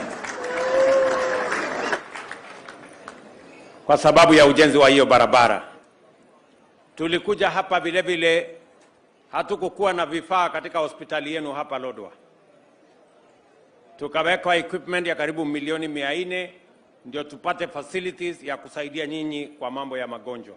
Tukaweka vifaa ingine kule Lopiding, kule Lokichogio. Hapa Lodwar ama Turkana mulikuwa na stima watu 2,000 peke yake 2014. Leo mimi nafurahi watu 20,000 wako na stima hapa. Lakini kuna vile viongozi wameniuliza na nitawajibu. Ile mnataka mambo ya maendeleo kutoka mahali tumefikisha na vile mnataka tupeleke iende mbele. Kwa hivyo watu wa Turkana, mimi nasimama leo mbele yenu. Nilikuja nikaomba kura zenu, mkanipatia. Mimi nasema jameni, watu wa Lodwar na watu wa Turkana, asante sana kwa kura zenu. Hizo kura zenu ndio imenipitisha nikawa rais wa Kenya. Asanteni sana. Najua saa zingine mnajiuliza maswali, hiyo kura ilikuwa chache, lakini huyu mtu alipita namna gani? Kura zenu ilikuwa chache, lakini maombi ilikuwa nyingi, ndio nikapita. Ndio? Si mnajua kuna Mungu pia anapanga maneno. So kwa zile kura mlinipatia, mimi nasema asante sana jameni. Na mimi nataka niwahakikishie watu wa Turkana ya kwamba mimi nitafanya kazi na viongozi wenu wale mumewachagua, kama ni MCAs, wabunge, gavana wenu, senator wenu. Mimi nitafanya kazi pamoja na wao kwa manufaa ya maendeleo ya watu wa Turkana County. Na vile hawa viongozi wenyewe wameamua kufanya kazi kwa pamoja, mimi nawapongeza viongozi wa Turkana kwa kushirikiana na kufanya kazi pamoja. na mimi nataka niwahakikishie vile mumeungana, vile mumefema mtafanya kazi pamoja, na mimi nitafanya kazi pamoja na nyinyi, tuinue Turkana na tupeleke Kenya mbele. Tunaelewana jameni, watu wa Turkana? Na ndio nimefika hapa katika sherehe hii ya muhimu, na nataka mniruhusu kidogo nisome taarifa, kwa sababu tuko na wageni ambao si wa taifa letu la Kenya. Tuko na wageni wengi. It is my pleasure to join you for this beautiful cultural celebration. I thank the county of Turkana County for organizing this magnificent and colorful festival, the Tobong Lore, a celebration of community, identity, and humanity. It is therefore a festival with regional dimensions and benefits, specifically the celebration of our diversity and enhancement of peace in our region. People and peace is enhanced by integration, by accentuating similarities, and this festival is unique in this regard. It strengthens the bonds between various communities and builds a sense of oneness that weakens the impulses of conflict and division.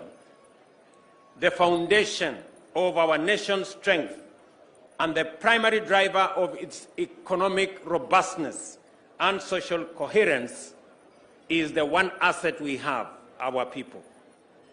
Kenya and the people of Kenya are not only bold and enterprising go-getters, they are warm, kind, compassionate, and philanthropic. Regardless of where one goes in our country, from Migori to Mandera, Lokichogio to Lamu, Moyale to Magadi, Kenyans bear a shared distinctive character that is unmistakable both to our neighbors or to our friends abroad. At the same time, Kenya is renowned for its ethnic and cultural diversity, with over 45 distinct groups that can be identified through their unique sets of language, tradition, and practices. There is no contradiction whatsoever between our diversity on one hand and the unmistakable shared destiny and identity on the other hand. The free expression of ethnic cultures and identities has enabled the people of Kenya to enjoy the abundant blessings of diversity, and through continuous interaction, convergence upon a robust ethos which defines our modes of social, economic, and cultural expression. In other words, we have a distinct way of not only seeing things, but also of understanding and expressing them as well. It is based on a common identity synthesized from the free and vigorous interactions between and among peoples and their ways of life. Our cultures have enabled us to express our diverse identities and to formulate a unifying national culture that is defined by strong values, including love of freedom, justice, inclusion, unity, as well as faith, courage, and enterprise. They inspired us to fight for freedom and to build a thriving, respected nation of winners. Culture serves as a critical repository of identity, knowledge, skills, and practices, including sustainable solutions to the pressing challenges of our time. The timeless wisdom of elders, and I met many elders this morning, maintain the social fabric through alternative dispute resolution, while sustainable practices provide a benchmark for innovative responses to climate change in terms of resilience, adaptation, and mitigation. Culture also provides inspiration for arts and crafts and the foundation of our creative economy.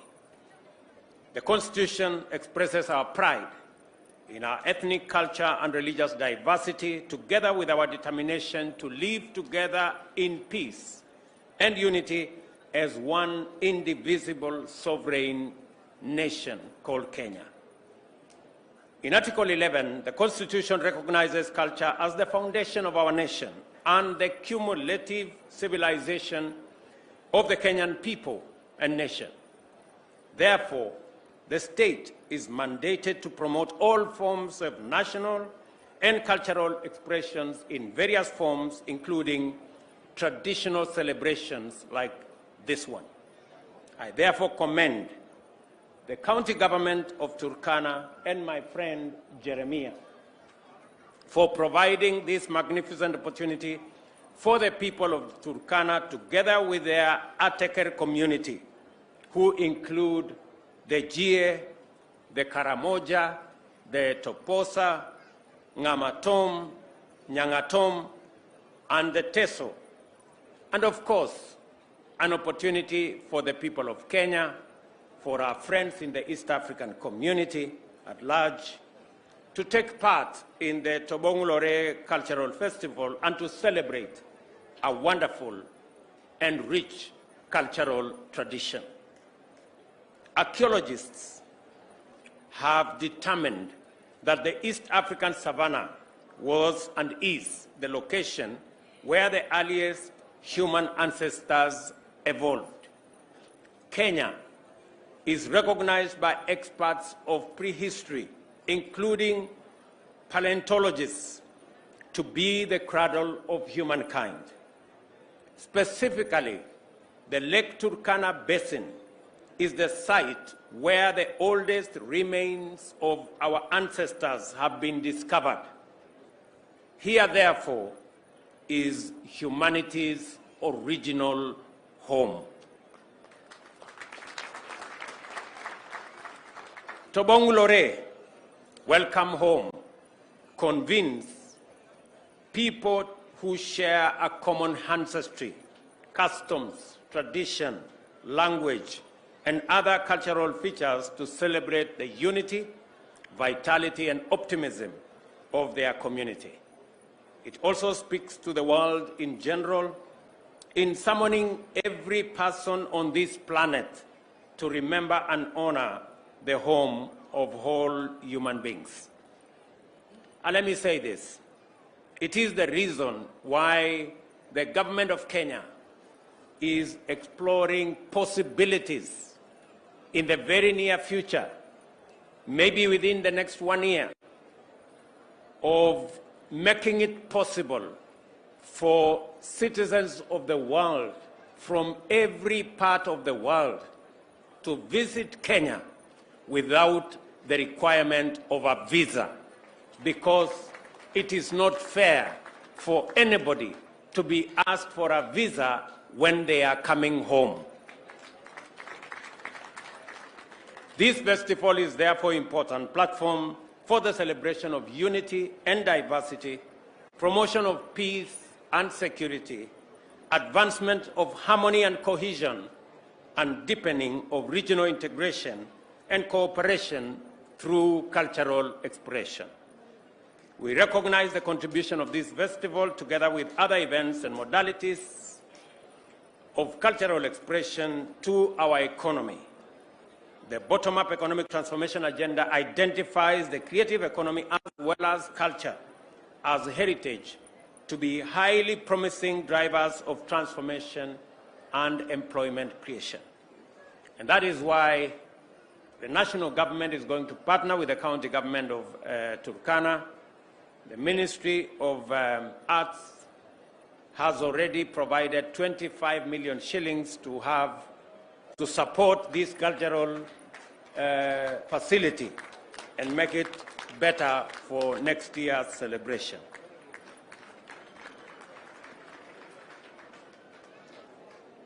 And it is the same reason why we have facilitated the establishment of a strong institutional framework for the implementation of constitutional mandates under the Article 11 and our commitment under the bottom-up economic transformation agenda. Last week, the Cabinet approved the Culture Bill, while others like the Creative Economy Framework, National Kiswahili Council of Kenya Bill, the Kenya Film Bill, the National Heritage and Museums Bill are currently being developed, discussed by various stakeholders on its way to Cabinet and further on to Parliament for passage and enactment. At the international level, we have ratified the 1972 UNESCO World Heritage Convention, the 2003 UNESCO Convention on Safeguarding of Intangible Cultural Heritage, and the 2005 Convention on the Protection and Promotion of Cultural Diversity, to establish a sound basis for protecting and promoting and reclaiming cultural assets and heritage.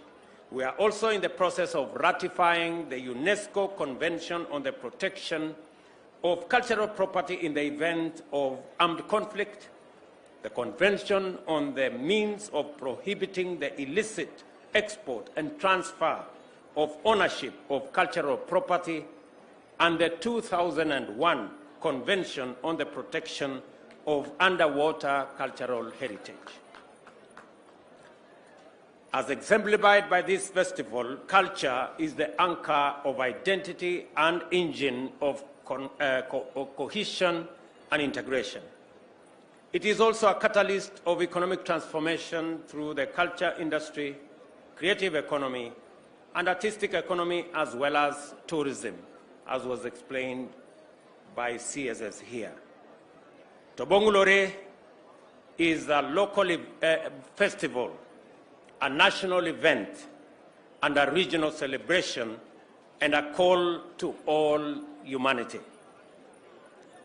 to come home and experience the beauty of culture. Tobongulore is the language spoken at the cradle of humanity, means welcome home.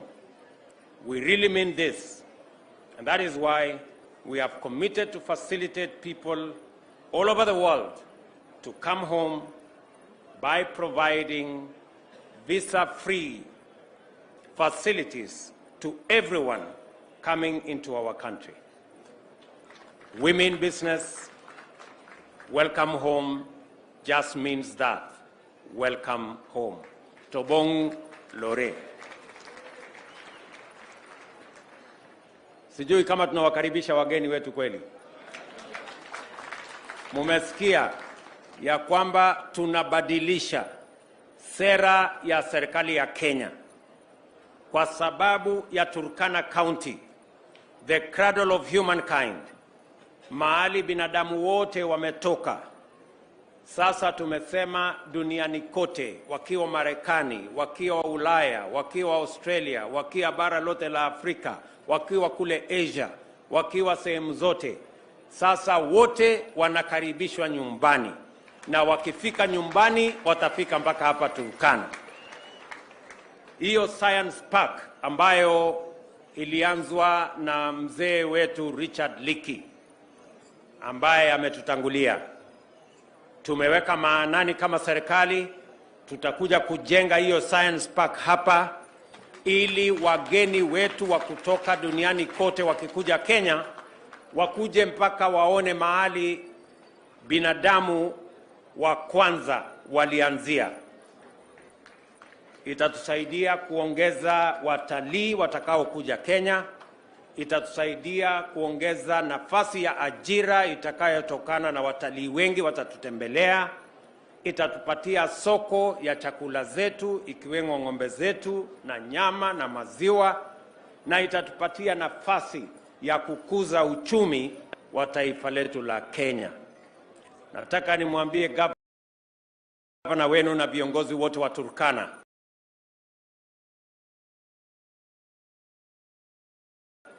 ya kwamba serikali ya kitaifa tutafanya kazi na serikali ya kaunti ya Turkana kuhakikisha ya kwamba the cradle of inakuwa ni mahali ambapo dunia kote watakuwa wanatembea hapa Turkana kuja kuona mahali binadamu walianza safari. Nimeona niseme mambo haya ya culture kwa kirefu, na pia hawa ndugu zetu wa kutoka nchi zingine watusikie, kwa sababu ni ya muhimu na kwa sababu tunataka kuitumia kuendesha uchumi wa taifa letu la Kenya na kupanua nafasi za ajira na kusukuma mambo yetu ya profile ya nchi yetu ya Kenya. Jana nilipata nafasi ya kuongea na viongozi wenu. Niliketi chini pamoja na MCAs jana jioni, niliketi chini na wabunge wenu pamoja na gavana wenu. Na mbali na kutembea katika sherehe hii ya muhimu, pia tumeongea na kupanga mambo ya maendeleo na usalama wa kaunti yetu ya Turkana. Ya kwamba ile stima ambayo inatoka Takwel, ambayo tulileta ikafika na Boyetum, hawa wakora wote, mimi nataka muambie rais amesema mambo yao ni matatu.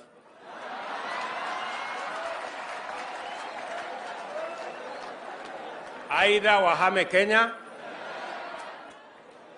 ama waende jela, ama wafanye nini? Basi, nzuri mnajua. Na waziri, na sio maneno ya mchezo. Hatuwezi kukubali watu wachache waharibu nafasi yetu ya amani ya kujenga uchumi na kupeleka watoto wetu shuleni na kuzalisha chakula, ichukuliwe na watu wajinga wachache wanaotusumbua na mambo ya kuiba ng'ombe na mambo ya kusumbua amani. Kwa hivyo waziri atakuja hapa ili kushughulika na hiyo maneno ya usalama sehemu hii. Na jambo la tatu, tumekubaliana na hawa viongozi wenu kwa mambo ya usalama ni kwamba tuko na mpango tayari. In the next 3 weeks tunakamilisha training ya National Police Reserve ambao watakuja kusaidiana na askari wetu kushughulikia hawa wakora, ili tuhakikisha kwamba kuna usalama katika sehemu hii, mifugo yenu iwe salama, watoto wenu wawe salama, tuweke usalama ndio tuzalishe uchumi wa Turkana na uchumi wa taifa letu la Kenya. Hawa viongozi wenu vile vile wamenieleza kuhusu ndugu zetu ambao wamefungwa jela kule Uganda. Vile mnajua, tayari nilisafiri na nikaongea na rais wa Uganda kwa sababu ya ujirani mwema ambao tuko nao, na rais wa Uganda amekubali tuketi chini tuzungumze ndio tuweze kuwarudisha hawa ndugu zetu nyumbani. Kuna mambo yanayoendelea saa hizi kati ya watu wetu wa usalama na watu wa Uganda wa usalama, ili tutafute namna hata kutumia desturi na mila yetu kuhakikisha kwamba tunaweka mambo ya msamaha, tunamalizana na hiyo maneno ili ndugu zetu warudi nyumbani, lakini vile vile tuhakikisha kwamba kuna usalama wa kutosha ndio watu wetu wasio wanahama kwenda nchi zingine wanapata matatizo. Tumekubaliana pia na viongozi wenu ya kwamba mambo ya water pans na water dams hapa Kenya, tuhakikisha kwamba tutaweka walinda usalama wa kutosha pale mpakani, na vile vile tuwe na mabwawa ya maji ili wananchi wetu wasiwe wanahangaika kwenda kutafuta maji katika nchi zingine, tuwe na maji yetu ya hapa nyumbani.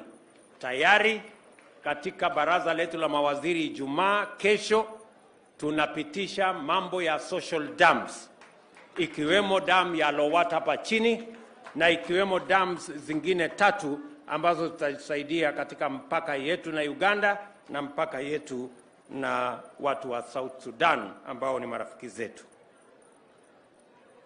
Vile vile tumekubaliana ya kwamba mashule ambayo yamefungwa ama yameharibika, tutaweka pesa ya serikali kuzitengeneza na kuzianzisha rasmi.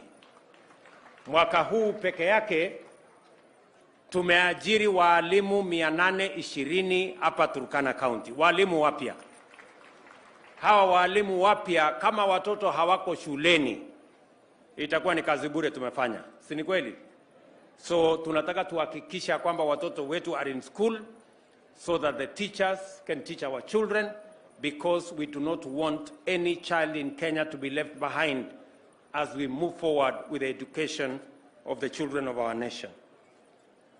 Vile vile tumekubaliana na viongozi wenu vile mlisema kuna Lomidat mambo ya KMC, nitatuma KMC pale mahali kuna kichinjio ama abattoir.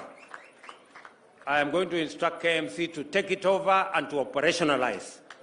Ndio tuhakikisha kwamba sehemu hii na vile vile mahali pale ya Heights and Skin hapa Lodwar, hiyo vile vile nitaishughulikia.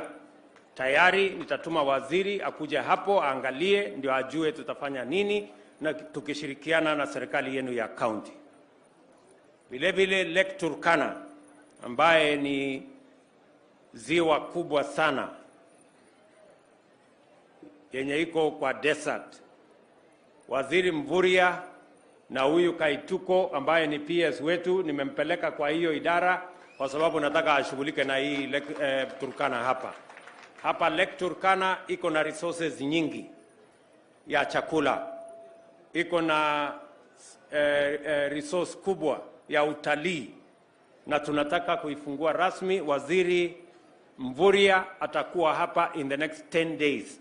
Akuja ashughulike na county hii na viongozi wa hapa ndio tupange mpango wa Lake Turkana, tuhakikisha kwamba inashughulika na mambo ya maendeleo na kutega uchumi wa sehemu hii. Ndugu zangu watu wa Turkana, mimi nimefurahi sana kufika hapa leo katika sherehe hii ya mila, desturi na utamaduni, sio ya watu wa Turkana peke yao, kwa sababu hapa is the cradle of humankind. So this is not a Turkana celebration. This is not a national celebration. This is a global celebration of humanity, because we are at the cradle of humankind. Mumesikia hata huyu mtu wa kutoka China amesema hata yeye ako nyumbani. Yes. Even our friends from China have confirmed that in Turkana they too are at home. So we welcome all citizens of the globe to Turkana County, to the home of humankind, na tushirikiane na mambo yote ya maendeleo. Kwa mambo yenu ya elimu, vile mmesikia na Mwara kisema, hiyo shule yenu ya kufundisha walimu hapa Bishop Mahon hapo, nitawapatia milioni 20 ya kwanza, nione vile itafika. Mkitumia vizuri nitapanga tena, mkiharibu nitakuja na shoka nikate mtu. Kwani mnafikiri mnaweza kutumia pesa ya serikali vibaya alafu nikae tu hivi hivi? Nitakuja na nyundo kubwa sana. Na vile vile nimekubali ya kwamba tayari tuko na Lodwar University, Turkana University hapa. Si namna hiyo? Hiyo university haina charter. Mimi nikikuja hapa mwaka ujao kwa Tobong Lore, mimi nitakuja na charter ya Takwel ama Turkana University. Ndio? Ili kuiweka katika foundation thabiti iweze kutusaidia katika masomo ya wananchi katika sehemu hii na wananchi kutoka sehemu zingine zote ama kote ya taifa letu la Kenya. So tutakuja hapa tufanye hivyo na tushirikiane tukienda mbele. Mimi sitaki kusema kuzidi hapo. Ndugu zangu watu wa Lodwar na watu wa Turkana, mimi nimefurahi sana kufika hapa. Majukumu yangu ni kuhakikisha ya kwamba tunawaunganisha Wakenya wote. Tulifanya siasa mwaka uliopita, tumemaliza, viongozi wamechaguliwa. Sasa ni majukumu yetu, sio kupanga mambo ya viongozi tena, lakini kupanga sasa mambo ya wananchi. Vile vijana wetu watapata ajira. Vijana wa Lotu mko? Vijana wa Turkana mko? Mbona sikii sauti ya vijana wa hapa? Mko mko area? Tumekubaliana na hawa viongozi wenu ya kwamba ni jukumu letu collectively as leaders kupanga mambo ya ajira ya vijana wetu.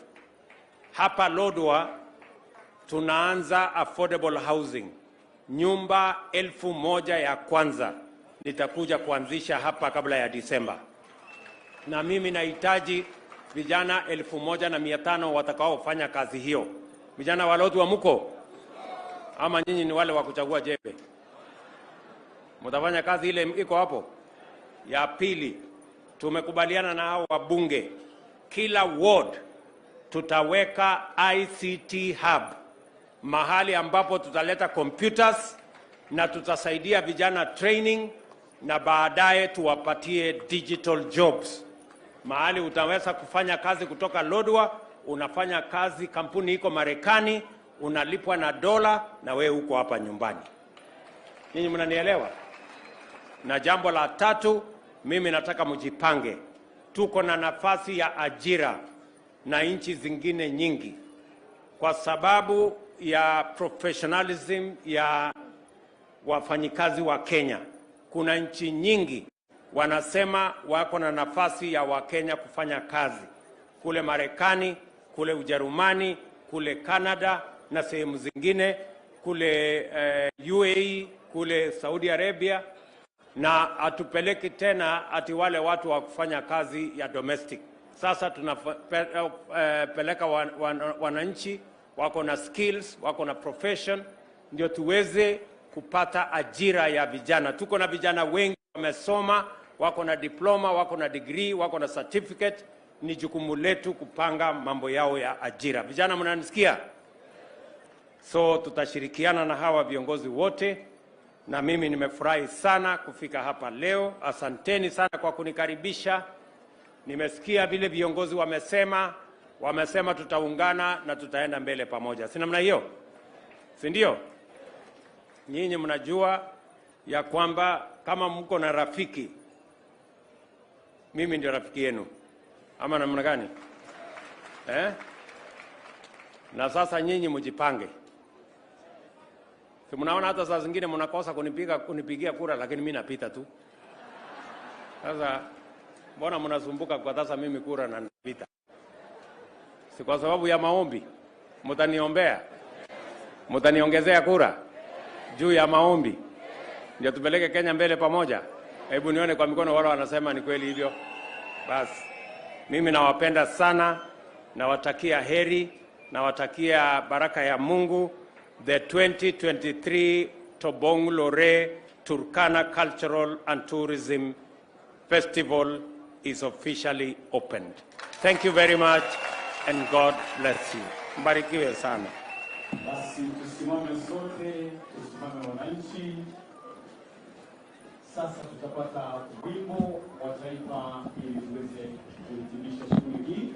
Na kisha Mheshimiwa Rais na ujumbe wake watapata kuondoka kwa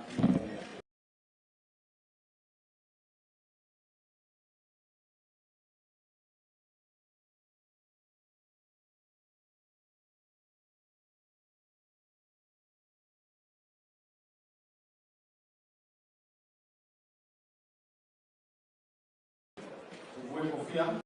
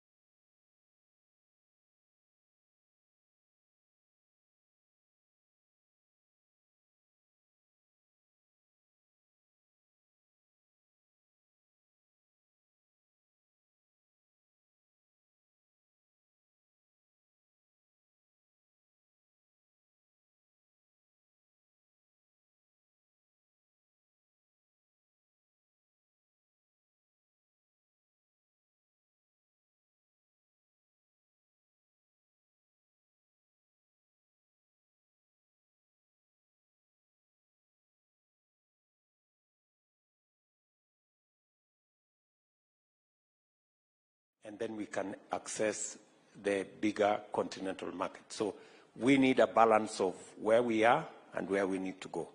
So can I then ask Waziri that you provide the leadership for us to put this together? Maybe I can give you a week, 2 weeks to sit down with these processors, because I want a 10-point implementation plan, itemized and with timelines of what do we do by when, what do we do by when, and which other stakeholders do we bring on board. So in 2 weeks' time, Comptroller, you put it in my diary, in 2 weeks' time, we have a meeting to report on the meetings that will now be held, so that we know what incentives does government need to put in place for local production of packaging material? What tax incentives do we need to put in place to remove some of the bottlenecks that are in the industry? Even as we wait for the local production, are there tax issues? I remember we removed tax on packaging material for tea. We could consider the same for milk, if it helps. If it helps to increase the margin, especially for farmers. You know, those are my biggest employers, so I have to. And they are not sitting here. I am their representative here. So if that is a space, and then I need my team to find out what does that mean in terms of the ultimate price we are paying. And many of the other issues that you have said, how do we bring you, the processors, to assist us in bringing down the cost of feed? How do you engage in bulking feed?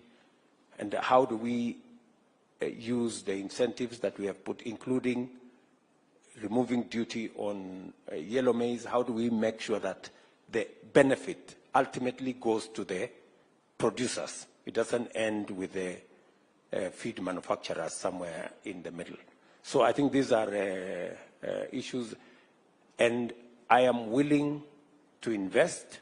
This is a big sector. I am willing to invest public resources if it ultimately gives us a competitive sector that not only increases our incomes as a nation, but also promotes our exports and gives opportunity for many young people to work in this industry and the whole value chain around dairy. Can we leave it there? So 2 weeks, we come back and have a final meeting, sign off, and see who does what. I personally will do my part. And I have it on the authority of everybody here that they will do theirs. Sindio? Asanteni sana. The employment challenge, particularly the youth employment. Number 5, what we call inclusive growth, not leaving anyone behind.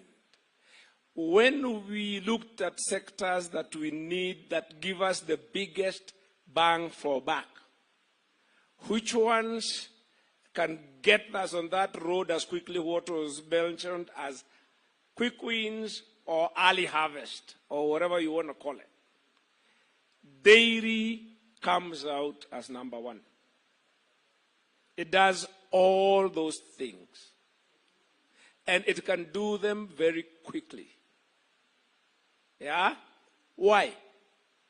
So he said, we are looking for the biggest bang for buck, what gives us the highest impact with the shortest time, with the least amount of investment to hit those 5 things. Cost of living, revenue, foreign exchange, jobs, inclusive growth, which means leaving nobody behind.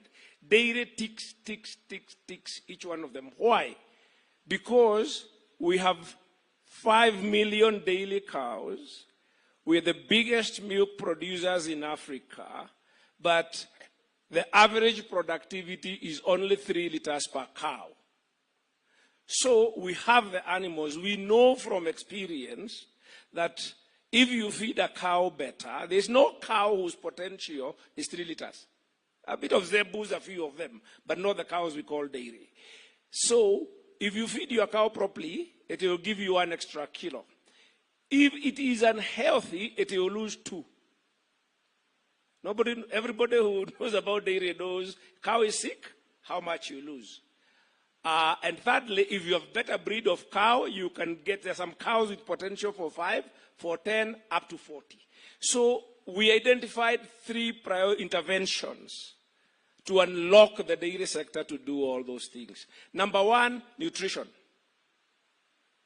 If our cows, if we double the food, we get double the milk.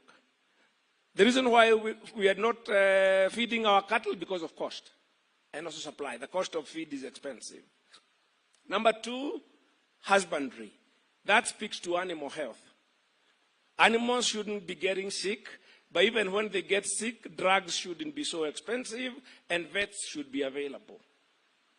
Number 3, if you have a cow whose potential is 5 liters, you do AI with a better breed now, in 3 years, you will have a cow whose potential is 15 or probably 20 liters. So we can see a very, very steep runway for the dairy sector. If we agree that we can double our milk production, if we export half of that milk, from 5 billion liters to 10 billion liters, export 2.5 at the current global price of about 40 US cents per kg if you take powder. If you do that math quickly, it will give you over $1 billion. That is how much we earn from tea or flowers.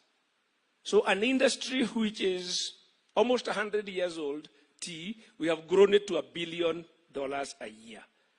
We can get dairy to the same point within 3 to 5 years. There is no other sector which offers such incredible opportunity to do those 5 things. And I think the people in this room, if we are thinking about particularly the export industry, obviously the route to market is brands. Yeah? I shared an office 30 years ago with a gentleman who was working for the World Bank, but 10 years before, he had been corporate planning director for KCC. And he told me something I don't think many of us know. In the late 70s, KCC was preparing to put a bid for Nestle, because KCC was bigger in milk export than Nestle. So they had gotten financiers who were willing to finance KCC to buy Nestle's milk export business. Then things went this way and that way. So we've been there. Our brands are known out there. We have the infrastructure. We have the capability. We have the farmers. What we need to do is just put all those pieces together. Thank you very much. Thank you. Thank you very much. Now, Your Excellency, I'll call Ms. Margaret Kibogi, the Managing Director of our Kenya Dairy Board, to give a very brief overview of our dairy subsector. Karibu, MD.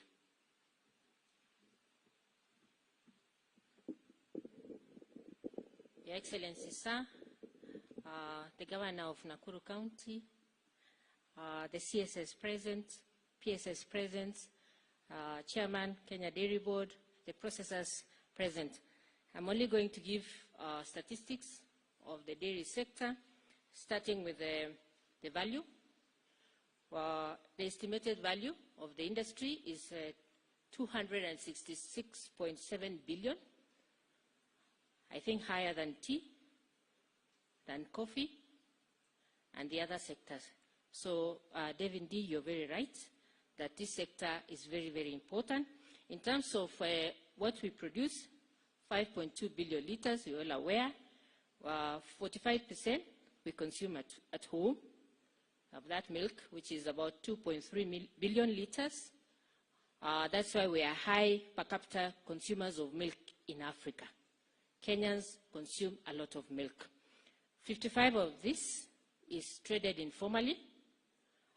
through the mini dairies, the dispensers, sold by milk traders, and out of that, 30% is handled by the processors here present today. We'd like to transform that sector to move as one of the targets of the sector to formalize this sector because it has a lot of benefits.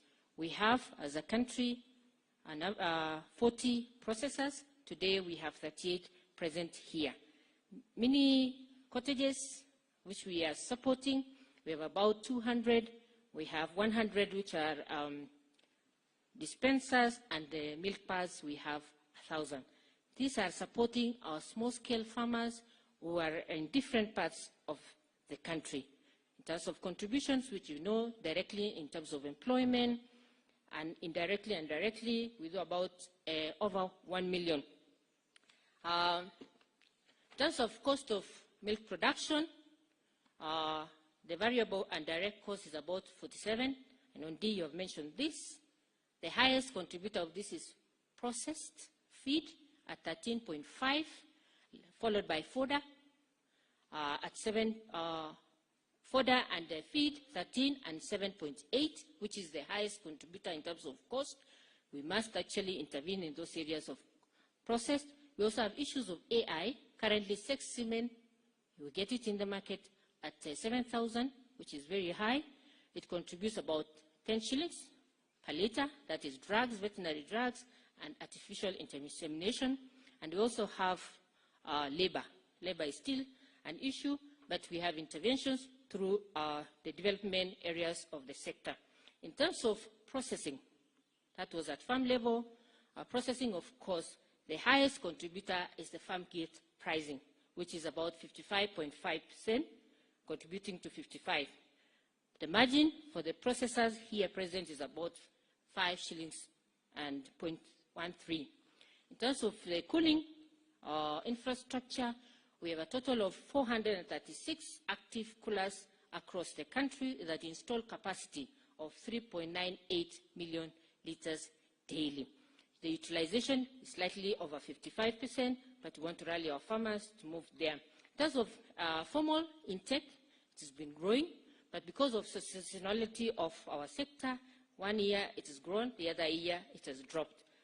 Last year, we dropped by a negative 0.6 compared to 2021, where we had processed over 800 million liters. In terms of installed capacity of our processors, we're at 5.2 daily installed capacity, 80% processing fresh milk, that is UHT. They're doing UHT 35 million liters daily, and they're doing 33 in terms of pasteurized. The rest goes to value-added cheeses, butter, and the high-valued products. So this is a liquid market. We want to grow into high-value products, that's the yogurts, the cheeses. We're still importing a bit of cheese because the demand for cheese is growing up because of our youth. In terms of producer prices, it has been consistently going up. Currently, we are at an average of 48.7, slightly dropped from 50 shillings, that is the farm gate price. And in terms of consumer pricing, it has been very, very consistent. It has not grown compared to the farm gate pricing. We are currently at an average of 112 per liter of pasteurized milk. When you compare 2016, we were at 107. So the growth there has been managed by these processors. In terms of value, it has been going up because of the cost of the formally marketed products. Export, we had a huge jump from 1.5 kgs to 18 million kgs last year. This is because of the conversation we had as a sector, and we started penetration because we want to achieve the 1 billion exports. And one of the areas that we're looking at is EAC, the market that has actually grown. The 18 million kgs that we have exported is UHT, cheeses, yogurt, and flavored milk to Southern Sudan, Somalia. It is a growing sector that we are going to ensure that we build and even double this year, considering doubling the export market. In terms of competitiveness of our sector, this is an area that will require a lot of intervention. Globally, WMP, which is whole milk powder, that is highly traded globally, ours is the highest at 67.8%. Globally, 1 kg of milk powder is 441.6, while in Kenya, it is 740. We have to do some intervention to lower it so that we can compete globally, and it is very, very possible because we have identified areas of the cost. Basically, it is on feed. In terms of imports, within ESC, we are members of East African Protocol, and basically, most of the milk that comes to this country is from Uganda. We imported last year 71 million liters and 15 million kgs of whole milk powder. The 15 million whole milk powder is actually used for processing high-value products in EPZ for export to the UN agencies. But majority of our processors here are able to absorb and get from the two processors. We only have two processors who are able to produce milk powder. That is New KCC and Brookside. Those are the only processors out of the 40 who are able to do milk powder. That is it, Your Excellency, in terms of the statistics of the dairy industry. The processors will be able to give the interventions, and we are expecting an increase of milk in the market because of El Nino, and our request is to be allocated funds to be able to mop up the excess milk that we project to have a surplus of about 38 million liters for 3 months. This is only to the formal sector. So that's our request, Your Excellency, and thank you very much.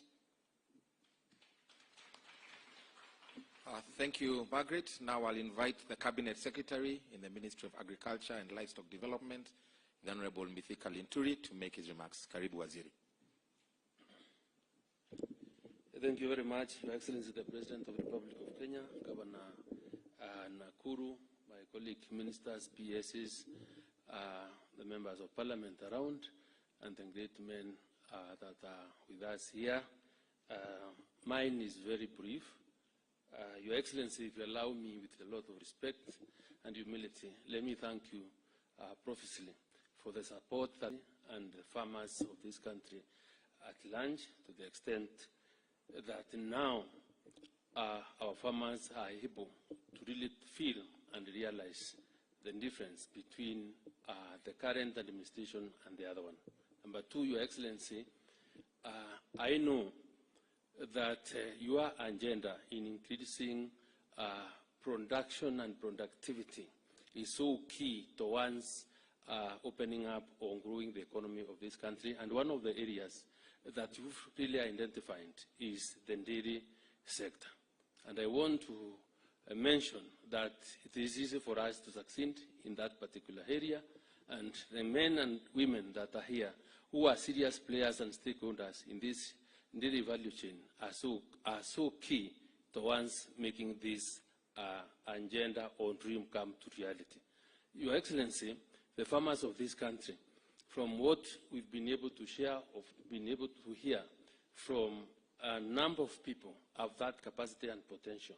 What we only need and require is that continuing support so that the cost of production of milk per liter is realized. And we are happy that you've gone miles in ensuring that that cost is brought down, because you've extended even duty waivers for on the yellow maize and other inputs and other products that are required for animal feed production. The ministry's agenda in trying to commercialize and grow fonder will also be in a position to be able to bring the cost of production the cost of production per liter per milk. And I think if we were to get there, it wouldn't really matter how much or what price the milk will be going for, but it will be about what margin people make after that sale of milk. So, Your Excellency, we want to thank you, and I want to mention again that our farmers are ready to work day and night to increase productivity and production of our milk, so that these gentlemen can really hand value to that milk, and then we can be able to satisfy our local demand and also be able to export and earn the foreign exchange that we highly require. So with those few remarks, Your Excellency, it's my honor and pleasure to invite you to address this gathering.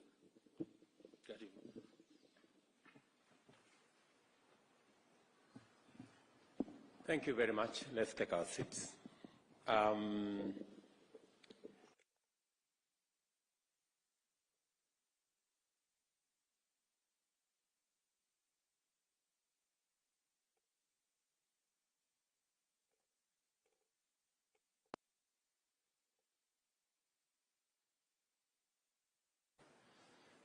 I understand full well that the processors are largely private sector players, cooperatives, and to a very small extent, some that have a public interest. And I think David Ndii has told you what our plan is. We have identified this dairy sector as a very important sector for a couple of reasons. We believe that this sector is a sector that has the highest potential to turn around in a shorter time. Others are important. We need a bit more time. But this is an area where we have already what we can say both comparative and competitive advantage. We are already among the largest milk producers in the continent. Maybe the third, maybe the second, maybe the first.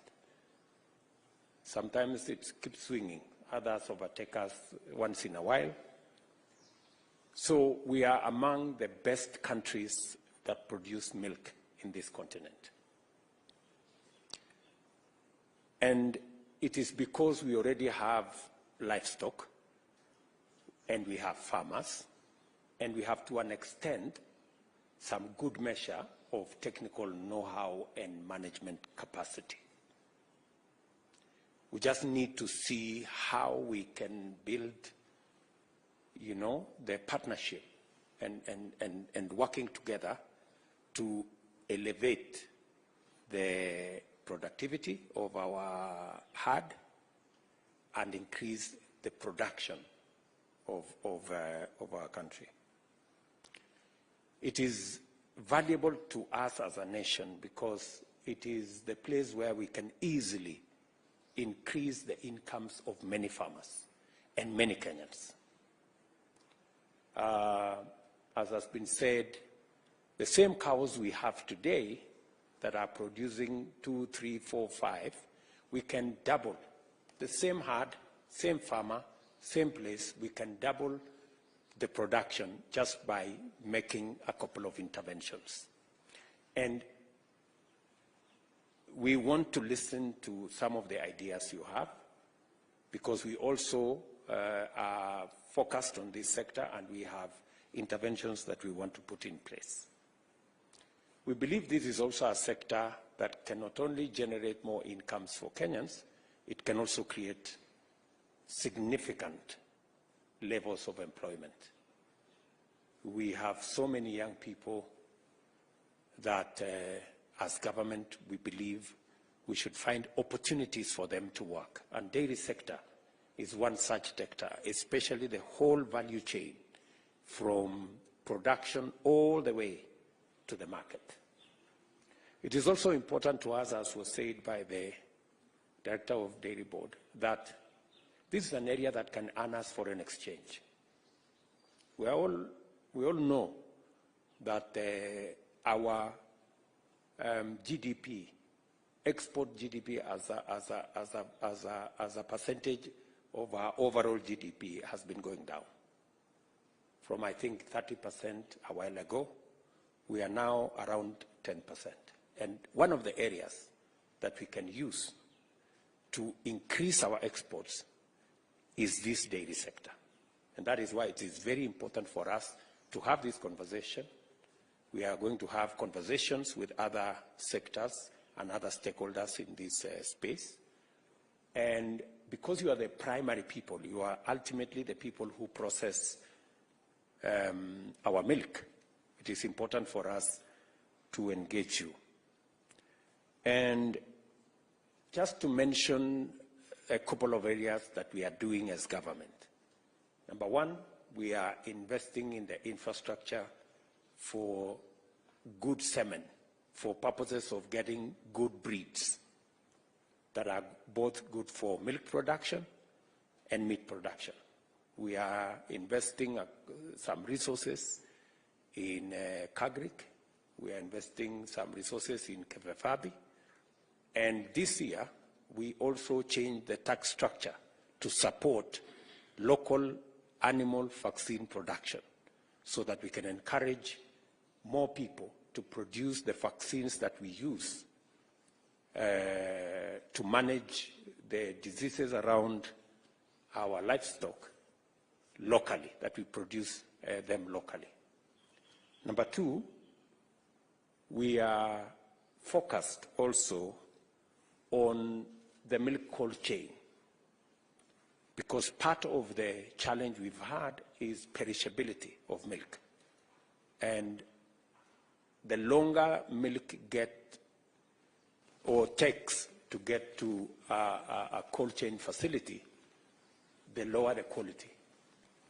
And therefore, to manage quality, we are rolling out, I think it has been said here, we have 400 and how many? 460 milk coolers. Of those 460 milk coolers, 350 are actually public, which we acquired as government. We are again in the process of investing another 8 billion shillings to get another 650 milk coolers that will be distributed around the country. We want to agree with you